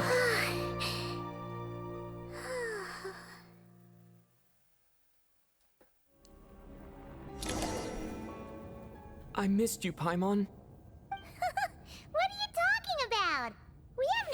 Il s'est passé beaucoup de choses. It was different this time. You seem to be in pretty good shape. Yeah, Paimon's back in tip-top condition. It's the weirdest thing. Paimon fell asleep earlier, and when she woke up, she found herself here. The jester and that guy talking to him used some kind of energy on Paimon, and she could kind of feel it canceling out that other thing. Est-ce que Paimon fait partie de leur plan? So, Mitya helped too? Apologies for leaving in such a hurry at the theater earlier. I was in a rush to verify some theories. Rest assured that your companion is perfectly safe. We reversed the effects that the experimental energy had on her. The jester specifically instructed me to do so. I suppose this is our first official meeting, Traveler. I could not let Paimon suffer in her condition for a moment longer, and so I simply took her without explanation. I hope you do not mind. Vous m'avez quand même fait peur. J'espère que vous ne me titrez pas à rigueur d'avoir blessé des gens ici. But why would a big shot like you care about what happens to Paimon? Allez, dis-nous. As I said when you first arrived in SNEZHNAYA, we once spent some time together in the distant past. Oh yeah, you did mention that. And Paimon did think you seemed strangely familiar the first time we met. I'm afraid the reminiscing will have to wait. Mitya, let us continue with the report. What conclusions, if any, did you reach from conducting the final experiment of our energy research ahead of schedule? The good news is, my hypothesis regarding the ruler of death has been verified. As for the bad news, I recommend we suspend the experiments and Project Mistilteinn until further notice. Un nouveau projet. Currently, we have no means with which to make a breakthrough. I say this purely as a scientist, guided by reason alone. I will trust your judgment.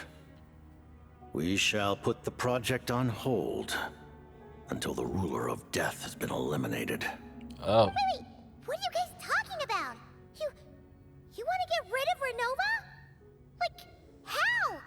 By killing her? By whatever means necessary, so long as it removes the threat she poses to us. Until then, everything we do will be in vain. After what just happened, I've ascertained Renova's goal. Or rather, the trigger condition for the curse of death. Okay, let's hear it. What she's doing is blocking SNEZHNAYA's technological progress, preventing us from possessing any means with which to threaten the heavenly principles. Just like the little lapdog she is.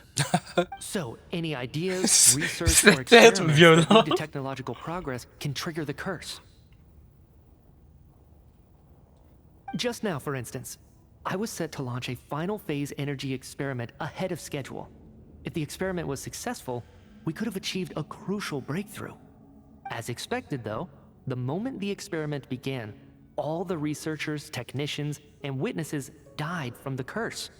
All that effort, not to mention the energy and materials we relied on Project SNEZHNAYA to gather for us, went to waste. In the end, nothing was gained. Does that mean something similar happened when we were at the theater? That's right. During the performance, I thought of an important breakthrough regarding the experiment, and wound up dragging everyone into this. So the nature of the curse seems to be something like when moments of technological progress occur, all life in the vicinity is taken away. What a violent method! Of course, that meant the curse was normally limited to the Armory Palace. Since outsiders are forbidden from entering, this mass death phenomenon went unnoticed until Odette came along. I believe she was the first witness. The curse of death was triggered just before she infiltrated the Armory Palace that day. But you mentioned something about a final stage experiment. Doesn't that mean you've actually made some progress? That's right. Even with the gods locking certain key components out of reach, humanity can still advance technology in incremental steps accumulated over time. But, as I'm sure Renova anticipated, even incremental progress has its limits, a point where the truth you're seeking must be put to the test in an experiment. You mean the experiment you were just about to do? Yes, we were at a critical juncture, a moment where the quantitative was about to translate into fundamental qualitative change. With this single experiment, we could have brought everything we've worked for to fruition. But now, after already being forced to fumble around in the dark all this time, it feels like we've truly hit an impenetrable wall. As long as Renova's curse of death persists, we won't be able to advance the experiment or obtain any results. And with Project Stooge having been in effect all this time, at our nation's current strength, repeated trial and error is simply unsustainable. J'ai l'impression qu'il n'est pas de ce jeu. Regardez son modèle. Même modèle de Mythia à côté allait devenir d'un autre jeu. Il est complètement différent. Only by eliminating Renova first will it be possible to continue advancing our plans. But she's the ruler of death! She can just kill whoever she wants, right? That's gotta be the scariest power ever! Is it even possible to beat her? We'll see. But one thing's for sure. She definitely can't just do whatever she wants. The best proof of that is me, standing here, very much alive. You're saying... Wouldn't it be easier to just kill all of us researchers for good? Why resurrect us over and over again? Why let us advance our technology to this point? So, you're saying even the ruler of death has limitations we don't know about? Ouais. Exactly. And I think that's where the key to our breakthrough lies.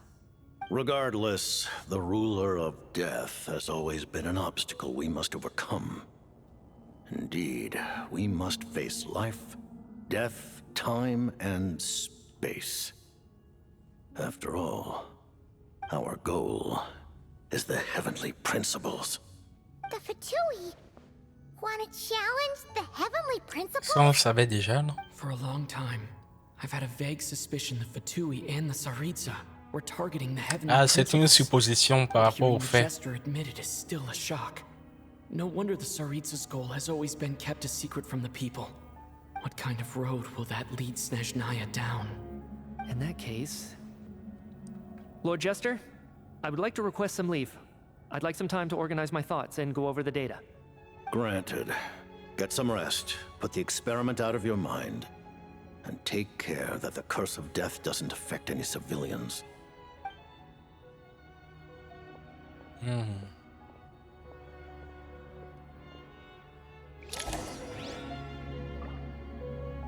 Ah, ça fait beaucoup d'informations.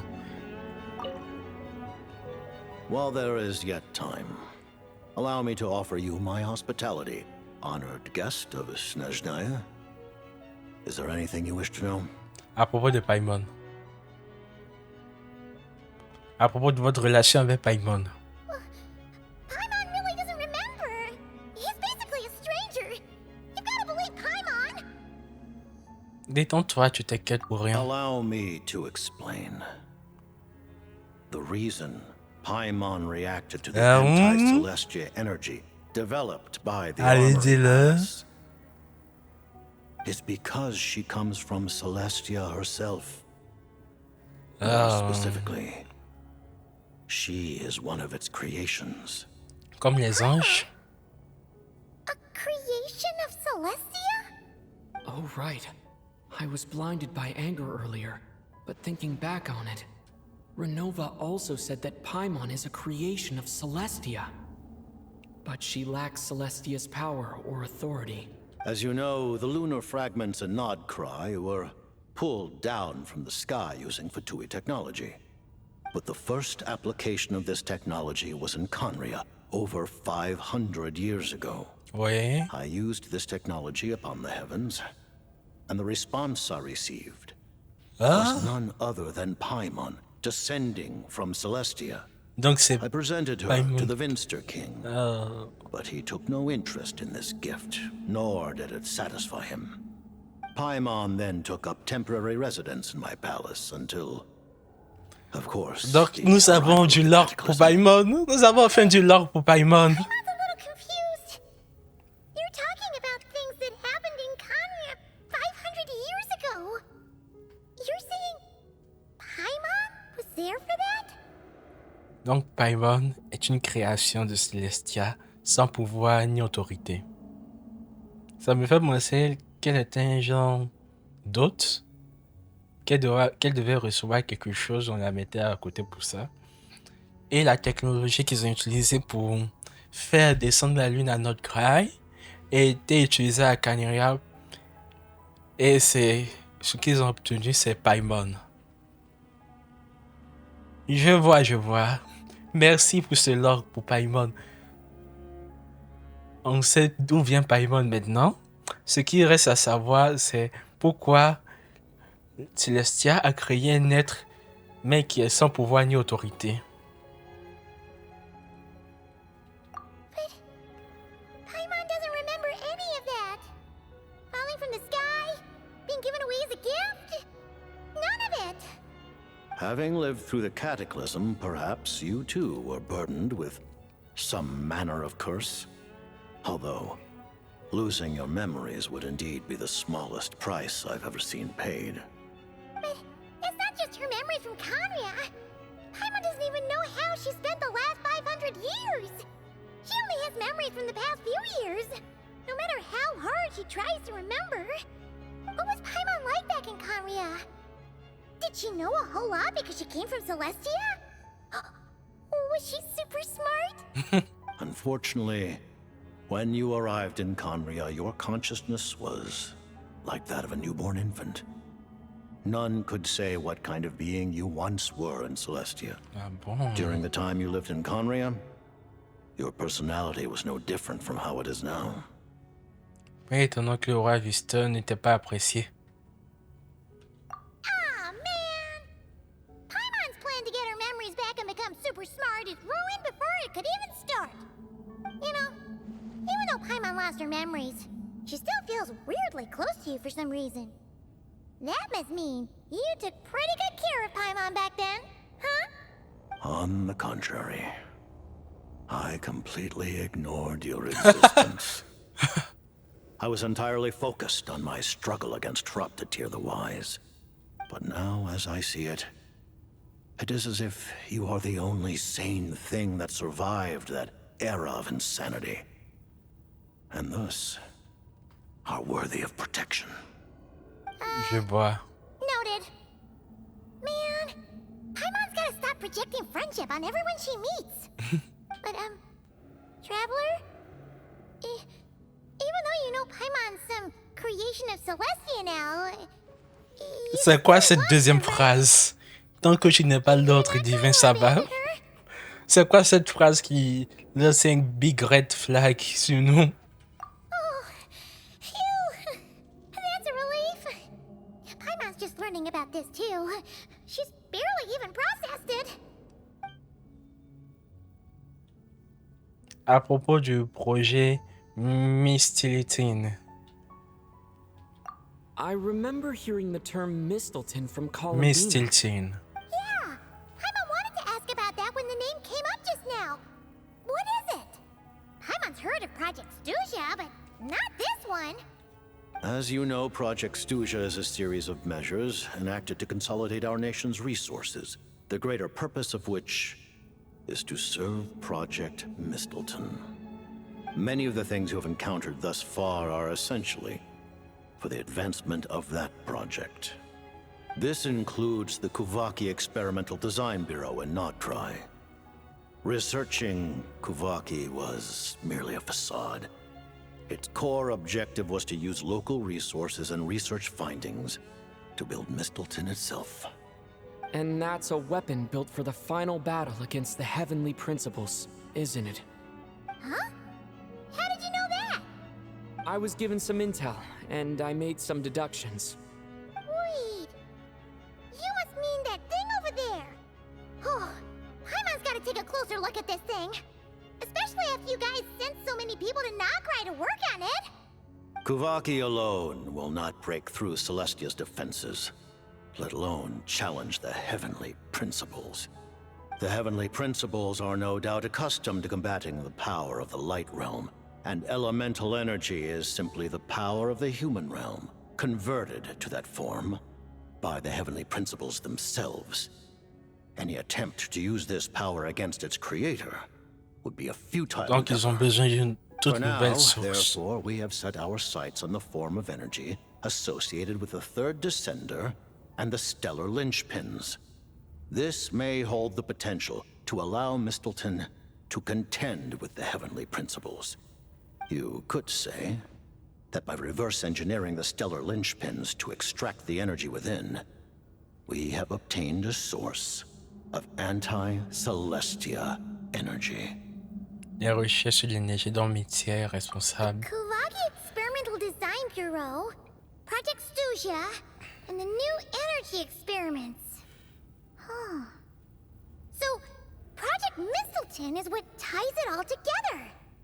And it looks like your plan is almost complete. No wonder the Ruler of Death came after you. À propos de la tsarine. Her Majesty the Tsaritsa has embarked upon an expedition to vanquish a monster. Were it not for this, I imagine she would have been delighted to grant you an audience. Seems like the powers that be in SNEZHNAYA don't intend to hold my past conflicts with the Fatui against me. The Harbingers have been granted significant autonomy in retrieving the Gnosis. But by the same token, they do not completely represent SNEZHNAYA's official stance. You read my mind. Speaking of the Gnosis, Paimon's been dying to ask this question since forever. Why exactly does the Tsaritsa want to collect them? Is it something to do with the fight against the Heavenly Principles? The Gnosis will undoubtedly serve as a key bargaining chip when she confronts the Heavenly Principles. Beyond that, you had best ask the Tsaritsa herself. I am not sure if this information is mine to disclose. What do you mean, not sure? Don't you make the rules? You're the highest-ranking Harbinger! Ouais. Maintenant que je pense, il n'a pas eu de title screen. Taking on the Heavenly Principles is something most people wouldn't even entertain Je in crois. their wildest fantasies. J'ai Why oublié. is the Tsaritsa so fixated on this? Into that today, civilization is nothing but an illusion. Something whose very existence can be negated at any moment. Our civilization may very well be destroyed in the struggle, but as things stand, the Heavenly Principles could choose to negate our existence on a passing J'ai whim. pas vu, mais il y a des And mèches we de couleurs must différentes. not sit back and accept that fate. Only by changing the state of affairs, only by overthrowing the Heavenly Principles, can our civilization truly be said to have taken root. Otherwise, the fate of the people of Conria and Hyperborea is a cycle doomed to repeat itself. Accepting potential destruction in return for getting to control your own fate. Furthermore, perhaps this is still somewhat difficult for you to understand. Are you aware that all the rules of this world are made up of curses? Ah bon? Huh? All of them? Paimon knows about the curse of death you mentioned, and the curse of immortality that you and Dainsleif have. Then the birth of the Hilly Churls, the rules of Natlan's Ode of Resurrection. Those are curses too? Farina's long life seems to stem from a curse placed on her by Focalor as well. Yes. Even a god's love for humanity is a curse the heavenly principles inflicted upon the gods. What? Comment ça? The Tsaritsa has always had ample reason to hate the heavenly principles. If she can seize their authority, she will reconstruct the entire world, and when that time comes, humanity will be completely liberated from curses and lies. Look forward to it. It will be a world beyond your imagination. Though the ordinary people of SNEZHNAYA may not understand these details, in this frigid land locked in a ceaseless struggle against the environment, in this nation to which the gods have never shown favor, we all believe that standing in solidarity with the Tsaritsa in our shared struggle will surely usher in a new and better world. Je vois. Je n'ai plus d'autres questions. Thank you for telling me so much. I'm a bit surprised, honestly. I didn't expect you to be quite so transparent with me. Given the circumstances, the Fatui need not hide anything On voit from our une sorte de allies. cicatrice sur sa bouche. Sur sa, il y a des mouches. To Sur sa advance bouche. Project Mistilteinn, we must first resolve our issue with the ruler of death. And if I presume correctly, you have no intention of letting her actions go unpunished either, do you? That's right. Ever since she said she intends to reclaim Paimon when we next meet, I figured reconciliation was out of the question.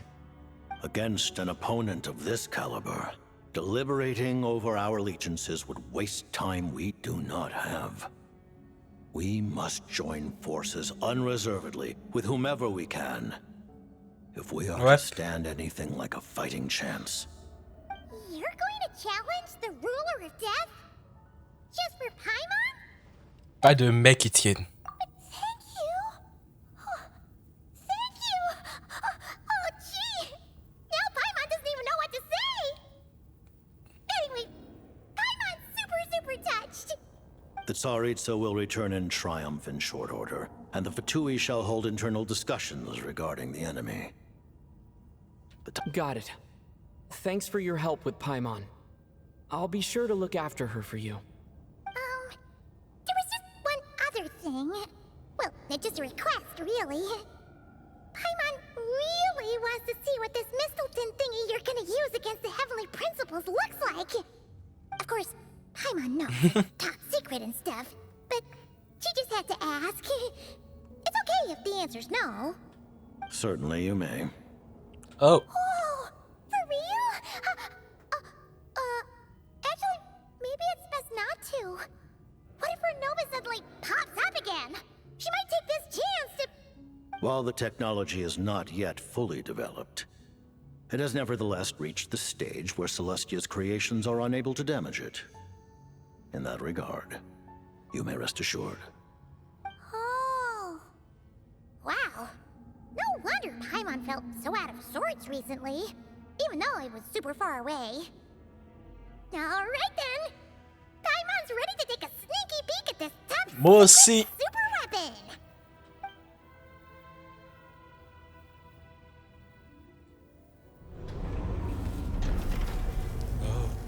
Une lance.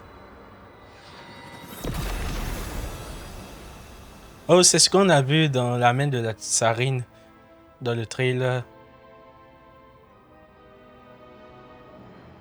Me dis pas ça s'appelle Gugni ou quelque chose comme ça.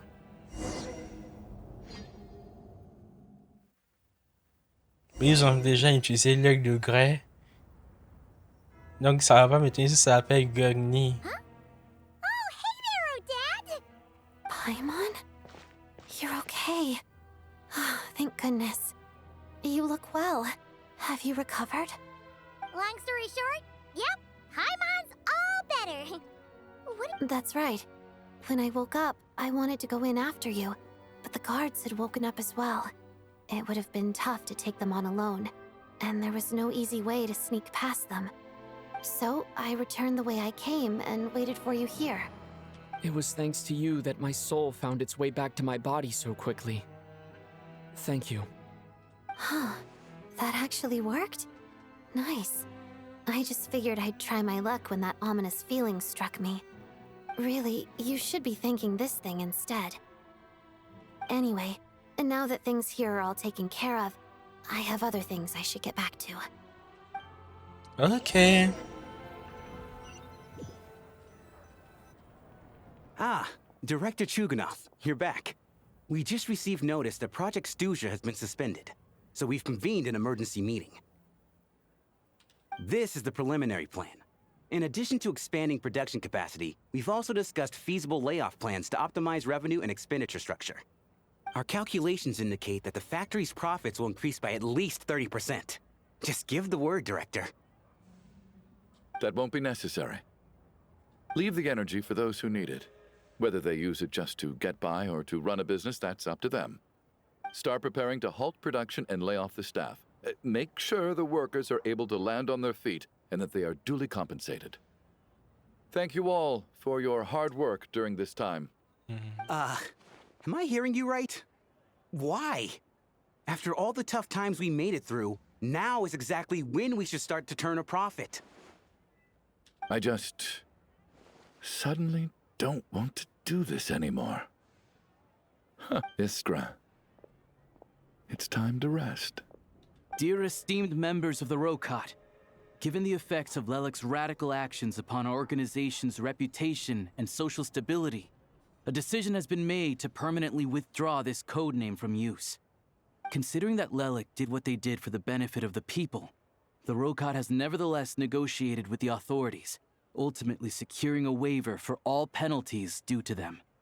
Lelik will be suspended for a period of time. Depending on their future performance, they may be allowed to adopt a new codename and continue acting as part of the Rokot. The purpose of this notice is to remind everyone once again that motives and methods are equally important when one operates in the shadows. Even with Project SNEZHNAYA's suspension and our interim operational victory, we must guard against complacency and rashness and work to consolidate the progress we have made so far. We act only for the greater glory and solidarity of our nation. May the aurora shine ever on, and the tundra always stand firm. We act only for the greater glory and solidarity of our nation. May the aurora shine ever on, and the tundra always stand firm. Looks like it's finally over. Ouais. You mean for us? Just thinking out loud. I've never seen the SNEZHNAYA Vecha so lively before. Ah, pardon, dites-moi c'est I fini. never once thought I'd come here. C'est pas encore fini. But I had... Sanctuaire du deuil. C'est la tombe de Signora? And it never seems to end.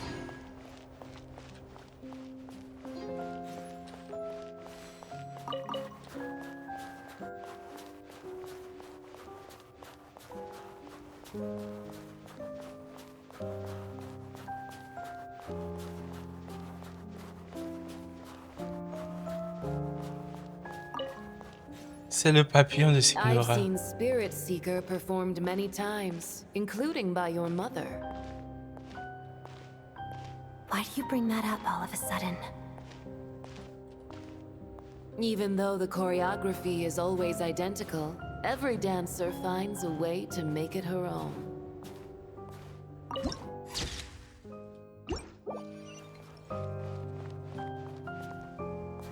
So you actually want to talk to me about ballet?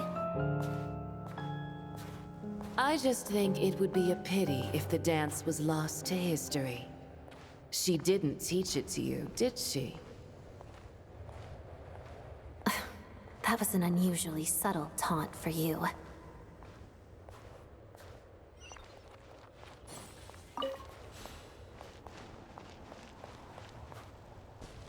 We embraced one another on the snow-swept plains, melting the ruthlessness Ouais, of c'est ça. time. Bien.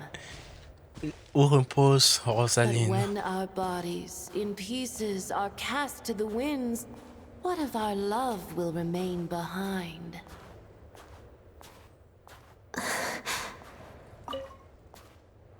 Don't tell me you can't sing. Shush.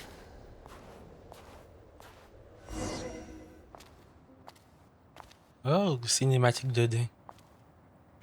I understand her hatred. The Fatui robbed her of the life she should have had.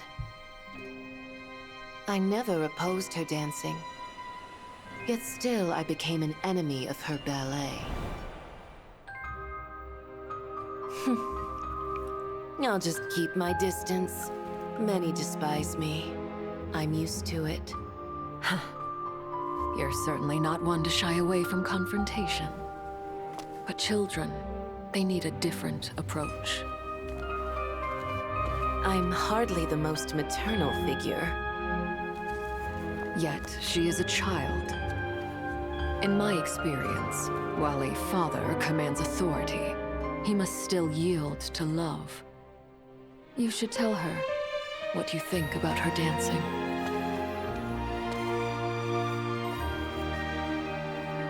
Odette will soon take the stage at the Korolevskiy Theater. This could be your chance. Geonosis secured. It went smoothly. I'll be there.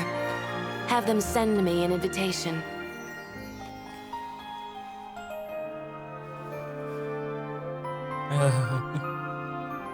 Sadly, things didn't work out. Her final words are inside that block of ice. This? Aren't these for monitoring her subordinates? Not yours. This one isn't her witch's flame, but my two worlds' flames. The two worlds' flames can burn away memories. It was my parting gift to Rosalyne. Oh.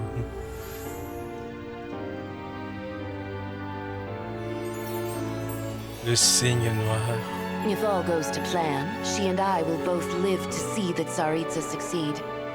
I believe she'll find peace. But if anything happens to me, she needn't follow in my footsteps. The cryo-energy will fade away in time. Then the two worlds' flames will burn away all memories of the Fatui. She'll be free to dance. She deserves this. I will handle the aftermath. The choice is yours, child. Je vois.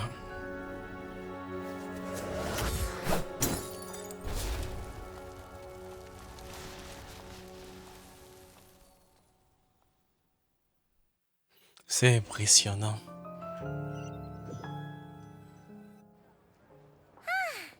Fresh air at last!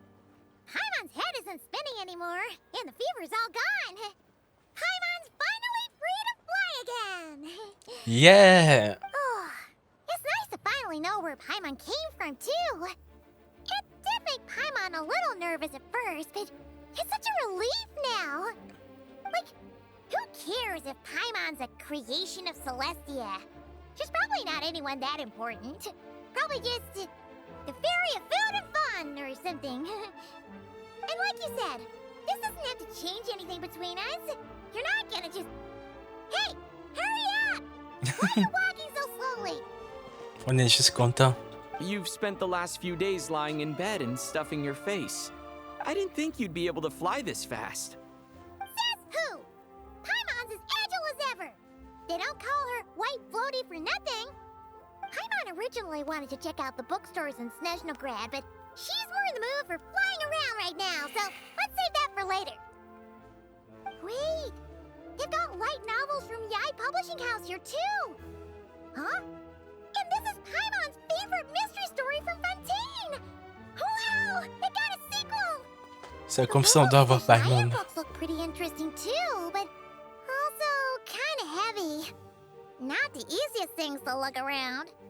I thought you were in the mood for flying around. Paimon can read while she flies. Hey, look at these two dolls. Which do you like better? Le moins celle d'Odette. All right, boss, we'll take both. Paimon will have the other one. Oh, I thought we were only getting one. All right, fine. I'll pay. There you are. Thanks for visiting. Paimon will grab this and then... Elle connaît pas les poupées russes. How many layers does this thing have? And what are you laughing at? Huh. You knew all along, didn't you? A whole bunch of people are gathered over by the plaza. Hey, look! That looks like Tartaglia! Théâtre, je suppose que c'est la vraie Tonya. I know that voice. Of course. If it isn't Paimon and my old comrade. You're looking well, Paimon. All better? Yeah! The jester knew I was wrong and fixed Paimon right up! Thanks for sending someone to keep Paimon safe, too. Oh, yeah. About that. That was... kind of embarrassing. Who could have known that our director would go looking for you in person? Wep. So sorry for the misunderstanding. Oh, right. Let me introduce you. This is my little sister, Tonya. Hello, Tonya! Hello, hello. Firstly, I'm really sorry about my brother. Sounds like he's caused you no end of trouble. Hey now, why'd you have to start with that? Not that it Mais isn't c'est le true, cas. of course. Oh, voilà, c'est le So cas. she's the real Tonya. She said you two didn't manage to meet up at the theater. She waited ages for me, and when I didn't show, she got a little worried and went outside. Tu n'as pas dit à Tonya que tu m'enverras à ta I place? know, right? He didn't bother to say a word to me. I searched up and down the city for him, and he only told me about it when I finally caught him at the gates of Glupov. I've been rushed off my feet lately, so I didn't get the chance to go home. I just figured the Traveler would fill you in when he got there. Well, the snow was bad, and you're never late. So I was really worried about you. How was I supposed to know that you'd stood me up? I'm sorry, Tonya. I really am. I'll make it up to you somehow. Just... please don't tell Mom and Dad. Although the mix-up led to a series of misunderstandings, it's probably for the best that the real Tonya didn't get caught up in that mess. Oui. Besides, it's obvious that Tartaglia isn't usually one to break a promise. He only gave his ticket to me because he had to look into Lelik. C'est quand même ma faute. Je suis arrivé en retard. J'aurais dû te trouver en premier. No, it's fine. It just meant I didn't get to see the show in the end. By the way, what did you think? You were one of the first people to see it, you know? I would say... the best is yet to come. Huh? What kind of review is that? Hey, look! Oh, ils sont de retour. La tsarine. Oh, mon casque est en train de trembler à cause de la musique.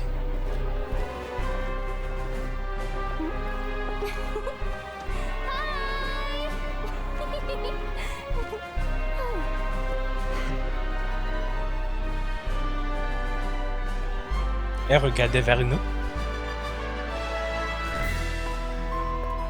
Oh, la tsarine dans toute sa splendeur.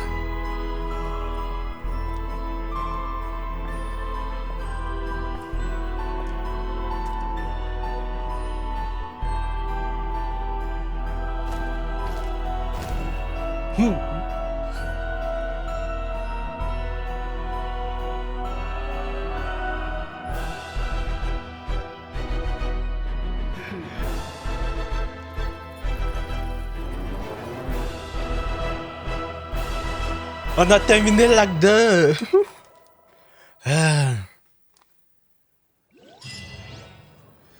Voilà. C'est pas fini. Si. On a terminé l'acte 2. Ces trucs donnent beaucoup d'XP. Vraiment beaucoup. Alors beaucoup. Oh, ça fait beaucoup. Bon. On a officiellement terminé l'acte 2.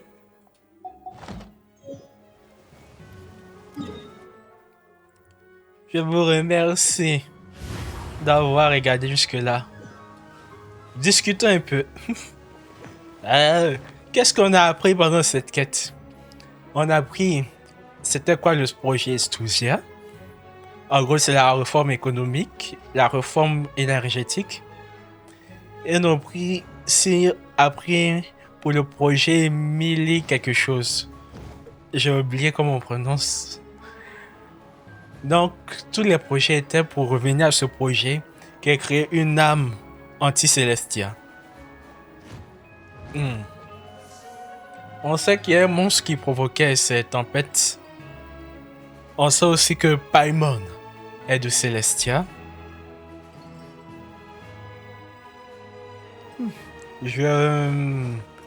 Sur l'instant, j'ai pas des trucs qui me viennent en tête. Il y a aussi des mystères qu'on doit élucider. Par exemple, cette épée. Cette épée que notre très cher personnage principal a eu.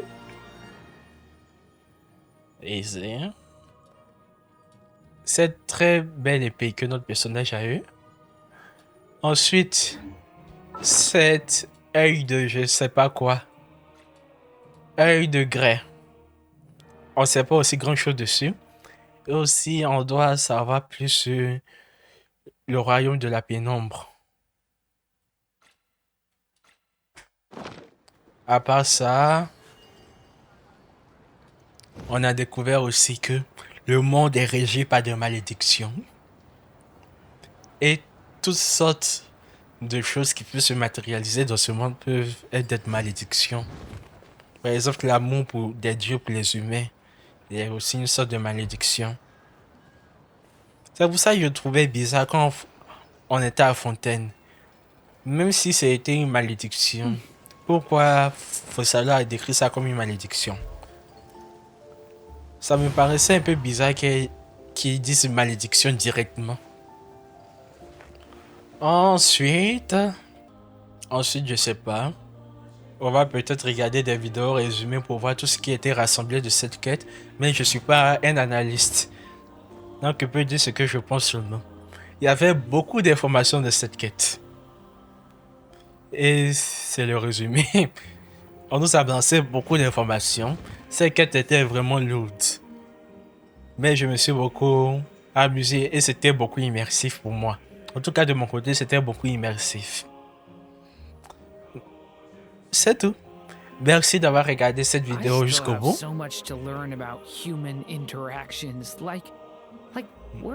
Durine, on coupe un peu le son pour Durine. Merci d'avoir regardé cette vidéo jusqu'au bout. N'oubliez pas de laisser un commentaire, de vous abonner et de laisser un pouce bleu. Ça fait toujours plaisir. Bye!